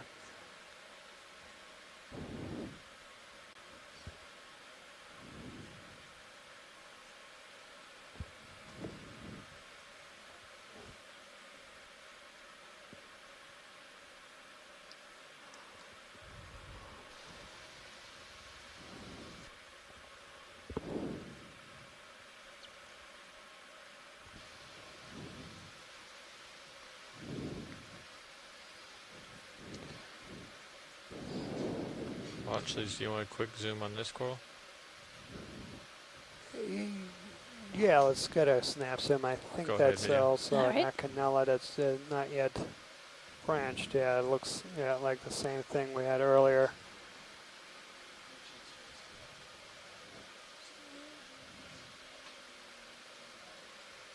Yeah, so the fineness and the polyp structure definitely is reminiscent of Acanella. And there you can see those 8 branched tentacles on the polyps that make them the Octa Corals.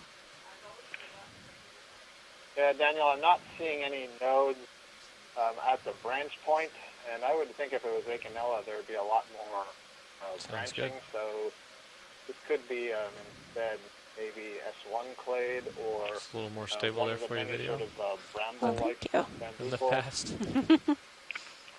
Thanks, Scott. You said S1 clade?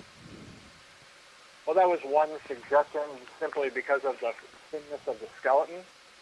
But there are a group of keratoicidans that grow with these thin skeletons and kind of a bramble, at least when they're relatively young. So it could also be that. Copy that. Thanks, Scott. We'd need to better see, which is really hard, it's really small, but we need to better see the sclerites. The angle of this is You can start bringing those swing arms in if you want. I'm going to back out slowly. Maybe if we want to come a little wide. I can come all the way out if you want. Okay. Yeah, I'm just going to back up, prepare for a handoff here. Sounds good.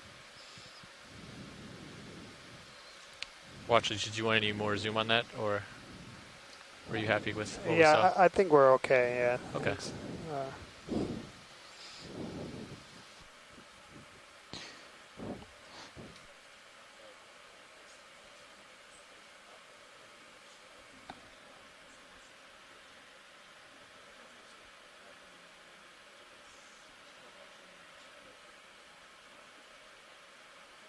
But yeah, Scott, looks like they're the more common ones. We do see those scraggly bamboos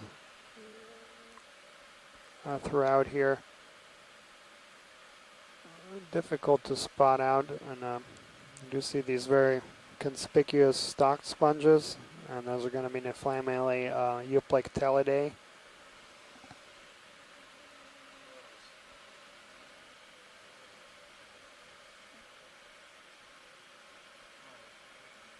So Daniel, I'm looking in my database, and there's something that looks extremely like this that we collected from Little Abaco Canyon, or on the slope of Abaco Island, which is right on the other side of the Florida Peninsula from where we're diving today, and that was at 1,855 meters. And that would mean it is not an Acanella, it is not an S1 clade if it is this thing, and I'll bet it is. They look extraordinarily similar. Fairly large polyps on really delicate branches, with the interval between branching being quite widely spaced. Excellent. Thanks, Scott. Can you guys hear me okay? Yeah, loud and clear. Okay. What about you, co-pilot and navigator? All right. Copy.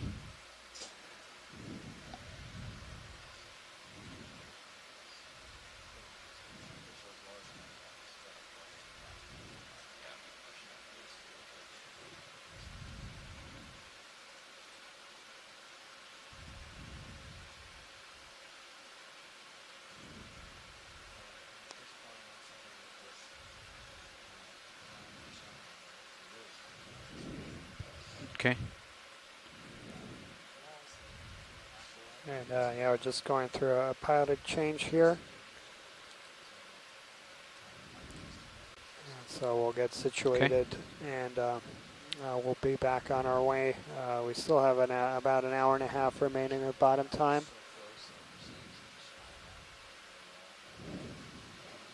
We've climbed quite a bit. Okay. Covered about 300 meters of vertical depth gradient, and we'll try to keep climbing. It's going to be steep like this for another 250 meters. We'll probably won't make it to the very top.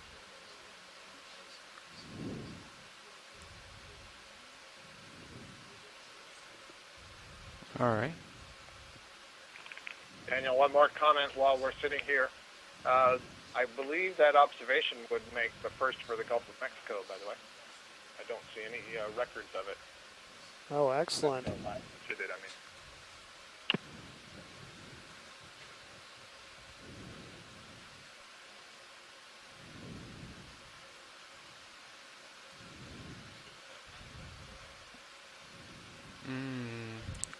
If that's good with video, then. Yeah, I see some flares at the top. top, but I think, yeah.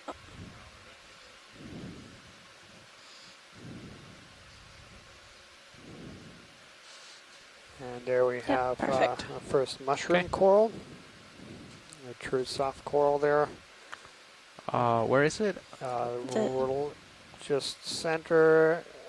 Yeah, now almost dead center, red object. Okay. It's going to be what we've been referring to as Anthomastus, but there's actually a few coming partially video. All right. A few different Hold groups right there. that look very similar. And then once we're done with that, just above of that look like another type of coral and an Iridogorgia.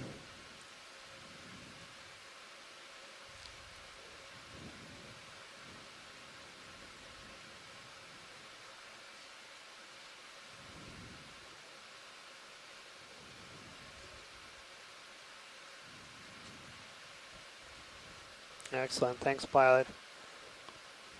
Come a little bit tighter, video. Hold on right there.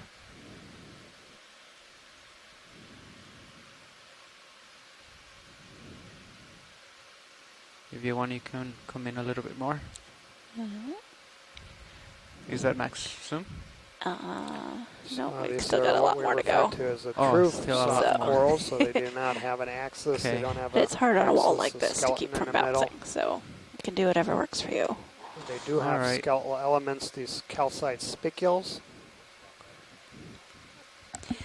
Yeah, I went and messed with a whole bunch of settings. If you were to dissolve the tissue, it would disintegrate completely. Awesome. Thanks, pilot. And then there's a coral just, if we zoom back out. All right. Just left and up. And so that's going to be an Iridogorgia. And that's the first time we've documented that genus on today's dive.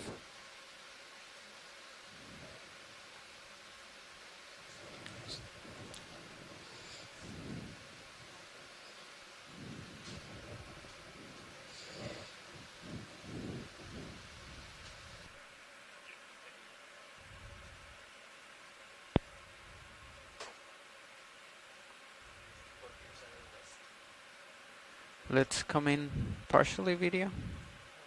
Yeah, and that way. Yeah, it's, hold right there.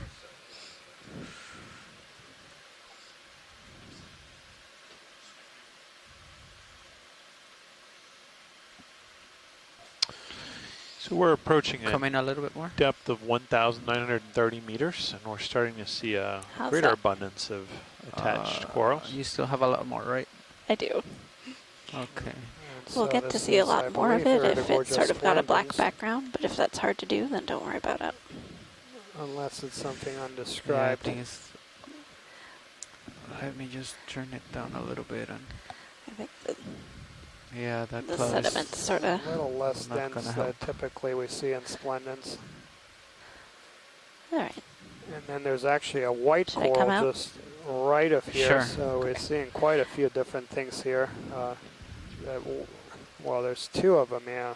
There's a big fan and a little fan. So this actually might be a corallium. We'll get a better view. So do you want to move up to the coral up there, or do you want this dust to settle out and then? Yeah, let's go to the one above. Yeah, we have a good idea on the. All right. So is it this one right here in the middle, or the one way above? Well, I think they're both the same, but it's hard to tell from here. But yeah, if we can do at least a snap zoom. Okay. Try to come in partially video. All right.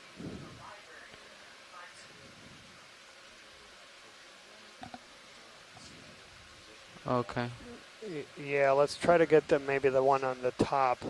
And if we can move in closer, we haven't seen that yet. Let's come out video. Okay. And so yeah, this is the habitat that we were hoping to sample. So we're seeing quite a few different things here. There's a yellow plexaurid, looked like Paramaricia.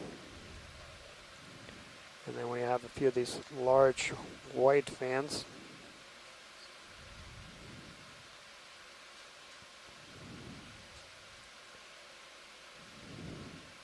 which at least from this distance look like coralids.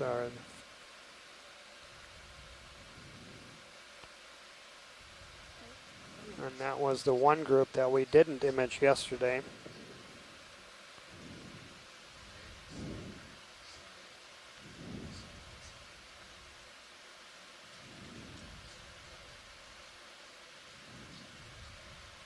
Okay. And there's actually a bubblegum coral next to the Iridogorgia, so we see all kinds of different things here. Yeah, Daniel, you mentioned vertical zonation earlier today and how depth can really change your habitat. And we're seeing here a very stark boundary where we're starting to see a lot of attached corals here right at the 1930 meter depth. So yeah, this is very interesting. So we have a little Octa Coral fiesta here. We have all kinds of different guys. We have a plexaurid in front of us coming partially. Hold right there. So the one in the foreground, that yellowish, that looks like what we've been referring to as Paramaricia biscaya. And then the white one, if we get a tight zoom.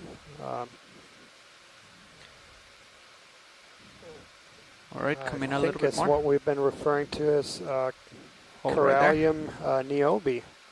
So this is our first. Go ahead a little bit more. In the family is Corallidae. And interesting thing about these groups is Corallium, of course, is that's the original coral. So where the name coral comes from. These common name for this group is the pink or red corals, is because most coralliums have that coloration, but there are also some that have white colors. And so I mentioned the common name of coral comes from this group, and that's because they have some species that can be in quite shallow waters in the Mediterranean. There's a few species of corallium that can be quite shallow within scuba diving depths. Interesting about this group is that the skeleton of these is manufactured to produce jewelry in many places, including in a lot of old Roman civilizations. And in fact, in Egyptian tombstones, they found pieces of corallium that were used as amulets. So there's this tight link between many civilizations and precious corals. So this is the one group that we... There's different groups of corals that are used to manufacture jewelry, so the skeleton of some of these can be quite shiny when polished. And Corallium, this group, is one of them. Excellent. And then we have, I believe, a bubblegum coral next to it.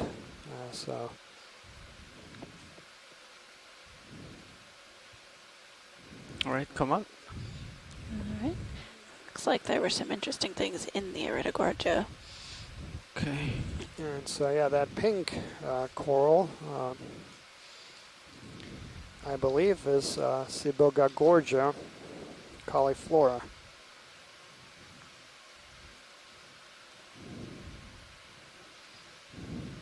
Let's come in partially. All right. Hold right there.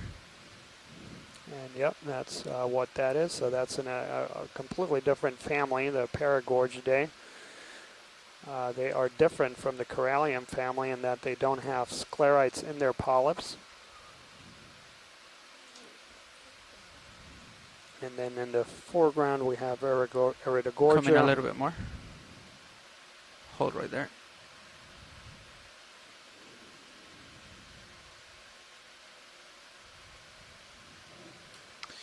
And it looks like we may have an anemone in that coral. Yeah, in Iridogorgia.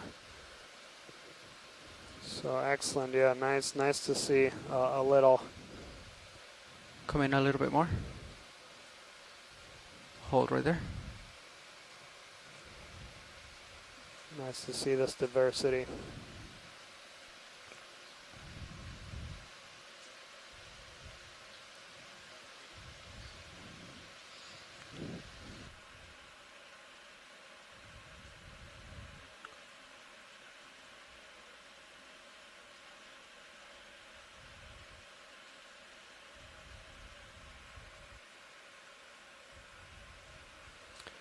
And then can we just pan down on this coral, Pilot, when you get a chance? Let's come out partially video. All right. Right there. Just if we can get a look at the base. And yeah, and Scott had noted this, that it looks branched, and I agree with you, Scott. It looks. All right, let's come in at the base. At the base? Yep. Hold right there. And yeah, Scott, that was a very astute observation. We do see a branch coming off there.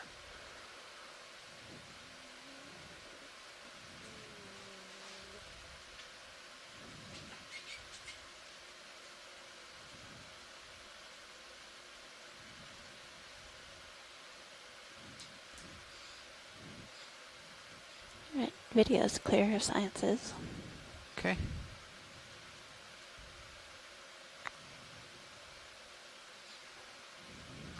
Yep, science is good to move on. Excellent. Right. Wonderful.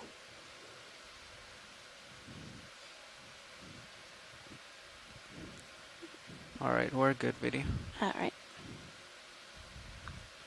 Is there anything else you want to take a closer look here? Science? I think we're okay. Thanks, Pilot. All right. So wonderful. Yeah, we got a good view there, and nice little cluster. And this is something we see often, is the patchiness at even very fine scales.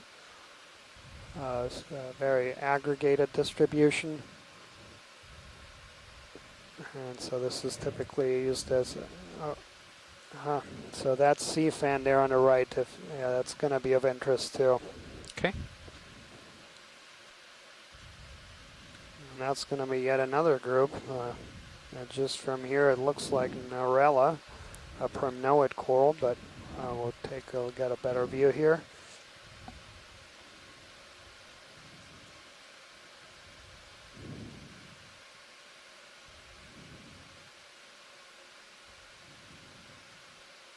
Okay, let's come in partially video. All right. Hold right there. And yeah, that's, I believe that's exactly what it is. Okay, come in a little bit. Hold right there. So clearly a primnoid, and we see a brittle star. That's going to be in the genus Asteroschema. The coral itself going to be genus Narella, and then actually on the base, those purple ones, right, that's going to be a different coral, and that's going to be a right there. stoloniferan coral. That's something that we've been referring to as Clavularia rudis. It's actually recently changed genus.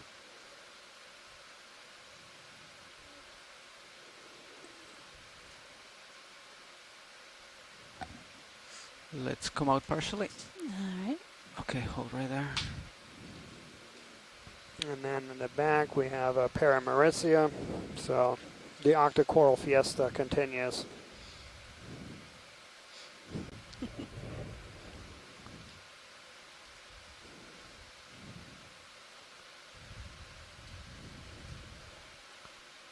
Okay, let's try to get the ones in the back. All right, the yellow ones. And just no, let the folks know that ones. we are aware that there's an issue with the phone line, and they're troubleshooting it. Okay, come in a little bit. There you go. Hold right there. And so yeah, that's that purple Octa Coral. This is going to be in a completely different group, known as the stoloniferan Octa Corals, named after these root-like structures they have called stolons. That they, these are encrusting corals. They don't kind of encrust on hard substrates. All right, come in a little bit. And Scott, yes, providing the right genus. Yes, I was mentioning that what we had been referring to as Clavularia rudis was recently reassigned to a new genus, Trachytella. So thanks, Scott. Okay, video's going to switch out for just a second. Okay. And that has to be very, very recent, because I think about a couple months ago, as I was preparing all the IDs for this expedition, I was still listed as Clarilaria in the World Register of Deep Sea Species. And then pilot, there's a sponge kind of left of center, and there's a coral, I believe, right next to it. If we can get a just snap zoom from where we are, it doesn't need to, I think it's what we've imaged already. Left of center, is it? So it's above the coral that we just imaged. There's a big sponge, and then it looks like there's a coral just growing at its base. Okay.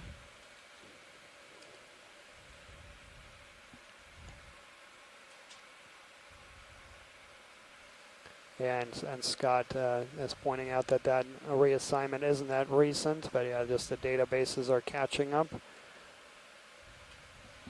And video, whenever you're ready, we can do a snap zoom on this. Hold right there, please.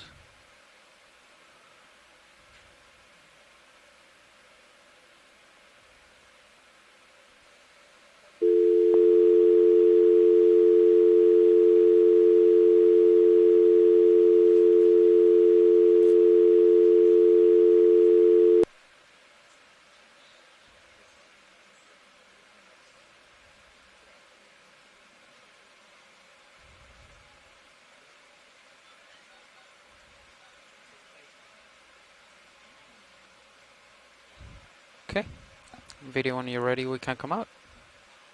Thank you.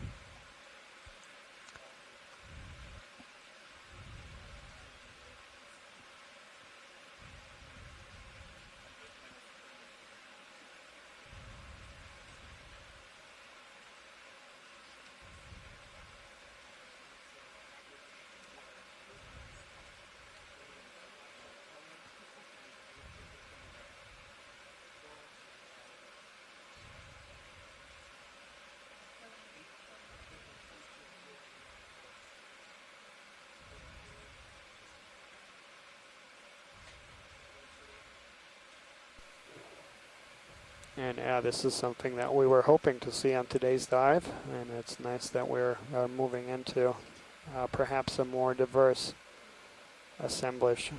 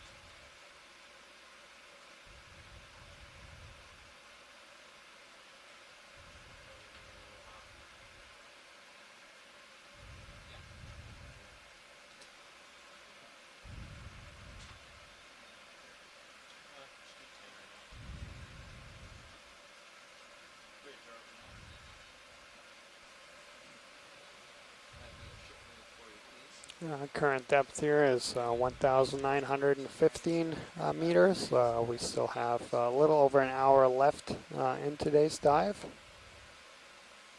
And we're just moving across what appears to be a little bit more diverse assemblage. And there's another primnoid coral. I believe that's another Narella there on the right. That's what we just imaged earlier. And you can get a sense from our camera feed one of just how steep the slopes are here. We showed the edge of the cliff face we're on now, and it's essentially vertical. So this is challenging terrain to be working in. Our pilots, co-pilots, and navigators do an excellent job of working their way up this. And I think we see another Relicanthus perhaps there to the left, maybe not. Hard to tell at this distance, but we continue to move up.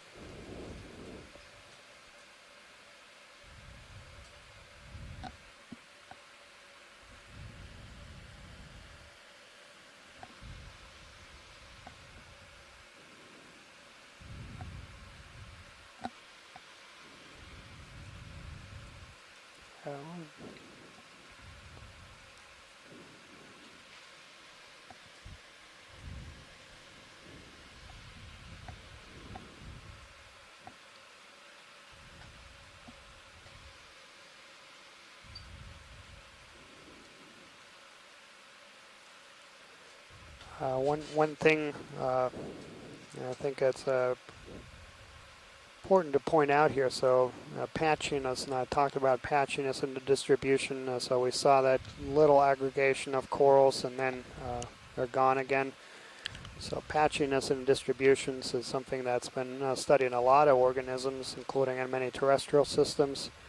And that can mean different things. So it can mean something about the patchiness of the terrain, so that the ideal habitat is patchily distributed, and that the organisms are just basically going to their ideal spots, and that's patchy. But it can also mean that it's something to do with dispersal and the reproduction of these organisms. So in a lot of cases, patchy or clump distributions is because species are not able to disperse far, so that they settle close to their parents. In corals, and in particular in deep water corals, we know very, very little about the reproduction and dispersal capabilities of them. It's only been studied in a few studies. The larvae, in most cases, have never been seen in these animals, so we don't really know much about their early life history stages. Interestingly enough, more recently, people have used genetic tools to try to get a sense for study how different populations in different parts of the world or different parts of ocean basins are connected to one another. And some of these studies suggest that at least some species have two different strategies together, so that they typically fall from the bridge that the move was settle complete. very close to their parents, but that every so move often they also have some individuals can disperse over very long distances. Let's see, what's our delta there? 10. That's thought to be an adaptation to two things. Is one, if you are in a favorable environment, you of course want to stay there, and you want your offspring to stay there. Altitude but 55. If you don't move or ever move, then that also makes you very vulnerable to become extinct. So if that favorable environment all of a sudden goes away, your entire range should be destroyed. Skids there. Okay. It's kind of hedging your bets if you do both. If you stay close to home, but every so often also go far away from home. Okay. That maximizes your chances that the species can survive over long time scales. All right. Do we have the phone back? Phone participants?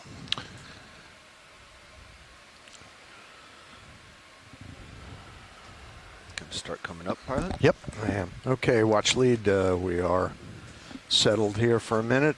Sirius is coming in on us, and we'll start working up here. If you see anything, give me a shout, please. Roger that, pilot. Thank you. All right. To be clear, that was I'm coming up. And so I'm coming up. Yes. Thanks for you can do whatever you want. Yeah. Okay. Copy that, co-pilot.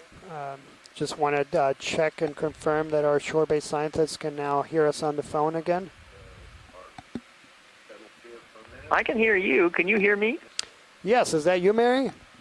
That's me. Excellent. Yeah. So apparently you were giving us an ID and we couldn't hear you. The shrimp was on the Iridogordia. It was a Bathypalamonella carrying eggs. And that was in that coral, right? In the Iridogordia colony? Okay. Excellent. Yeah. Perfect. We're Thanks so much, Mary. Pilot, so I'm going to turn my head, try to square up with this wall. Okay, copy that. Based on my sonar readings. So yeah, maybe pilot, if we can just get a zoom in this very long coral. Copy that. Okay.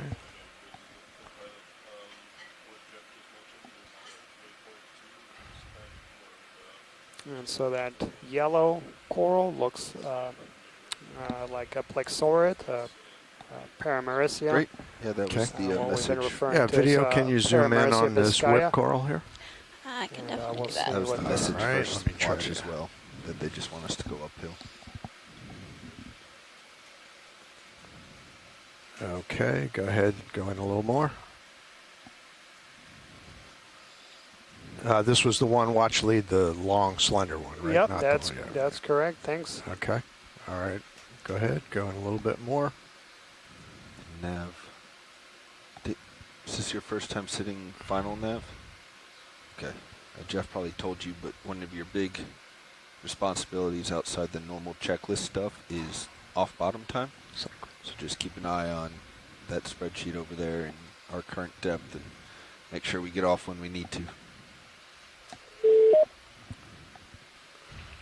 Hey, Daniel, I think I heard you're back on the line. Yeah, yes, and I think we have an interesting coral here for you. Yeah, this looks to me like it's possibly an ectomysis. The polyps have been, all the tentacles have been pulled in, and so we look like we're looking at little volcanoes possibly, so that is a hallmark of that group. That's a possibility. Excellent, thanks, Scotty, and I had a picture pulled up for something we imaged over in the Hawaiian Islands last year at these depths. And yeah, it looks very much like it. Yeah, the same genus.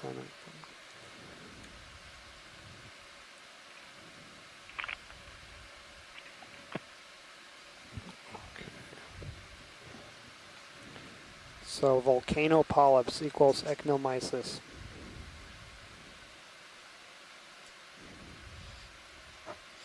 All right, video is clear. Whenever science is. Okay.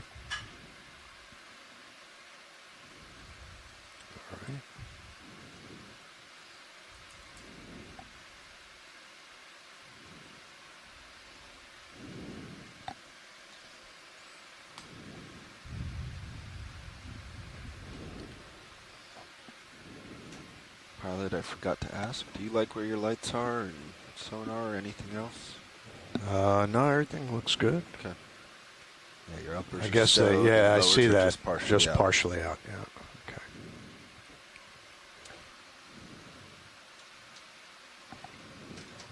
And Nav, as we come up here, I think we can get a short ship move in for me. Yeah, 050, 10 meters maybe. Just keep the slack in the tether.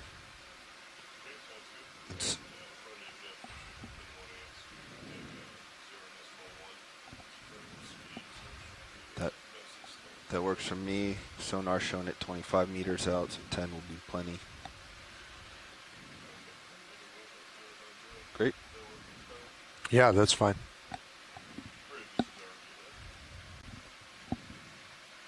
Continuing up. And just a time check here for our shore-based team.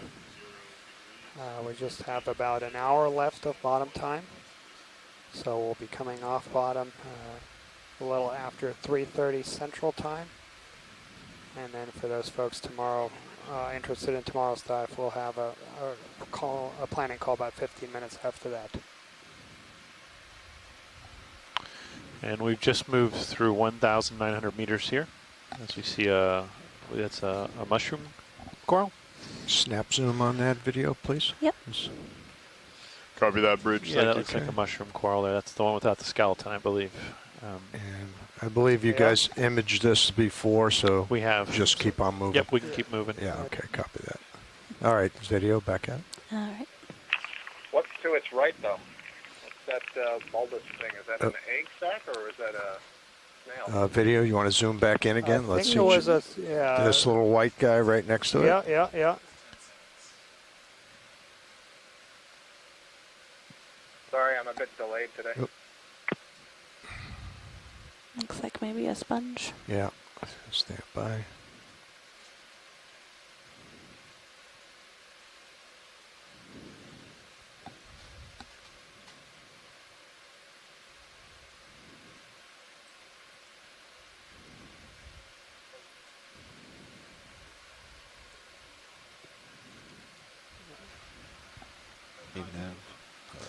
Low priority, but excellent. Thanks, pilot. Okay, asked that's good. if we could All right. a few depth Video, you markers can on go the back contours. to wide, please.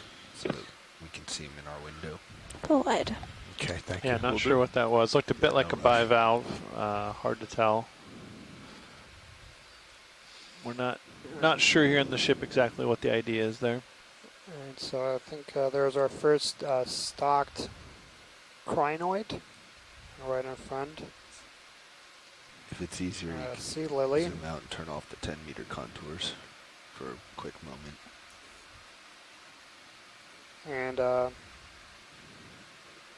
yeah, so last year's dive in this general vicinity, that was dive 6 by Okeanos Explorer Expedition 2017 to 1711. They documented further upslope what it was described as crinoid gardens. Yeah, I wanted to put my toe there. And there was quite a few different forms and groups. Yeah, okay. And brow, okay. That's interesting. That's the very first one we see today. Okay. Is that maybe Acanella above it? Yeah, it could be. It's hard to tell from here. To wait till we get a zoom, yep. We'll just...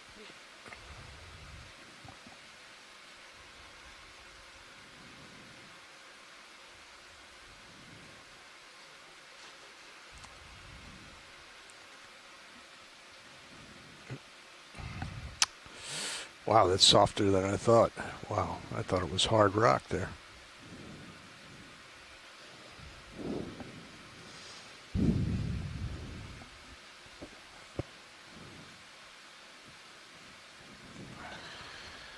That's interesting. Our pilot's attempted to put his toe down to get a zoom on some of these organisms and found the exposed rock to be, or the exposure here to be soft, which I also expected to be rather hard.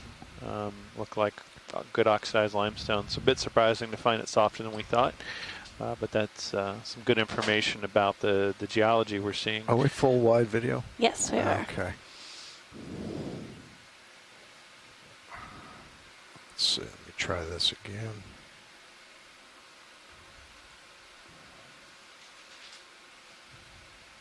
Okay, string arm is stowed.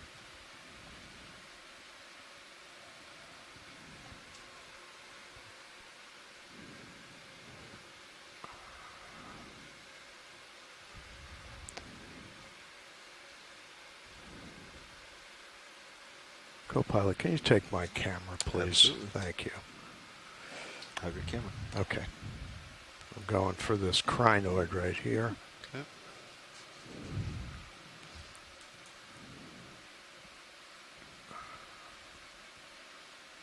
Okay.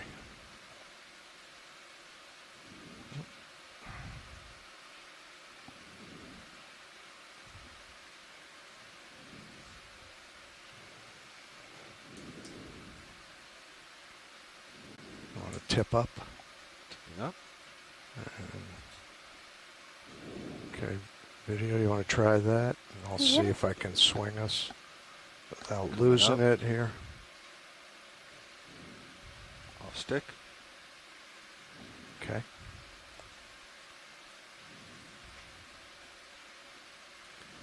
So I believe this is in that family, the Telocrinidae.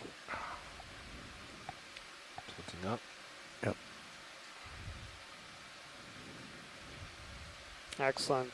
Thanks, pilot. Down Okay. Can we get the lasers on for? Oh, yep. We just need. We slipped. Sorry. Worries. You have your camera. Yeah, we got a good enough view there Okay. for ID. Thanks, All pilot. right, thanks.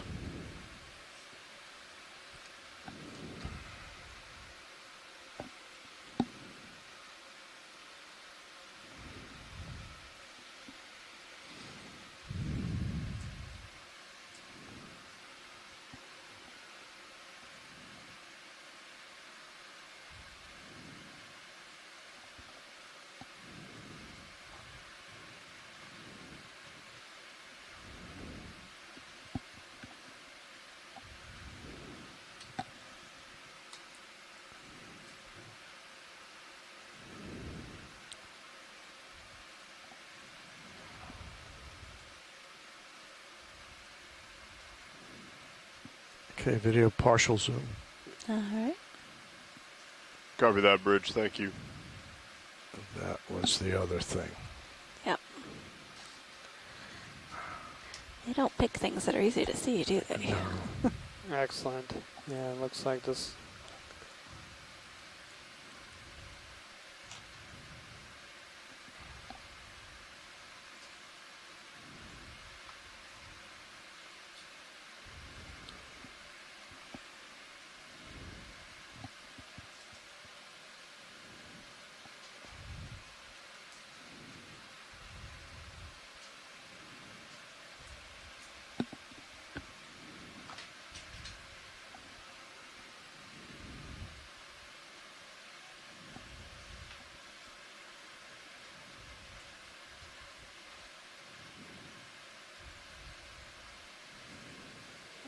Yeah, so this is a bamboo coral that's now Can you go the rest of the way in? passed on, and so yeah, you can still see that bamboo colored skeleton. It's now overgrown by all kinds of different things. So there's barnacles there.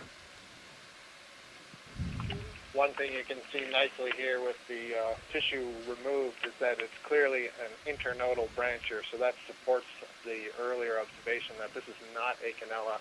This is probably that wispy bramble-like keratoisis that I was referring to earlier. So it's interesting because I noted in the chat room that we haven't observed these in the Gulf of Mexico before.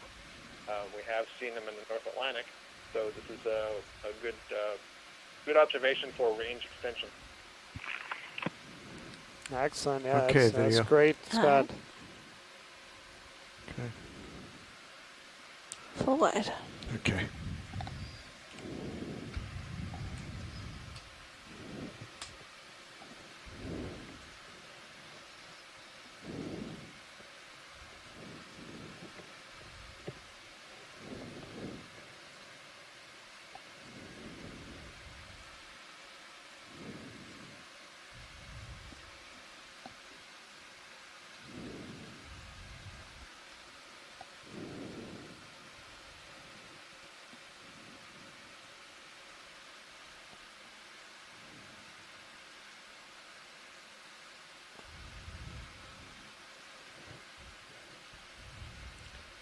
And put your lower swing arm back out.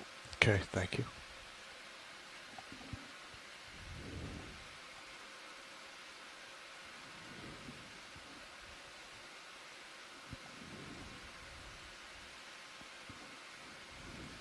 Yeah, we're looking here at our navigation screen. It looks like this is an area where it's slightly less steep than it was before, but it's still almost near vertical.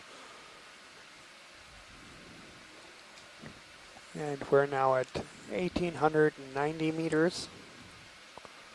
So we have about a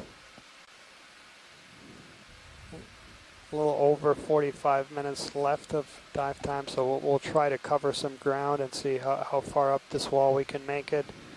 Of course, getting good zooms of anything new that we come across.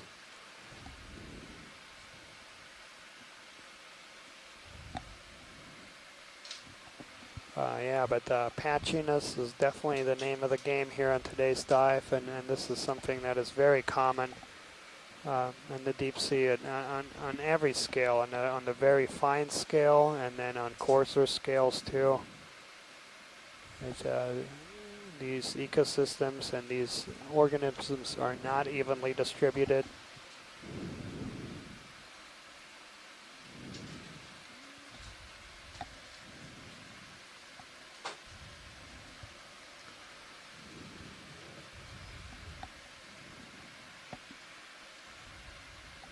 Are you feeling comfortable there, co-pilot, or would you like another 10-meter move?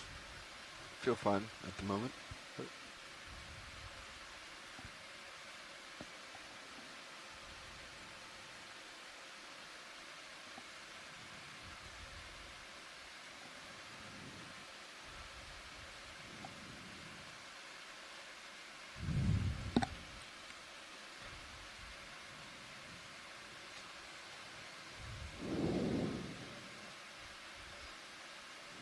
Snap zoom on this black face here. It looks like tube worms or something.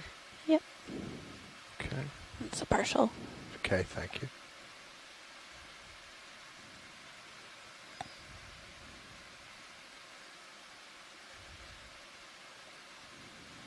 Anything of interest here, Science?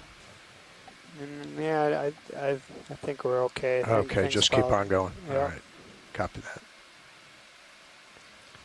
All right, Nav, now I think we can get that another 10 in. Another 10 at 050? Let's do a 060. 060?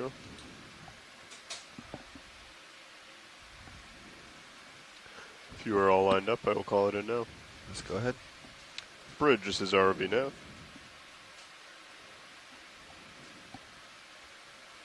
We can make another move of 10 meters at 060 degrees, a speed of 0.1 knots, please.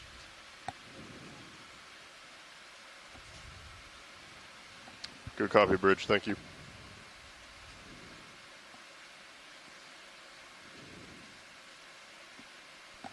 Yeah, we're noticing the ship, these white streaks coming down the sediment face. These are places where exposed sediment from below, maybe through burrowing processes, has run down slope. So everything here is quite steep, and any loosened sediment, even if that's an organism burrowing into the seafloor, Copy that, Bridge. will Thank you. immediately run down slope under the force of gravity and slide downwards, and that's a delivery mechanism for a lot of the sediment we're seeing here. And as I mentioned earlier, above us, above this escarpment, there's a very large flat continental shelf that is covered with quite a bit of sediment in most places, and that will make its way down slope at the edge.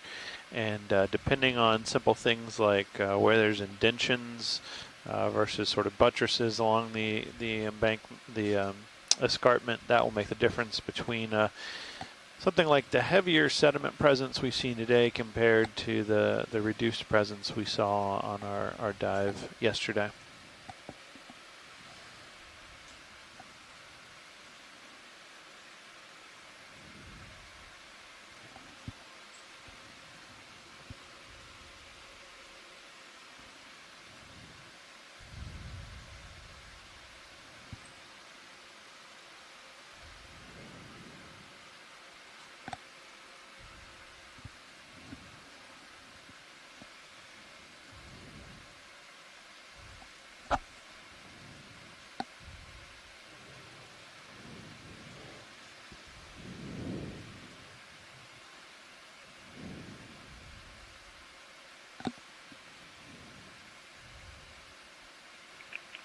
One thing that may be just an interesting observation is I've been looking in my database at the 5 previous collections that my lab has made of this presumptive keratoisis-like bamboo coral we've been seeing, the one that has the very, very thin skeleton and sparse branching. And all 5 of those collections were made in a habitat very similar to what we're seeing now. That is, very heavy sediment drape on alternately steep and flat slope.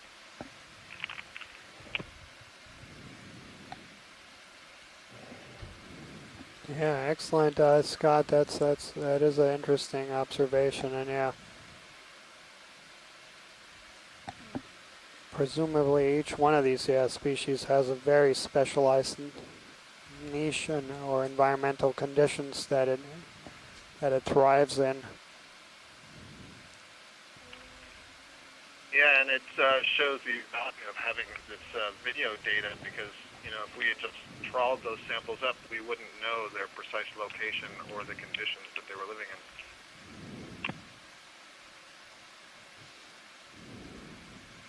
in. Yeah, absolutely. And for those folks who kind of listened to the introduction of the call, and we were talking about that this general area was informed by habitat models, and those models, basically correlate the location of corals to a suite of environmental information. Copy that, Bridge. Thank you. To try to predict where these organisms might be found, and I think we can go ahead and put another that these dives then can in turn inform future models to try to understand which one of those environmental predictor variables might be more important. Bridge, this is RV nav. And certainly there's a lot of it has to do with substrate currents and things that we have very poor data We'd like to make another move. It will be the same, 10 meters at 060 degrees, a speed of 0.1 knots, really rich please. data sets from satellite information. And, good copy, Rich. Thank you. But the very fine scale, we don't have that. Looks like something's off to your right. Yeah, it's an excellent point, Daniel. We've been seeing this variability in sediment cover and rock exposure all day. Yeah, and you can even imagine like currents moving across the surface could vary significantly. I'll do a quick snap zoom on this. Across very short distances. Good. Copy that, Bridge. Thank you.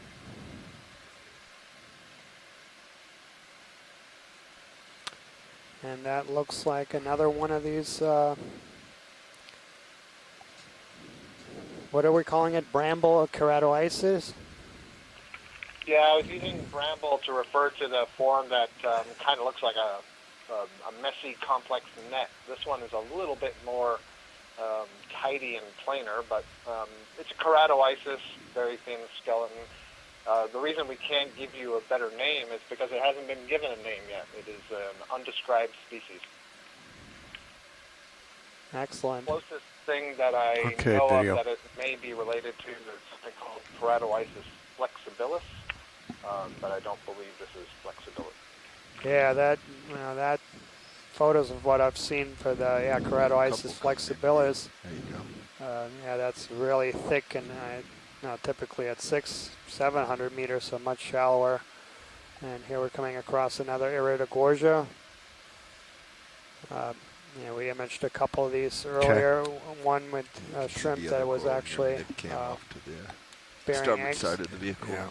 Some nice big branchy ones. A much larger version of that keratoisis to the left. To the left, yeah. Yeah, they're really hard to see against this substrate because they are such thin skeletons. They are almost transparent from a distance. Yeah, and here we're coming across another one of these primnoid corals. So this looks like Norella. So our coral fiesta's returned a bit, Daniel. Absolutely. Okay, video zoom in, please. All right. And well, there we have another one of these Trachytella rudis, as I was corrected, that purple. And then next to it is a gooseneck barnacle, the family Scalpellidae. Again, those what you're seeing, those appendages are actually their feet. So the head is actually glued to the substrate, and they're upside down, extending those appendages into the water column to feed on. So they're also suspension feeders, just like corals. And so, yeah, we see there go back wide. An Octa Coral overgrowing a gooseneck barnacle. Typically, we see it the other way around, the barnacles growing on the corals. And something bright white coming into your brow. Oh, yeah. Oh, I see it. Okay, let's go up and look at that.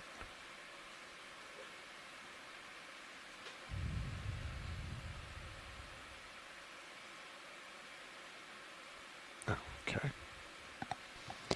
I think we got some good imagery you of got that some before. of that already, okay. Yep. Yeah, so that was a polymastus sponge, and there's a big one of that coral, I think that's at that same keratoisis. And yeah, we again, this patchiness, so we see there that yellow Paramaricia, and then that very long unbranched coral. Possibly ecnomysis, but very hard to see from this distance. Yeah. Or zoom in, go partial.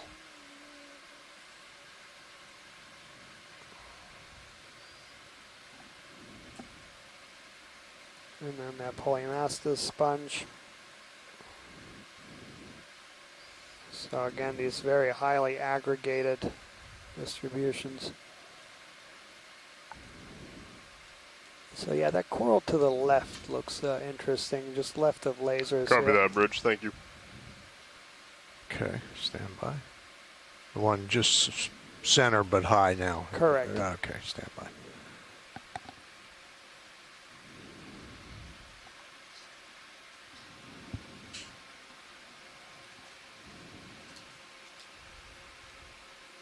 All right, video, can you go in more on that one? Yep. Yep. Well, it's still partial. Okay, trying to move in a little bit. Yep. So this is going to be another Primnoid, but I don't think we've actually imaged this one today. Co-pilot, take my camera, please. Got it. All right, thank you.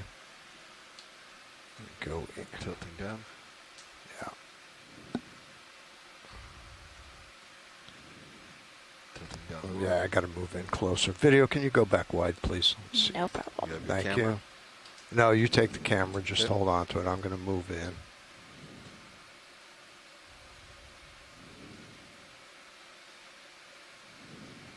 Come down a bit. Just like you did on that last one where you went right. Yeah. Looks like you would maybe be able to go left on this one. Get your left toe in Yeah, and kind of maybe. look on it square. Square.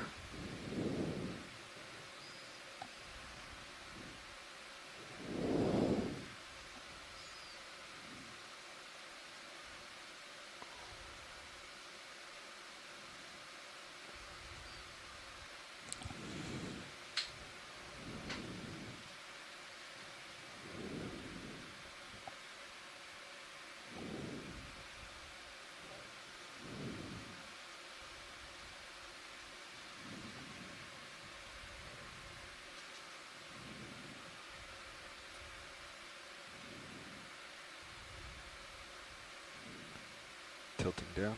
Okay, go ahead. Co-pilot off. Okay.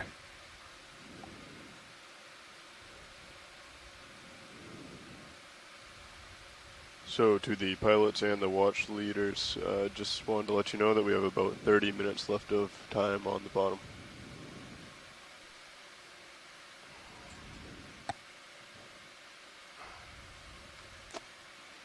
I don't know about that.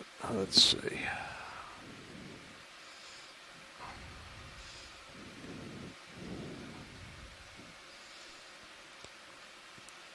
Hi, Daniel, Adam. I stepped away, and after we looked here, can we, Is that sticking before out we too leave, far, look at maybe, the huh? You want to large tip up? branching coral that's on the left? Up.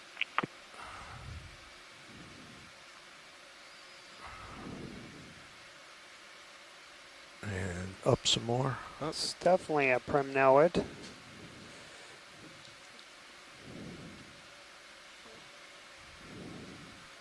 Yes, Scott, we can take a look at that before we leave.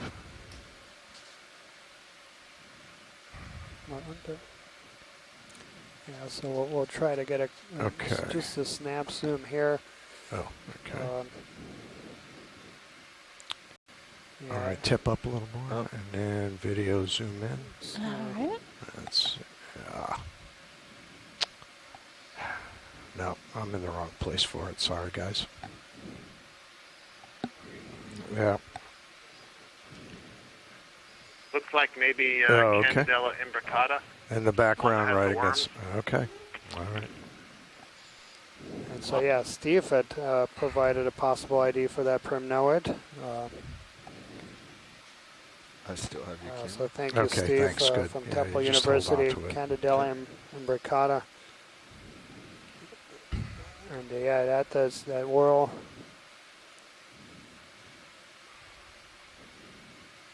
So that was the first time we imaged that today. Was it?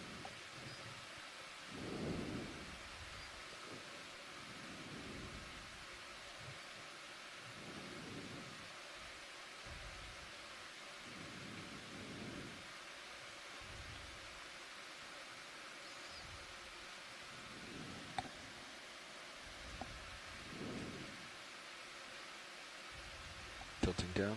Yeah, please. Good.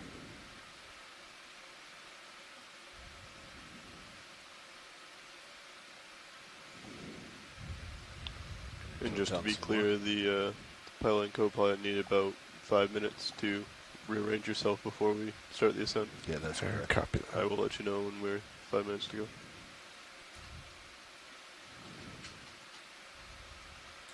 Okay, you want to tip up? Tilting up. Okay, video, you want to zoom in on that? All right. Down. Okay, yep, and I'm going to turn. So yeah, this again looks like that. Corrado ice is like a lot denser branching. Down. Going to lose the lasers. Laser's gone. Okay. So this one looks like a canela. Yeah, and it is on soft, or at least it looks soft or soft-ish. Just gonna leave the camera here. Okay.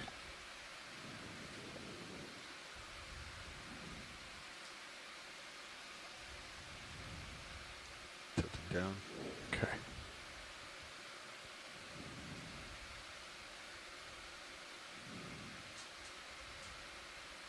Tilting down a little bit more. Okay. I'm at my limit. Okay. Earlier in the dive, you had asked me if we were looking at an Okeanos, and I said that, well, I can't see the pinkish red. Yep. And on this one, I can definitely see the pinkish red on the polyps. So give it a little bit would be forward. consistent with that In addition Okeanos to the down, Aurelio. that'll pin you right into the wall.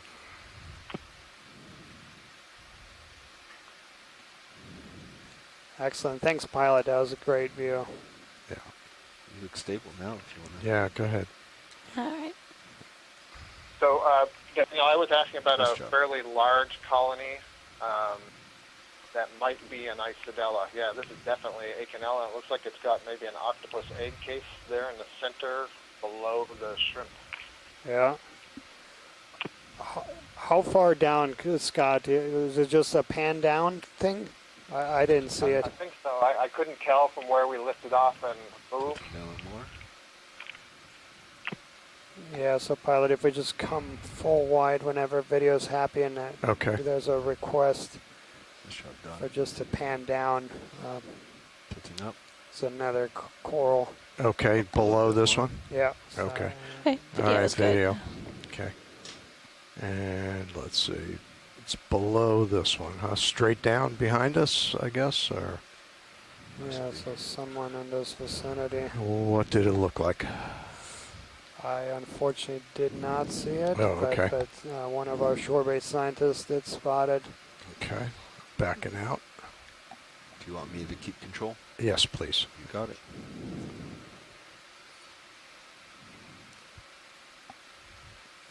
Yeah. Is it coming into view now, Scott? Yeah, I think this is it. This is it. It was right under where we were sitting. Yeah. Okay.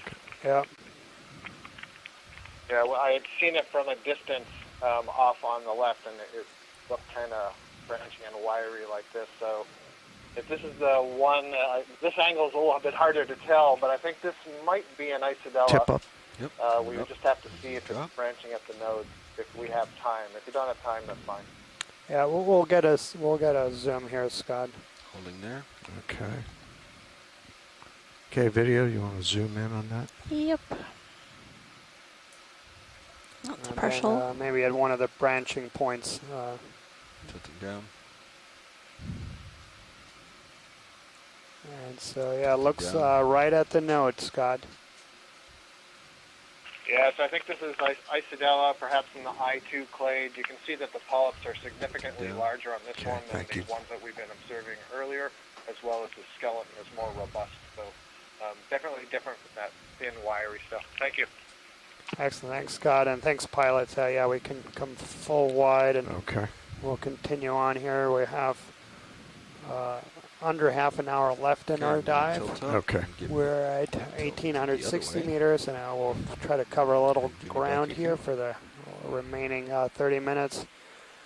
But it is interesting every time we zoom in on one of these things, even though it looks like it's something that we saw before, when you zoom in tightly, it is something different, and that is something definitely that's a trait of these corals, is that they're plastic that you have. So this is Iridogorgia magnispiralis, and it's the first time we documented that on today's dive.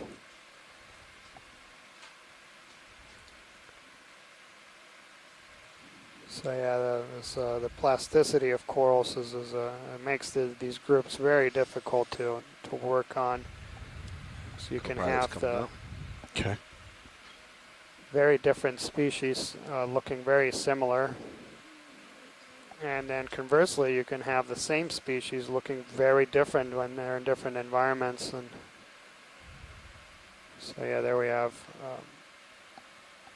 Some more bamboo corals on the bottom, and then another one of this Iridogorgia magnispiralis, a large spiral. And again, looks like they're all tightly bunched up there.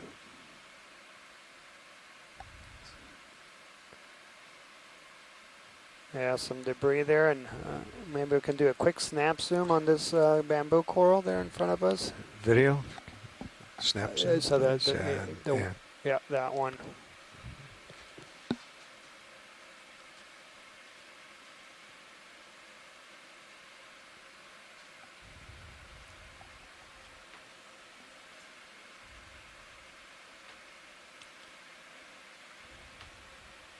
Excellent. So also branching at the node. Excellent. Thanks, video. Nev, I think we can get another 10 in. Another 10 meters at 060? Yeah, I think so. And I will give it a call. Pilot, you're okay for now, but eventually you want to settle to your left. Okay, copy that.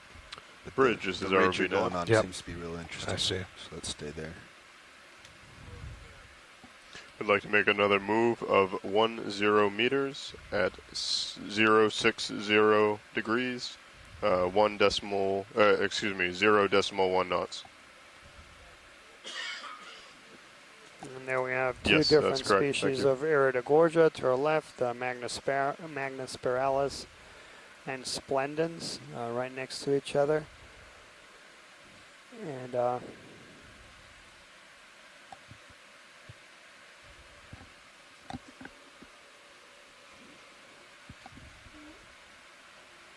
actually, there's a coral that's just out of screen now, top left. Top left, copy that. That's,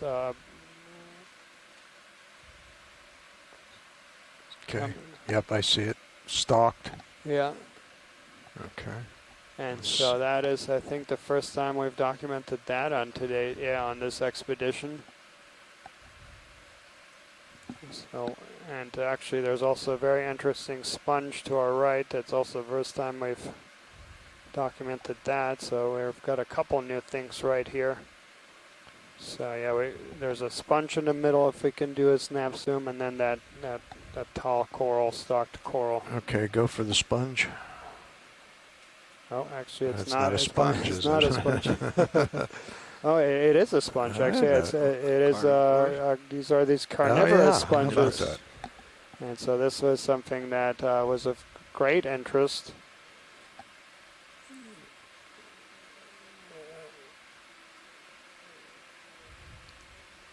And that was something that was collected on the last expedition. This is a group of sponges that is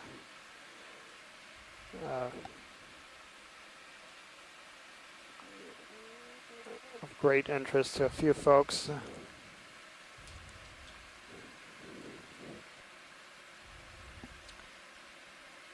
Excellent. That's going to be enough for ID. And then, yeah, that coral to our left. Okay, video go back wide, please.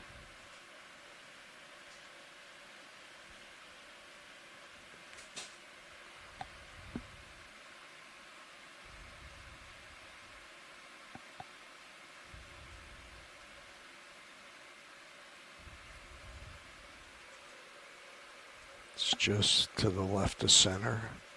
I think it was this one right here, yeah. Going for lasers as you come in. Okay. And so this is going to be Metallogorgia.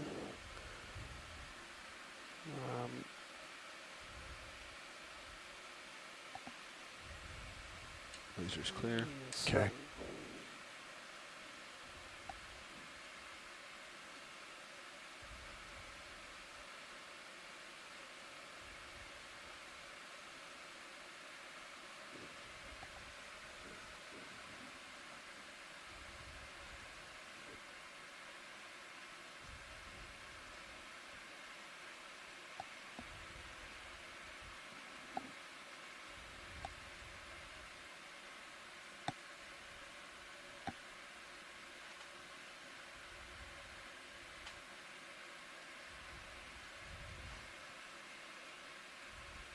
And so I don't know this group that well, but it looks like the species we've been Metallogorgia melanocristus, which is not reported from the Gulf of Mexico.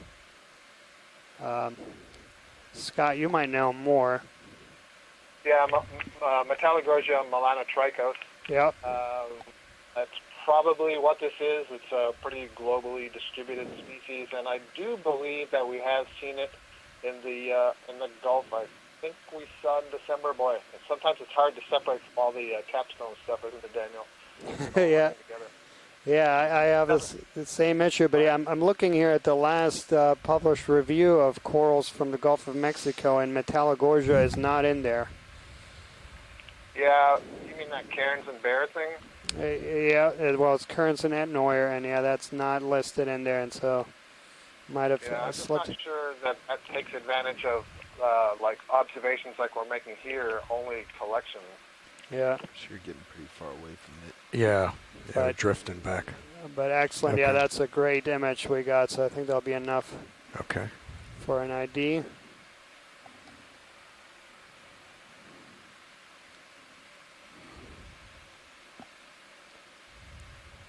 Wonderful. So yeah, nice to see a couple new faces there. And as always, they always happen to happen right before the end of the dive. So as you continue So let's see how many Yeah, more I'm new shuffling things we over can to the port come side across here. here in our last 15 to 20 minutes here. Sounds great.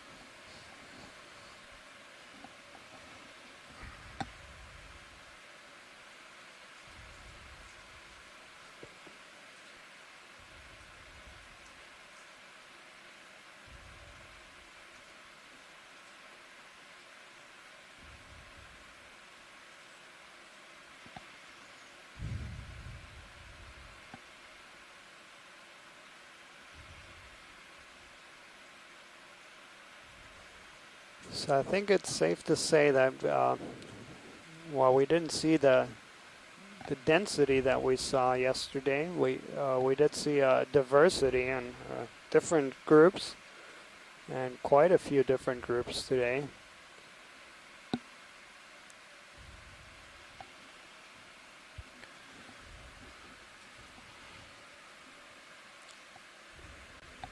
So we look like we're sort of tapering off here, but if you continue over to your left side. Yeah, you got some more hard returns there. Exactly. Okay.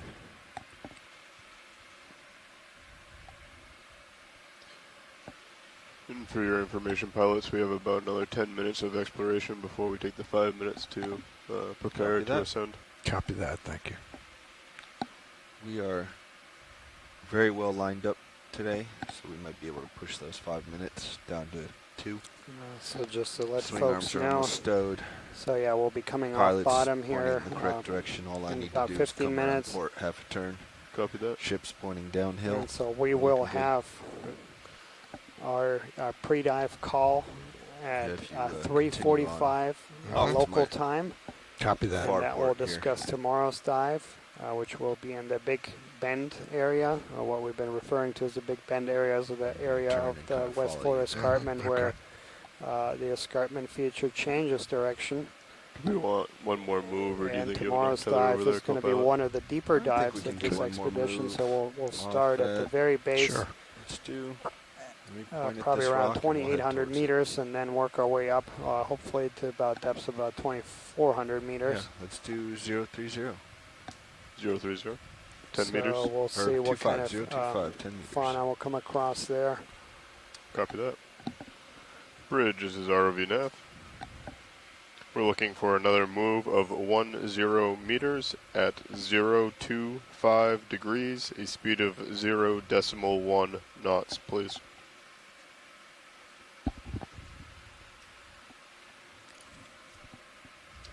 Good copy, Bridge. Thank you.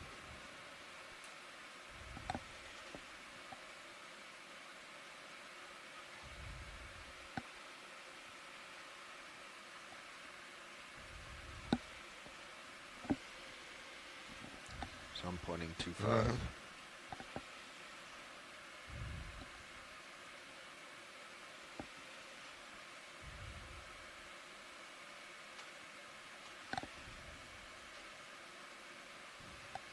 Copy that, Bridge. Thank you. So on your sonar, yeah, it's showing off to your port side now.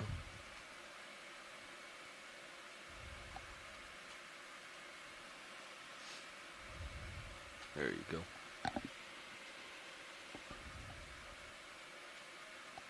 And also just to give our shore-based scientists that might not be able to join us on the call today. But yeah, tomorrow's dive will be the Big Bend area, and so that's going to be quite a bit deeper. So take us about an hour and a half or so to get to bottom. And then of course same to go back up, but we are looking at doing an extended dive tomorrow. So that will give us a little bit more time, but of course we'll send out all the details this evening or first thing tomorrow, along with the dive planning call information. Am I looking? Am I stretched out there? I can't tell. Well yeah. stretched. Okay. But if you saddle, so yeah, every evening when we send out that dive plan, there is an updated link to for the C-Scribe software, so that changes day to day, and we do want to encourage everyone to continue using it.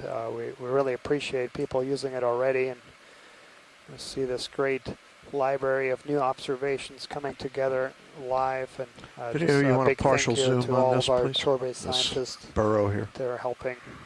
There's somebody in there. No. In there we've got a zoom on a burrow. You can see a freshly excavated burrow. Something lives down in there, and that lighter colored sediment's material that's been brought up from below. And when we were zoomed out, you could see it had run down the side of the sedimented bank and over the edge and left a trail down the exposed black to rock. wide, please. You can see that in, There's as we approached it, and sort of as we move towards the end of the dive, thinking about the geology here, we've seen a relatively consistent geology throughout the day. It's been this black rock capped with a heavy sediment blanket that's sort of intermittent between thickly sedimented slopes like we see here immediately in front of us and the exposed rock to either side. And so it's been a relatively consistent geology as we've made our climb, but it has resulted in a variety of potential habitats, and I think that's led to the patchiness we've seen in the coral and sponge species, and perhaps a bit to the diversity that we saw as well.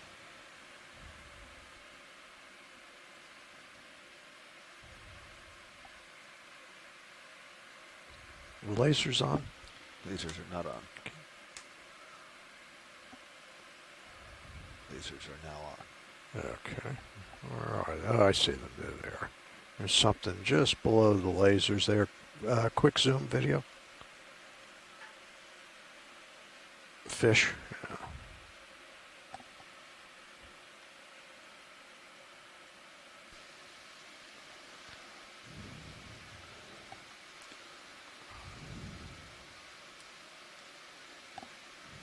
Okay, you can go back wide. I'm a good distance away there. So just let me come in. Any interest in that? I think you imaged that earlier, right? This fish. I actually don't think it's the same thing. No, it's not the same one? Okay. But, it is a cusk eel, but... Come down.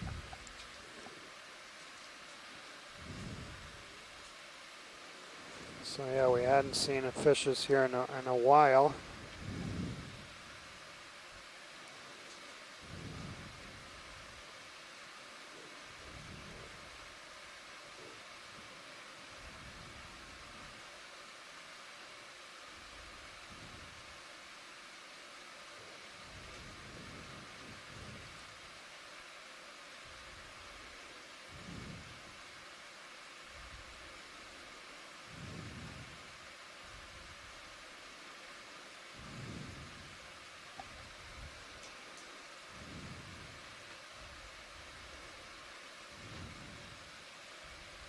We'll see if this fish will cooperate and give us a side view. It's definitely a cusk eel. Video, you want to go partial? And just from the side view here,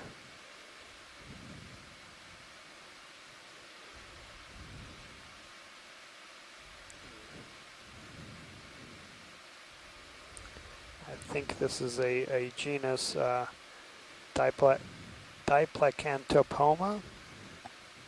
Those large eyes. Yeah, it is hard to from this view.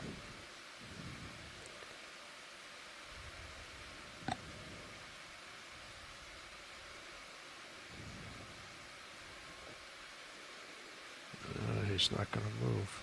Coloration on the top certainly matches it, and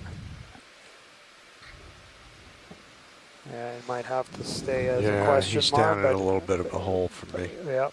Okay. Thanks, pilot. All right. Yeah, that's my best guess as a cusk eel in the genus Diplacantopoma, and that's just from the top view there. And that was a species that was also imaged very close to here, 25 kilometers from here on dive 6 of the 2017 Nav, how much time? Okeanos Explorer expedition to the Gulf of Mexico. We have about 6 minutes left. Okay. So yeah, we have about 6 minutes For your left reference, here. it's, So we're 20:30 is the time that we need to be leaving. 1826 is our depth pilot, here. you don't have much tether to So work we with, have so we have covered considerable. We've climbed about 400 right. meters or so, over coming up. or about 100 meters shy of the top. Go ahead, survey. But it is difficult terrain here, very steep slopes. And we have documented a diverse assemblage, and yeah, the Yes, very that's correct. interesting I already thing is talked to co-pilot and pilot, and normally we patchiness give of 5 this, minutes, and they said that we could yeah, probably do the it in about 3, distribution of given the species position and of the habitats. vehicles and the ship. You got it.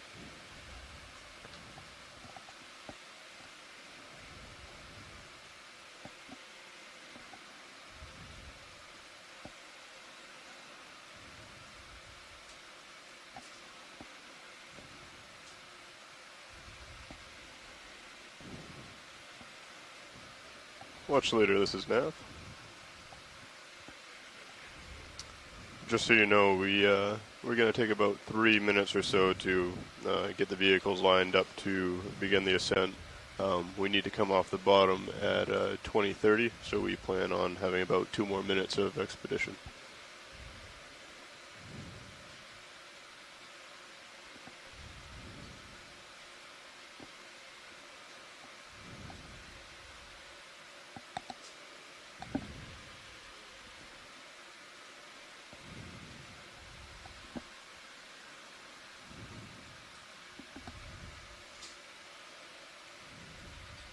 Yeah, it's a midwater fish, and these are difficult to ID.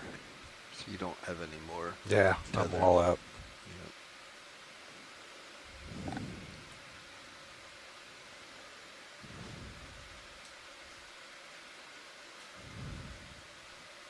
Alright, pilot and co-pilot, you got about enough time for one more zoom. 1 more minute before we gotta pack up. Okay. We're at the end of our leash here, so saddle over a little bit. Yeah, there's just a branching large, and a fish on the bottom. So pick your... I see it, but we are at the end of the tether, so yeah. Video, you want to try zooming in? Yeah. Let's see if we could... Hold on. Go back. Well, there we go. There we are. Let me see.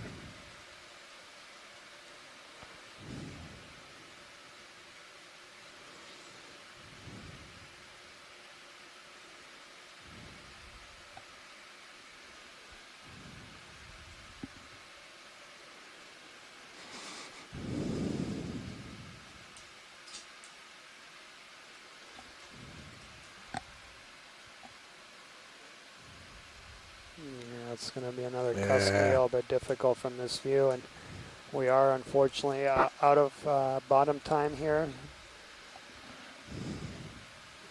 So we'll just get our last images here. Our final bottom depth here is 1,815 meters.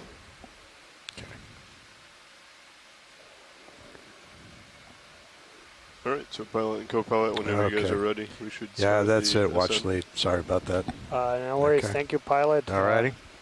So we are. Copy that, bridge. Thank you. Out of bottom time, unfortunately. And so yeah, there's a request here, and Scott, yeah, no problem. So we will do our call at 3:40. So just 13 minutes from now, we'll have our pre-dive call, and again, that's going to be to discuss tomorrow's dive in the Big Bend region at depths around 2,800 to 2,400 meters. Hope you can join us. For the rest of you, we really thank you for joining us. Really appreciate all of our shore-based personnel joining us from far and near. Yep, and we want to particularly thank those folks who've been entering data into our C-Scribe network. We have a really nice log of observations today. Coming up, right. And then, of course, a big thank you to the piloting team today for a great dive over some really, really challenging terrain, these near vertical walls, and I think we covered quite a bit of ground and imaged quite a few organisms and got some really spectacular imagery, and also a really interesting collection. So thank you so much to our piloting. And so yeah, thanks everyone. And again, we'll have our call at 3:40 Central Time.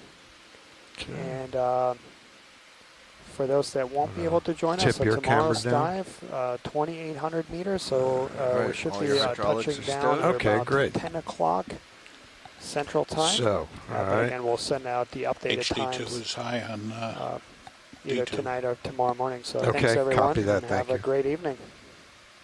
We'll fix that in the middle. Yeah, that was Okay. How do you want to do this? Let's see. Well, I need to turn to starboard to get my turn out, right?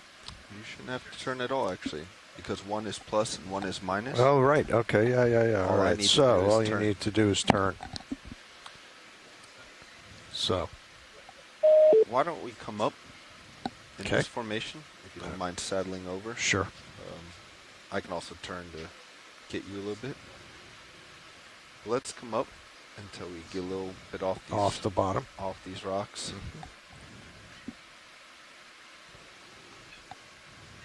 Because we'll also want you to stretch out, and as we currently have it, you don't have enough room to do that.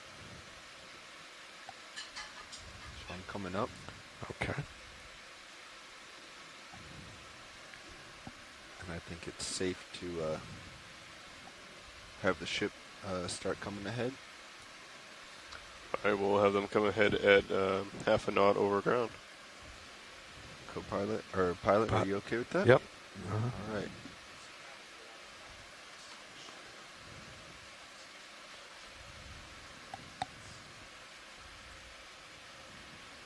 Bridge, this is ROV Nav. I would just like to let you know that the vehicles are off the bottom, and if possible, if we could bring the ship to 0.5 knots over ground, please.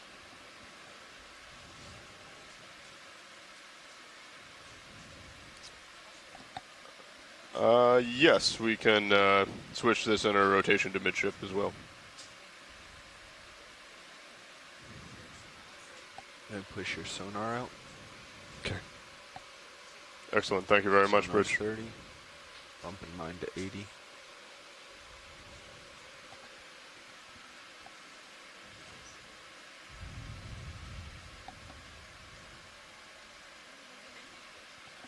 As your comfortable pilot, I'd suggest pushing out forward a little bit. Coming ahead.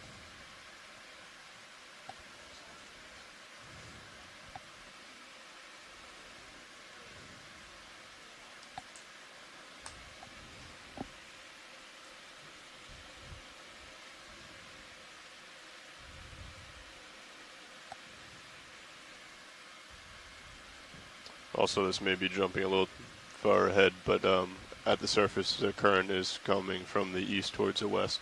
Just so keep that in mind as we get closer to the surface. That will start taking into effect. I went ahead and I looked at the graphs for the from the surface down to 1,000 meters, and it looks pretty constant and pretty low until we get up to about 50 meters from the surface. Then the surface current starts taking effect. Pilot, I'm going to come around to port now. Okay, copy that. Because you're stretching out nicely. And you got plenty more room to stretch. So hold your forward way for a moment. Okay.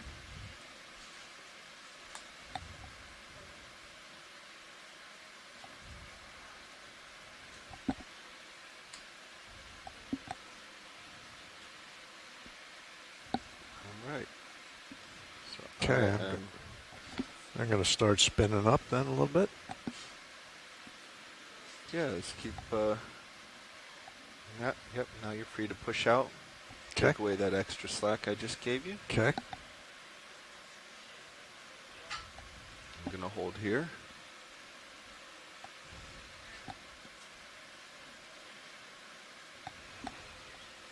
There I am. Yeah. Survey 1, I believe. Copy that. Okay, you're still turning. Yeah. Yep, I'm out of auto head. Okay. All right. You're spinning up? Yep. All right. You still have Z bias on, so you want to zero that. Oh, I did already. Okay, great. I did. Oh, yeah, yes. Minus sign. Okay, I am bringing the winch up. Okay.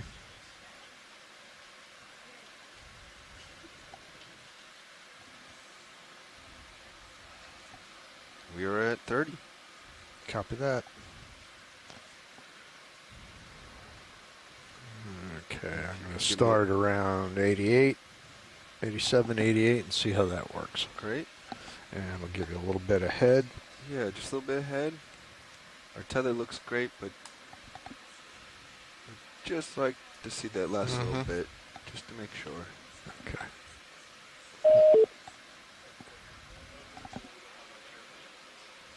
Okay, I'm going to bump up a little. Okay. That's 33. Push ahead a little bit further.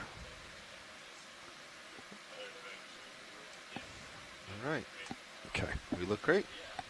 Auto heads are out. Means should start weather.